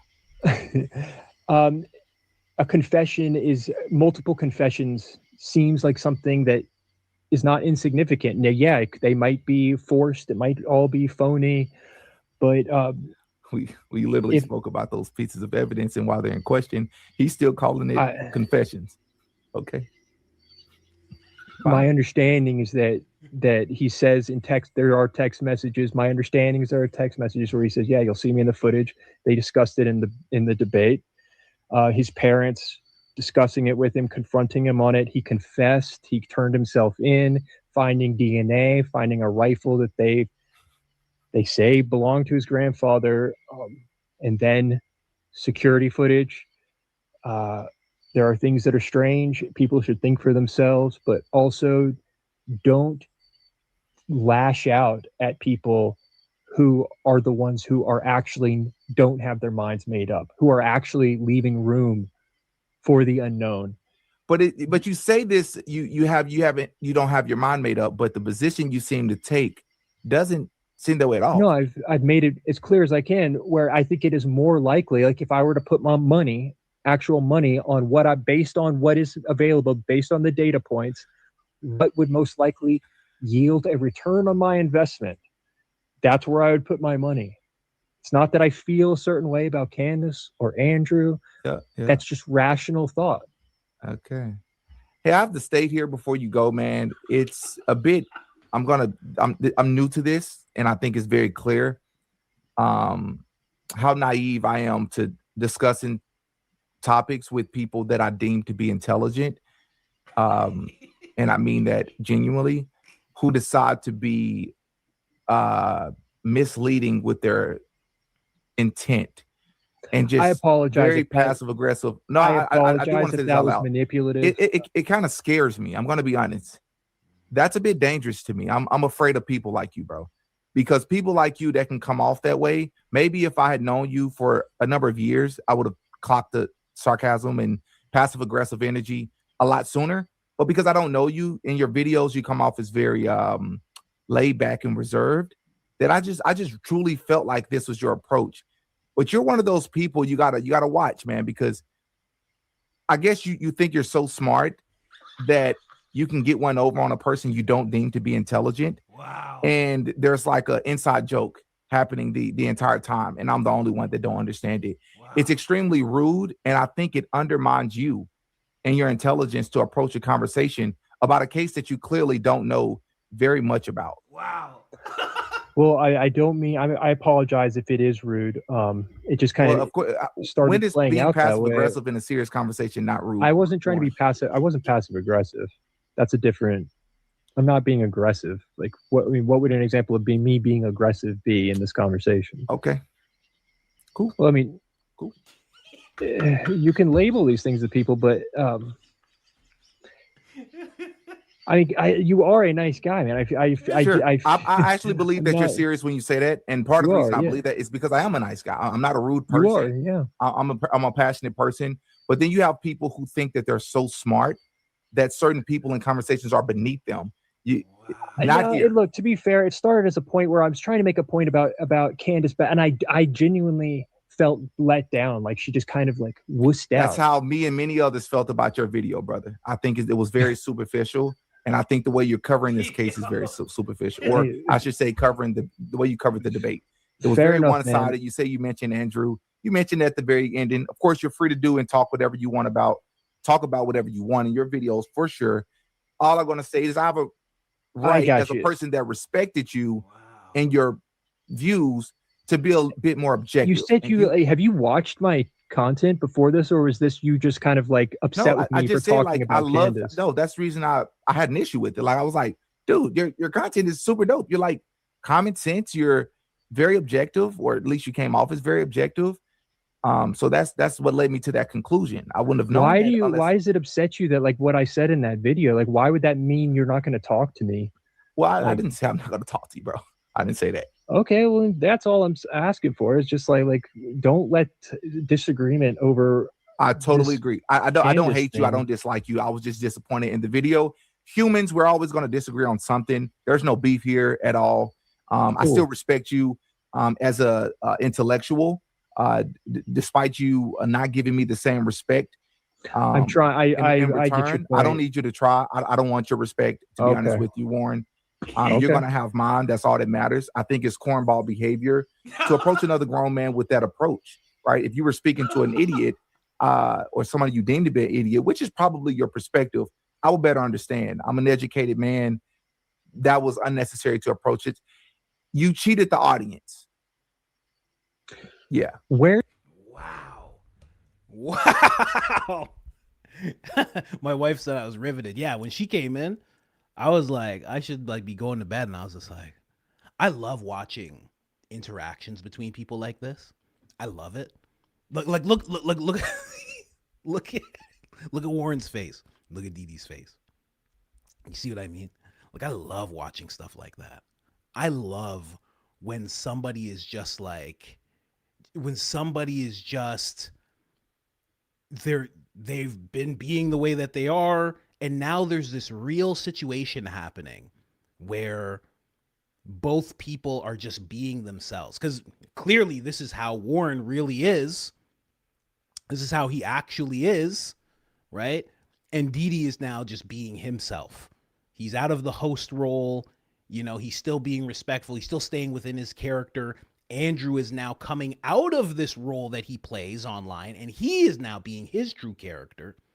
And now they're having this tension that is not supposed to be tension, but it's unavoidable tension. Like, it's unavoidable because Didi has to say what he thinks, and Warren has to be called out for the way that he was being. I love watching interactions like that. Oh my gosh. And he handled it so well. So well. I was like, oh, you could just do that? You can just tell him final thoughts? And then he schooled him, right? He schools him at the end, where Warren is just kind of sitting there and he's like, well, I mean, what do you mean? What did I say that upset you? How am I being aggressive?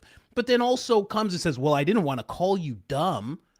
Oh, yeah. Oh, man, you didn't pick up on the fact that I was being sarcastic? It's like, what? What's going on? What are you saying? Oh, man. Yeah, Didi, friend of the show. Someone says, yeah. Yeah, I love, you have no idea how much I like interactions like that. I'm so nosy. I'm such a nosy person. I love the fact that this happened publicly. I love it. I love watching things like this happen naturally in the wild, as they say, you know? And again, it's this weird moment where, yeah, is the whole world going to see this? But now I know how Warren really is and how disrespectful he can be. And now Didi, and again, it's not going to be millions of people that are going to know, but now Didi is on this other level. Like, he just beat him in a debate. Like, I don't know if anybody realizes this. Yeah, Warren can say, oh, I was being sarcastic and I wasn't serious and this and that. They came together to have a conversation. That's what debate guys do. Debate guys are always like, it's just a conversation. You know what I mean? While they put on their boxing gloves, you know, their nerdy boxing gloves. We're just going to talk a little bit. That's all. We're just going to, we're just going to talk a little bit, you know. That's what they always do. He beat him in the debate. It's crazy. It's nuts. And I guess it's not, like, you know, not to be disrespectful. I guess it's not. Didi is clearly a better debater and a better man because he could have said way more. Oh, if this was me, oh my God, he could have said way more. He could have been way, way, way more aggressive about this. Oh, he would be completely justified. Oh my gosh. Just weird. And the amount of times he told him to be careful, I didn't even go through all of it. The amount of times he said be careful to him. And Didi talks about that in the other video where he's kind of like, I don't take that lightly. Like, I don't like that when people tell me to be careful over and over again. And that's what made me go and watch this debate. I was like, what do you mean he told you to be careful? Like, what are you talking about? Kept telling him to be careful. Like, why are you saying that?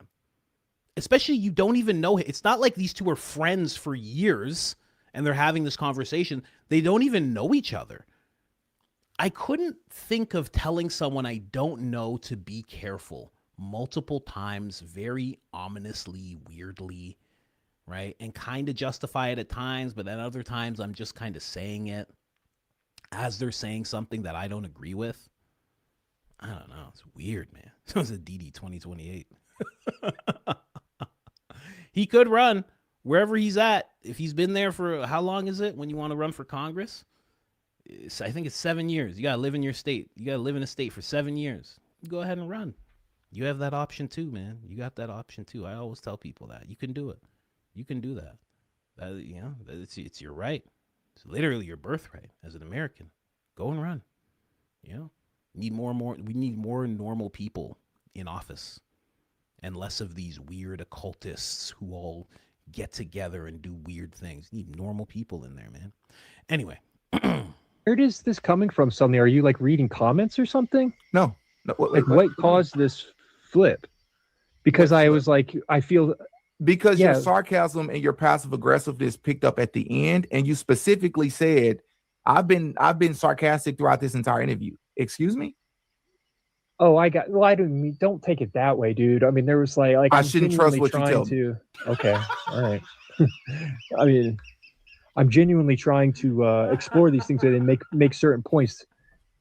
I'm not pretending to think these things. Like, well, let's do this. It's 9:38. You are open to have a conversation at the very least. I do. It's cool. When I say Yeah, I it's appreciate cool. that part. Do what? We got to run. I know it's late. Don't worry about it. If you would love to have another conversation in the near future, Warren, I know you don't go live. I actually meant to say this at the very beginning. I noticed that your last live was literally about Charlie Kirk being shot.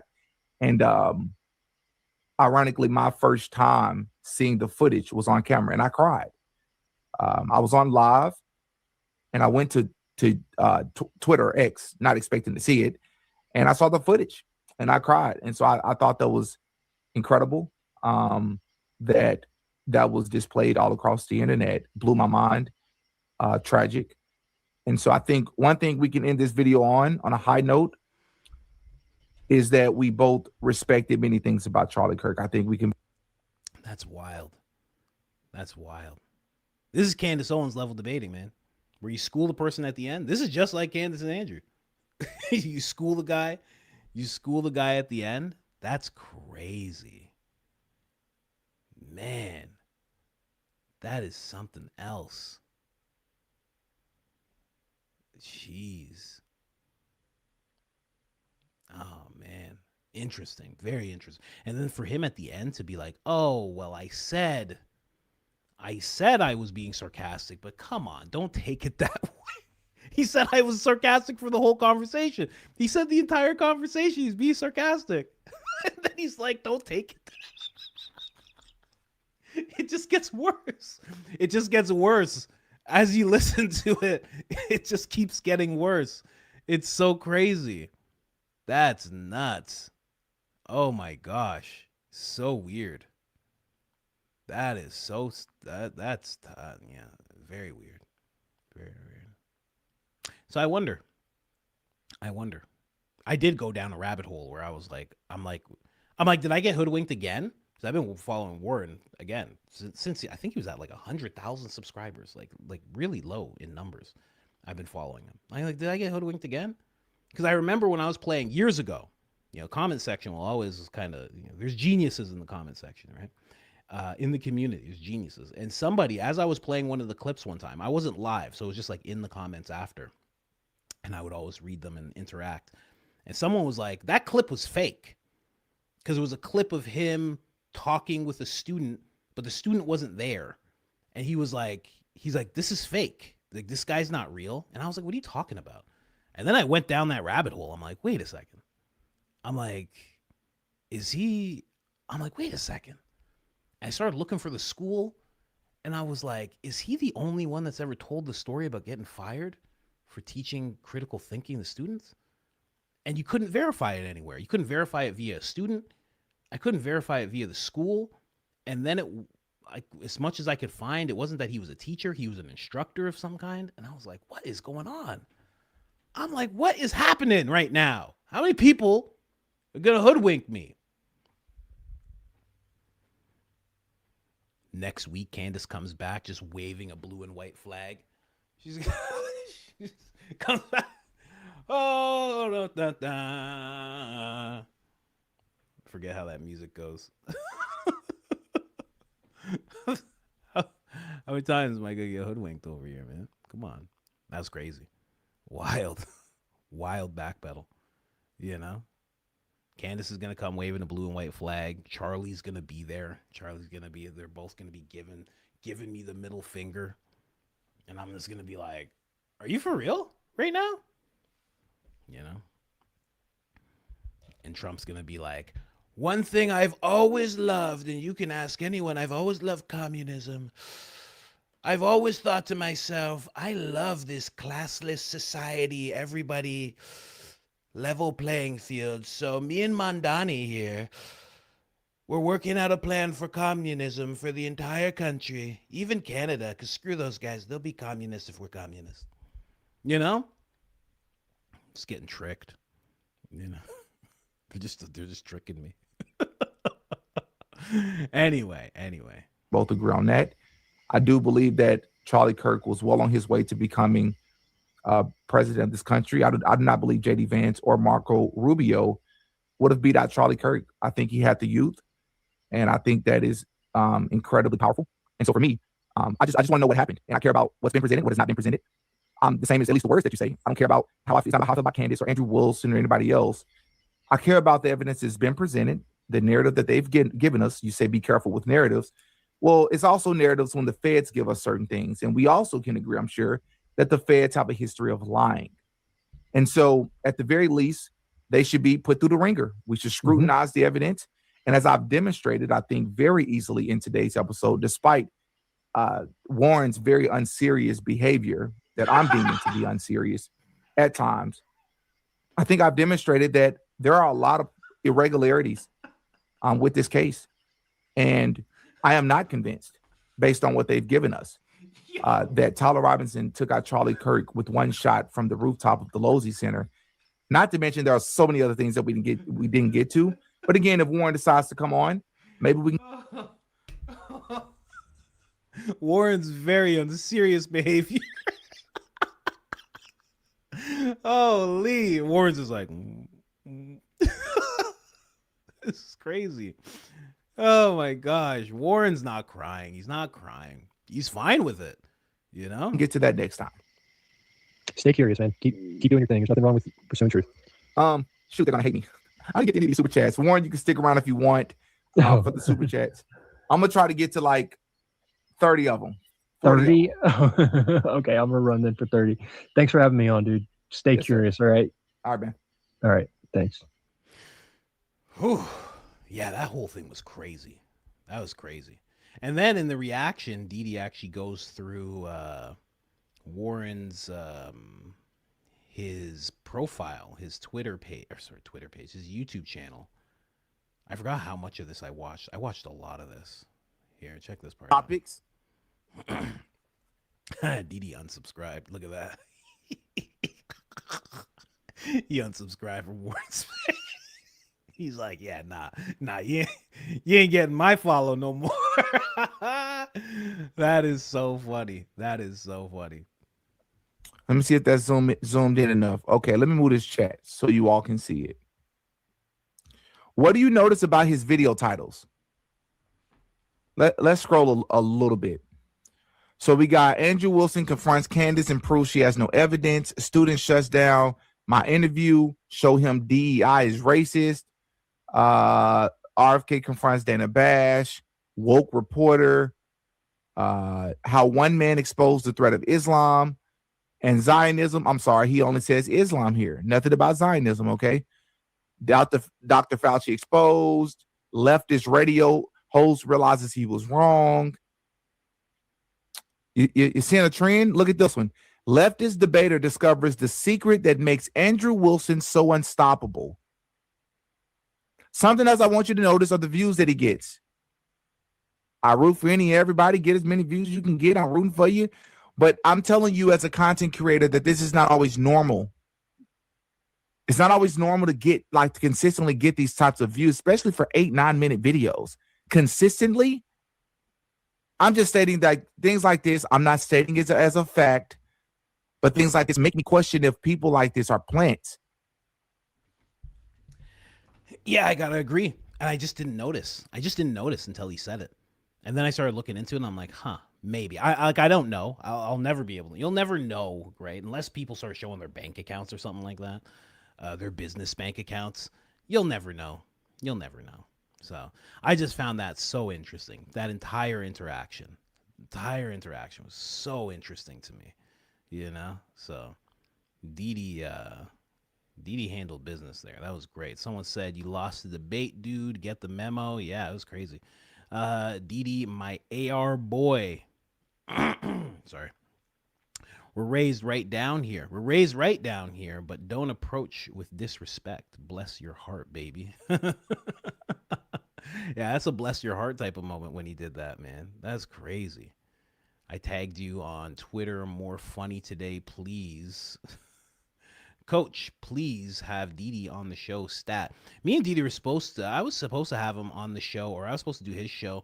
We were supposed to collab a while ago, and then I never checked my DMs. I only started checking them more recently because now it seems like somebody every day is DMing me. But before, nobody would ever DM me, and no one would ever answer my DMs. So I didn't check a lot. So when I would send a message to him, then it would be a while because I think he's in the same situation right now. and then he would respond, and then I would take a while, and I would respond, and we just haven't had a chance to do that. But I think it'd be fun to talk about some like occult stuff or something like that. That'd be really cool, really really cool. But yeah, just wild, or to just talk about that situation. I'm so curious about that situation. It was wild. Such a wild situation to see unfold right before our eyes. Just amazing. Is Kandahar Gary getting a tiny horse to join Ben Shapiro in his next movie, Raiders of the Lost Cause? I hope so. I hope so. I would donate for that movie to be made. I don't know. Zamet, you tell me, Zamet. You tell me. Because if that's happening, I'm in. I'm in. Let me know. Let me know where to send the money. Where do I send the money so I can see that happening? I would love to see that. Anyway. Yeah, shout out to Dee, friend of the show. That was something else, man. Can't believe that. So we'll see what else forms from that, but I think that's the last conversation they're gonna have. Believe it or not, I don't think they're gonna be talking much after this. I don't know. I don't know about you guys. I feel like they're done. Those two. I don't think they're going to be talking anymore. And you never know. Didi is open, but I mean, again, just to wrap it up, Warren came off terribly. And I'm telling you, if you go watch his videos, I know some of you probably don't even want to give it a chance now, but if you go watch his videos, he doesn't seem like that kind of person at all. Not even slightly.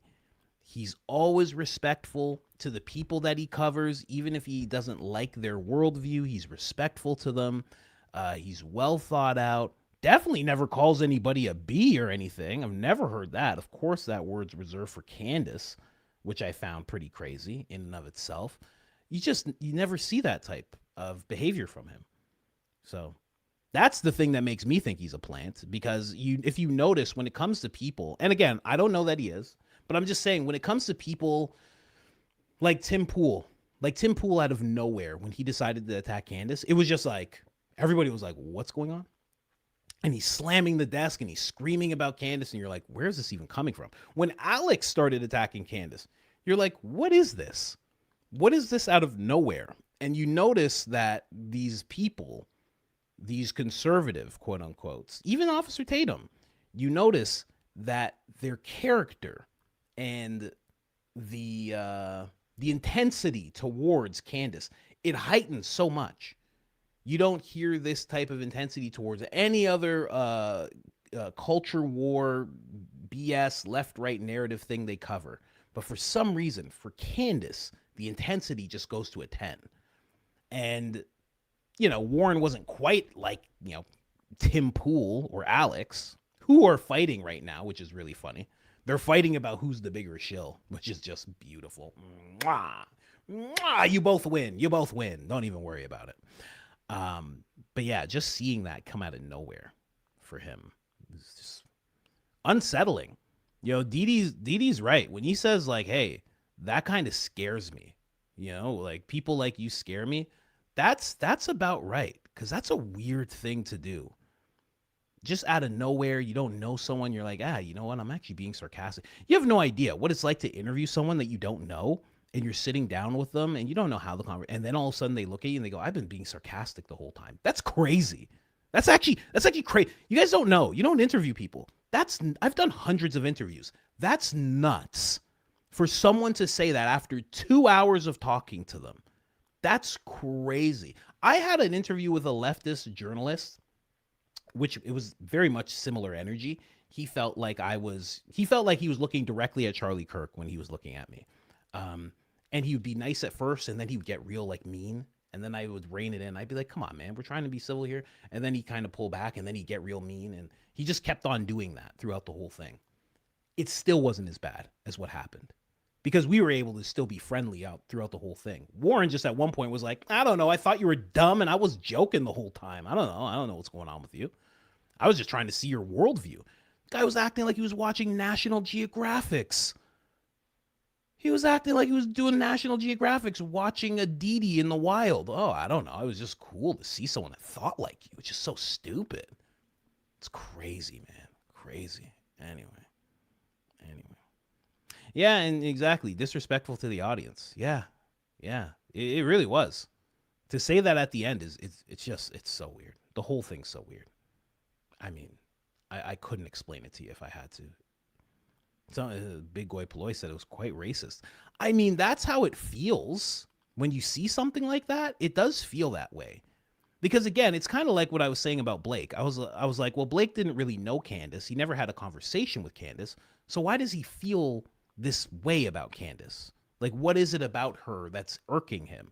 Now, we came up with different things, like she's a woman, you know, she's talented. She has Charlie Kirk's eyes. You know, Charlie Kirk is like, we are on Team Candace. You know, there's various things. But it's kind of the same thing where it's like, what about Didi is making you treat him like this? What is you don't know him, you don't really know his content. You know he's pro Candace at times, but there's been times where he's not pro Candace, right? If you really dug into his stuff, there's other things you guys could talk about. You could have, if Warren really thought the whole thing was about discussing his video and his debate, he could have brought things back to that. He could have said, let's focus in. I don't know. It seemed like there was some kind of weird agenda there. It was weird.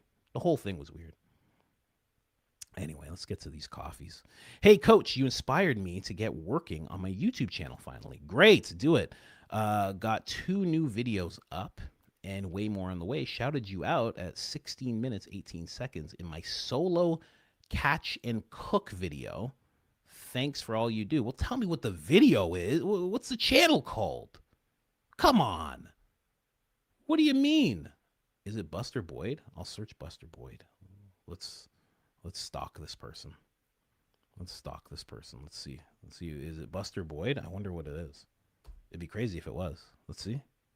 Nope. Just a bunch of music stuff popping up. Is this it? Is it Buster Boyd? Oh, Bates? Is it this? You said, oh no, these videos are from 5 years ago. You got to tell me what the channel's called, man. Come on. What are you talking about? Anyway, got a super chat there. I thought it was weird when Andrew told Candace Erica Kirk or Erica. It seemed like he was trying to tell Candace something. I don't know. Maybe it's nothing. The timestamp on the debate on Candace's channel is 2 hours, 1 minute. Oh, he says Erica Kirk or Erica, like they're two different people. Maybe. That's what the remote viewers say. The remote viewers say there are 2 people afoot. Erica Kirk is not just one person. It was like he was shocked Didi had any intellect. Yeah, he's like, what's with the sudden switch all of a sudden? You called me dumb. Huh? What do you mean? Yeah, you said I was dumb. What? Don't take it that way. You said I was dumb and you told me to be careful 20 times. You know? It's weird. But, you know, I guess. It could be anything. It could be he was sent there to just do what he did. You know, maybe it has nothing to do with race. Maybe it has nothing to do with Didi's content. I don't know. But it was wildly disrespectful. I would just leave. Didi handled that so well. I would just kick him out. I would just click a thing and be like, yo, get out of here. And I would just talk to you guys. I would, oh man, I wouldn't put up with that. That's crazy. Didi handled it so well. Hey, Coach, I've been happily behind on lives lately since starting homeschooling, and has been such a blessing. I used to pray for the ability to homeschool without even realizing it. God placed me in the exact opportunities I needed to make this happen, and all I can do is pray gratitude. Crazy. That's amazing. That's so amazing. Good for you. I love hearing about stuff like this. I love hearing more.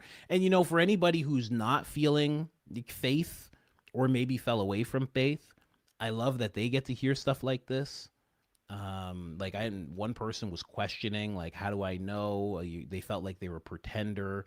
Like, I hope they hear more of this stuff and start to see, like, God does work in many people's lives and he can work in yours as well. So I love to hear stuff like this. Crazy, not so crazy coincidence. In this morning's Bible lesson, it asked, what has God done for you?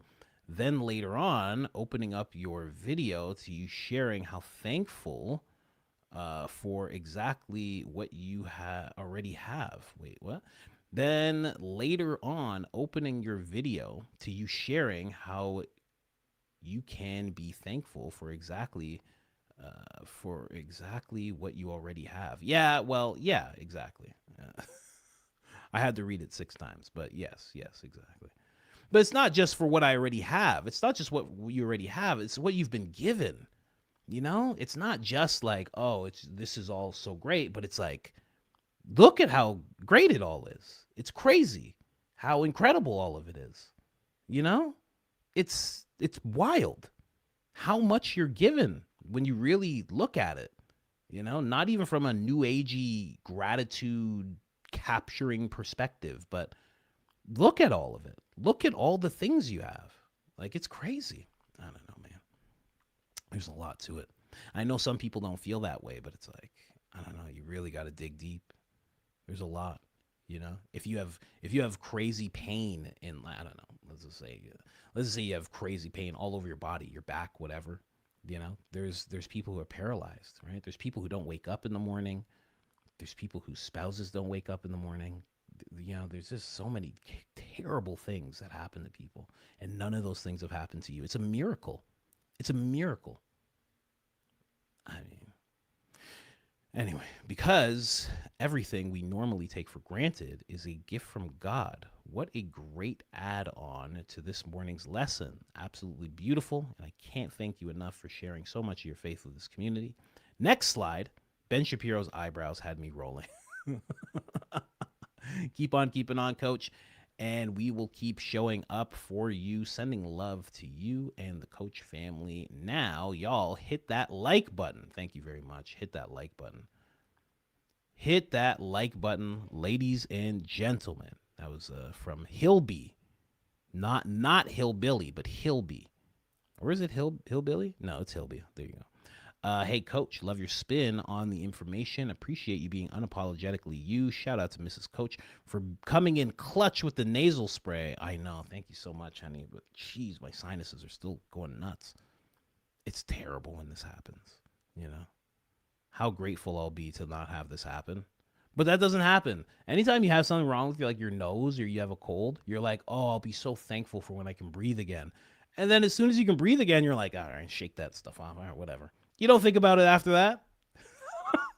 I don't. I never do. This goes away in like 20 minutes. I'll be like, who cares? Whatever. You know? Record straight. Daily Charlie listener for years. The context of him being afraid of going to prison is from witnessing the weaponization of the DOJ against Trump. Tyler B., Steve Bannon, Roger Stone, and other peaceful, quote-unquote, social gatherers from the Denier events. Oh, thank you for calling it that. They're talking about January, I think that's what you're talking about. They tried to include him on the event, even though he was in Arizona at the time. He knew the left follows through on judicial threats and feared if Trump didn't win, he would be used as an example for his many controversial views as an attack on freedom of speech. The bottom of the camera view would have shown what happened under the table after the Big Bang. Oh, what they were all doing under there. Oh, you're right. That is what it would show. Wow. That's why that video was zoomed in. It also is missing 3 minutes compared to the other footage for that same reason. Love the show. Stay in the word, brother. Thank you so much. You as well. Stay in the word. Yeah, that makes a lot of sense. Yeah, I heard Charlie feared possible weaponization, but it's like, I don't know. I don't think so. You know, that's why some people think he's still alive, because he was avoiding prison. And it's like, I don't think so. Because I don't think they'll actually do it. I think they might try. They might try, but they don't have as many things on Charlie as they did on the president, right? The president had dealings and things he was doing, unless there's dealings and things that he was doing that we don't know about. But as far as I can tell, I mean, Yeah, they definitely. I think you're right. They would have tried, but I don't think anything would have happened. Right. And then to still fake your death, even though the president is in office, and it's gonna be probably another Republican going in, and you're the guy who could actually make that happen. I don't know. I don't think he's alive anymore, sadly. Number one fan in Arlington, VA. Number one, Pryor. Number two, Murphy. Number three, Rock. Number four, Chappelle. What is your top four? My top four is silly. Dave Chappelle, Louis C.K., and from the time I would say Cat Williams, and my number four is very funny because it's Harlan Williams. When I was a kid, there's no one I would laugh at more than Harlan Williams, because he did something that I didn't think was able to be comedy. He would just like say crazy things. He would say, "Smack me twice and call me a hot dog." And you'd be like, what? Like, you can just say that on stage and people are going to laugh? When he's on Joe Rogan, he's hilarious. He's just really good. So I've always loved Harlan Williams. He's been like one of my favorites forever. Like, again, when I was a kid and I would see him on the screen, I would get excited. The rest of the people, I would listen, I would laugh, it'd be interesting. But I was always excited when it was him. Always, always. So that's my top four. I put Cat Williams there in more so for respect. You know, I respect him and what he's done and what he's been able to stand up to, and the way he does his specials and the way he like, you know, there's that. But I think it's Chappelle, yeah, Louis C.K., Eddie Murphy's there, but it's hard. It's hard. It's hard. But yeah, I think Harlan. I can't deny Harlan Williams because he was just so funny. I always loved Harlan Williams ever since I was a kid. And I can't say that about anybody else. You know, I didn't really see Eddie Murphy all that much when I was a kid, right? You were watching BET Comic View or you were watching Just for Laughs comedy special. You didn't really see Eddie Murphy on there all that much. He already stopped pretty much. So you'd see Chappelle, you'd see Louis, you'd see Bill Burr, you'd see Patrice O'Neill, you'd see all these different people, but you'd never see Eddie Murphy. The only person I would laugh at all the time, and I have been laughing at for decades, is Harlan Williams. So he has to be in the top there for me. But then also, it's like if I really break it down, like the Italian guy that I hang out with, or that I would hang out with when I was younger, when I was in the streets running around doing dumb stuff, that Italian guy was the funniest guy I've ever seen in my life. He was the funniest person, hands down. Just a regular guy. I couldn't even get him to do stand-up. I wanted him to do stand-up. He wouldn't do it. He was like Sebastian mixed with Joey Diaz. He looked like Sebastian. He was expressive like Sebastian, but he had these gross, wild, degenerate stories like Joey Diaz. I mean, just guy was in prison. One time he popped up and I'm like, "Where you been?" He's like, "I was in prison." I was like, "You're in prison? Why are you in prison?" He's like, he smiled a little bit. "I was in prison in New Brunswick." He's like, "You know where New Brunswick is?" I'm like, "New Brunswick?" I'm like, "What the hell are you talking about? How'd you get into prison in New Brunswick?" He's like, "Oh, there's a girl." He starts smiling. "There's a girl, you know?" What? You went to prison? You've been gone for 4 years. What are you talking about? He just goes to prison in New Brunswick out of nowhere.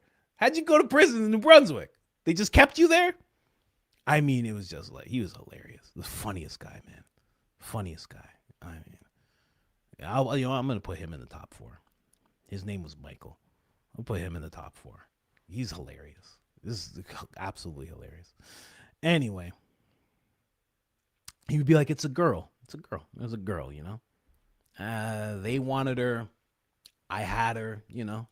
So got into a little fight here and there. Maybe I almost killed somebody." "What? Over the girl?" No. Over principle, not the girl. Okay. The girl, Maybe we did some robberies together. I'm like, what? What are you talking about? I mean, just the fun. One time he had this story. Oh my gosh. One time he tells me this story. He calls me up. And he's a very, like, he's gone to like federal prison and like he's done like some long bids, right? So he's like, he's a wild boy. And he calls me up and I'm scared. He says, like a bundle of sticks, like that F word, He goes, do I look like some kind of F word to you? And I go, no, what do you mean? He said, I asked you a question, man. Do I look like some kind of F word to you? And I'm like, no, what? Like, what is it? Like, what? He's like, man, I just saw a guy. He's like, I'm at the coffee shop, right? He's like, this guy, looks like a guy, maybe he's in the streets, maybe he's not. I don't know. Leather jacket, kind of looks like our buddy Russo. I'm like, okay. I'm like, was he with Russo or something? He's like, no. He's just kind of looked like him, bald guy, leather jacket, and he goes, I get my coffee. He looks at me again. He goes, I get my coffee. I'm walking down the street. He goes, this guy pulls up, big dark truck, pulls up. So I'm ready. When he says he's ready, it means like he's like grabbing something, like he's ready. So this guy pulls up to him. I've never laughed so hard in my life. This guy pulls up to him and he rolls down the window and he looks at him. And this is my buddy. He's like an Italian guy. He's a pretty boy, like 6'2". Looks like he could be an Italian model if he wanted to, but he just likes smashing people's faces too much to be a model. So he pulls up to him, rolls the window down. He says, hey, man. He goes, I was seeing you in the coffee shop there. He goes, yeah? He goes, would you mind getting inside this car so I can suck you off? And I'm crying laughing because I know that's the wrong person to say this to. He takes his coffee, he throws it at the guy, he breaks the guy's window, he does all this stuff. I'm like, you did all that? Why'd you do that? He goes, do I look like some kind of F word to you? And I'm crying laughing. And he's getting so mad that I'm laughing. And it's making me laugh more. And he was almost at the point where he's like, I'm going to come and see you because of how much you're laughing at me right now. And I'm like, bro, relax. You don't look like that. You don't look like one of those guys. It was a crazy guy. Like, calm down. It was the funniest thing. Oh my gosh. It was crazy. It was such a crazy story. Just the wrong guy to say that to. The wrong guy. And he has so many of those stories. Oh, man. But I don't know where he is. He disappeared again. He's an Italian guy. You know how it goes. Anyway. Just great. The guy just pulls up on him. He goes, would you get in this car so I can do that with you right now? And he just lost it. Oh my gosh. It was so good. It was the funniest story ever. There's another one. Should I tell you guys this story? I'll tell you guys this story really quick. We're in the super chats anyways. We don't have that many of them anyway. There's another one. This Italian guy. Right? So he's a wild guy. Okay. And he keeps getting into these situations that he's not trying to get into. So he lives in this place. So he's living in this place and it's like a shared place, right?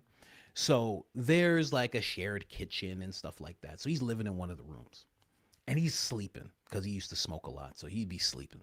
And the next thing you know, these black girls are banging on the door and they're like, hey, yo. And he's like, leave me alone. He closes the door in their face. Like, hey, yo.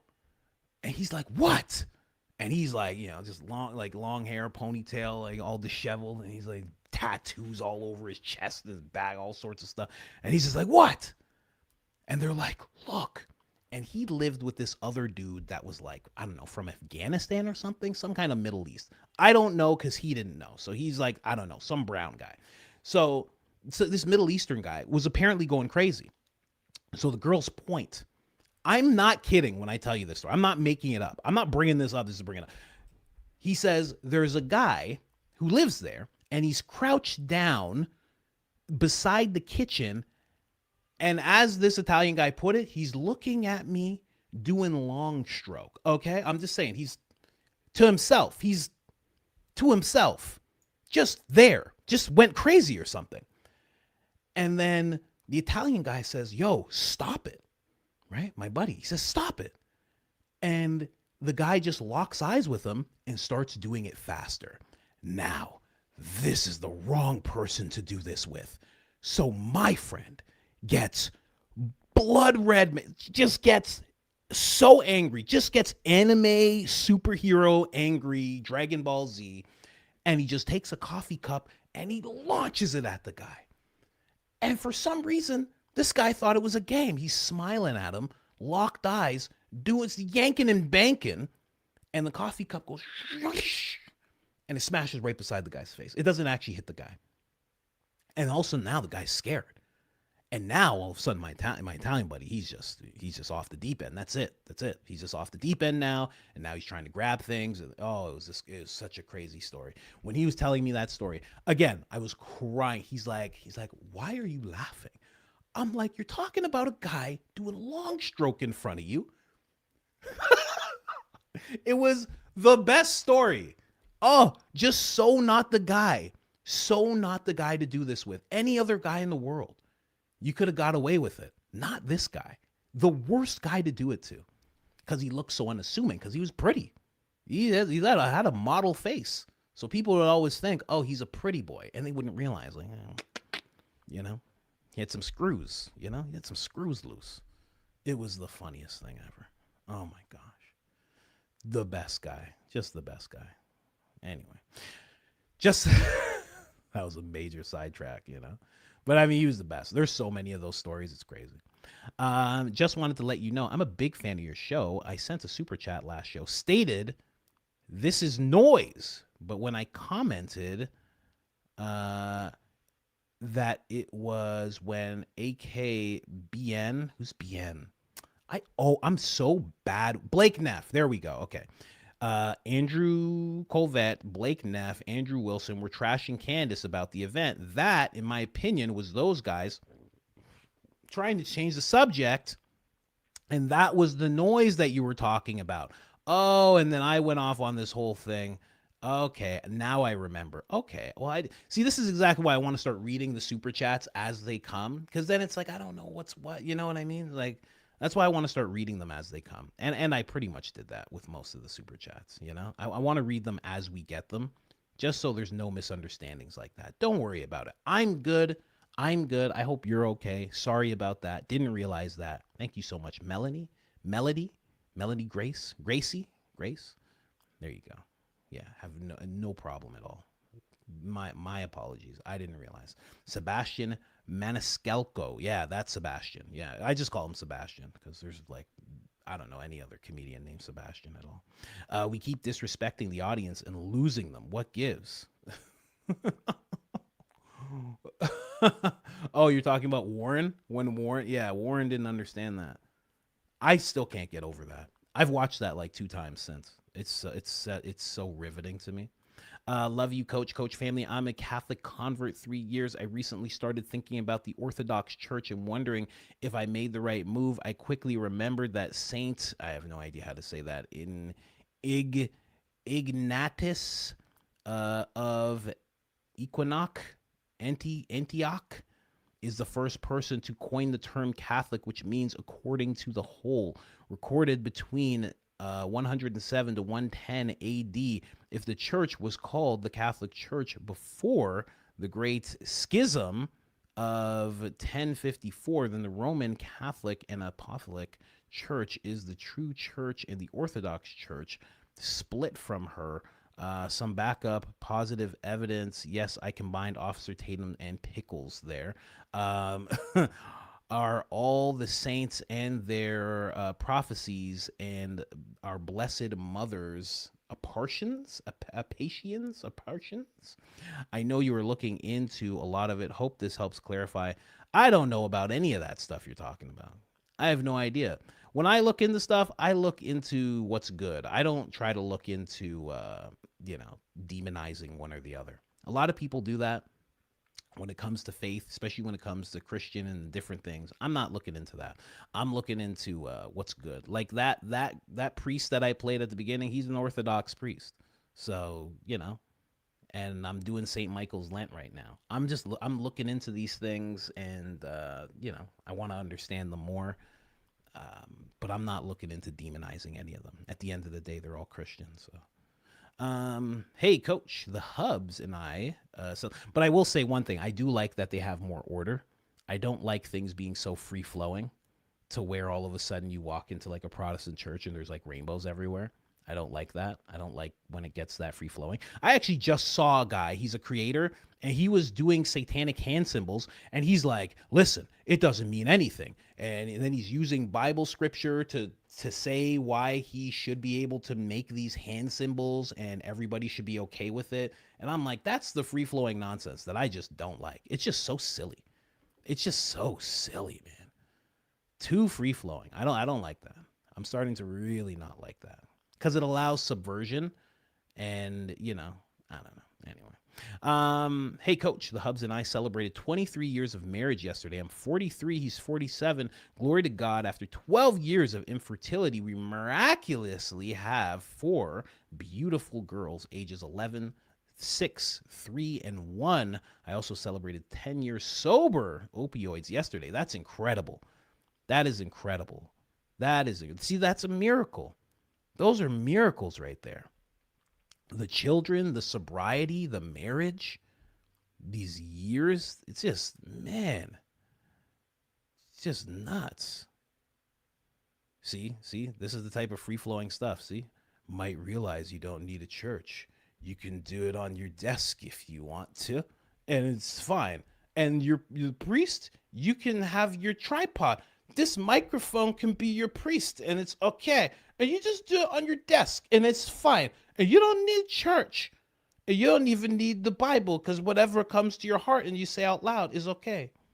That's the free-flowing nonsense I hate, man. It's the worst. Yeah, that was Pauly Shore. Thank you for knowing that impression. That is an obscure impression many people don't know anymore. Thank you for knowing it was Pauly Shore right away. But I mean, yeah, that's beautiful. Just beautiful. Good for you. Congratulations. Congratulations on sobriety. Congratulations on the marriage. Congratulations on the children. That's beautiful. That's just, praise God, man. Wow. I'm so thankful God has blessed us immensely. He also led us to the Orthodox Church 7 years ago. I cannot thank him enough, and I am blessed to send a bit of money to my favorite creators to celebrate these milestones, sending you and your family all the love, praying for you. Check out my local Orthodox Church. You will find so much peace. I know we could never go back. What is this? Kiri Isin? Oh, you even showed me how to pronounce it there. Wow.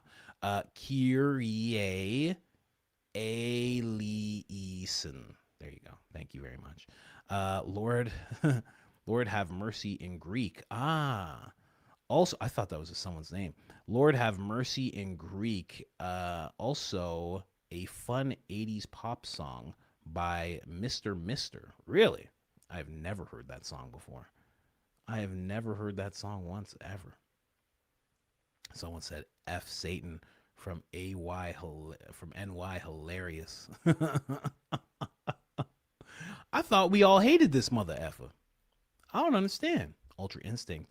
Did you happen to hear the Izzy Chief Rabs Yosef comments this weekend? I can't stand people invoking God when they are talking about doing evil things. Well, I guess he doesn't think it's evil. How does it get so perverted? I have plans to go back through your timeline to learn more about their methods. It's demoralizing, but I still have faith. I have not heard of this person ever. I've never heard of this person at all. But how do people do that? They justify themselves through God. And sometimes it's just a manipulation. Sometimes people, like you're saying, like, oh, he doesn't really think it's evil. Some people know what they're doing is wrong, and they just know they can manipulate people through God. And I think that's a lot of what we see. I think that's a lot of what we see when we see people doing it. I don't think it's just innocent, like, oh man, I thought I was really doing good. I think some people, they know they're not doing good. They know. And they're just like, well, I know I can just flip this around.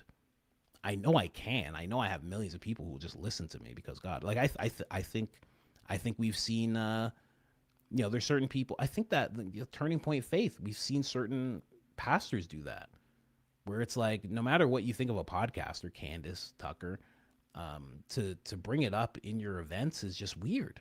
It's just weird. And I think that's what you're doing. People are walking in looking to hear about faith, and you're giving them political talking points. And that's just unnecessary. It's just really unnecessary. It's weird. And it's not just Turning Point Faith. I mean, you've heard various people talk about Candace and Tucker. And it's like, why are you airing out your grievances politically on the stage when people just need the word? Someone just said Frank. Like, yeah, it's weird. It's weird stuff. Martin, high cost. You mean coach? Whatever. You can call me Cost. It's fine. Saw your episode about this young rapper who spoke about a hill and nice cars and a drive and the darkness he felt. Oh, it was before Miss Owens.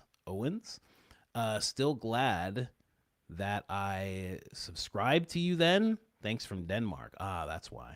From Denmark. Shout out to Denmark. Yeah, that was a kid that he said he encountered the devil through people in the music industry. He said that. This is that same video that we saw last week. So goes Colin. Mama! Oh man. Yeah, that was a weird video, man. This guy talking about everything that's happened to him in the industry and how they tried to make him sign up to sell his soul. And he was talking very serious about it. And he said it happened in the hills after he went to a certain person's house who was very rich and famous. Weird stuff. Thanks for all the laughs. Today has been a sad day for me, and I knew hearing you laugh would brighten it. And it did. You remind me so much of my brother and our antics together. Hearing you laugh, your impersonations, especially with the wish/singing in the rain yesterday, about made me fall off my chair as I was hanging lights. Thanks for using the gifts God gave you to help encourage people. The gifts God gave you to help encourage all of us in our day. Sincerely, Candace Irian. Candace Irian. Hello. Yeah, well, I hope your day is feeling better. I hope it's much better, and I'm glad that I could help if I did. The tough days are tough days. We all go through them. Sometimes I'm going through them before I go live, and then I go live and everything gets better. And it's not because of me. I know I make myself laugh, but it's because of you guys. And So that's what we do here. I love the community that has built around this show. I do appreciate it. Anyway. Let's get out of here. Candace is not going live today, ladies and gentlemen. I don't know if you guys know. She is not live today. She will be back next week. It is her anniversary. Anything that pops up on X, I will make sure to share with you guys tomorrow. Baron, I don't know if Baron's going live. I don't know if Baron's going live tomorrow. We'll have to see.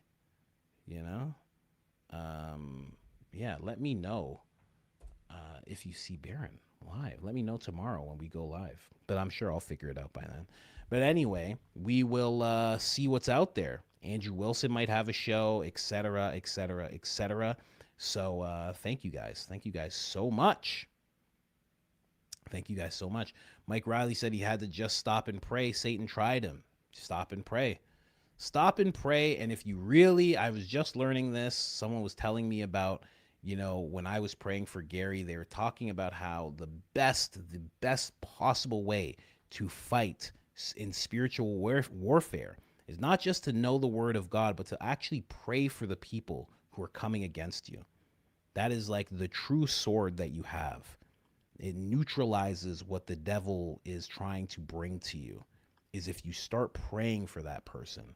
And it also does something to your heart as well. So instead of you going dark and going into the darkness in regards to your heart, you bring out the light. And instead of, fighting them, fighting fire, you're bringing this light, you're bringing this incredible compassion, and they bring the other thing. It just neutralizes it. That's the best way to fight spiritual warfare. So pray for that person. Pray for that person, Mike Riley. Anyways, guys, I'm out of here. Thank you guys so much. Praise God.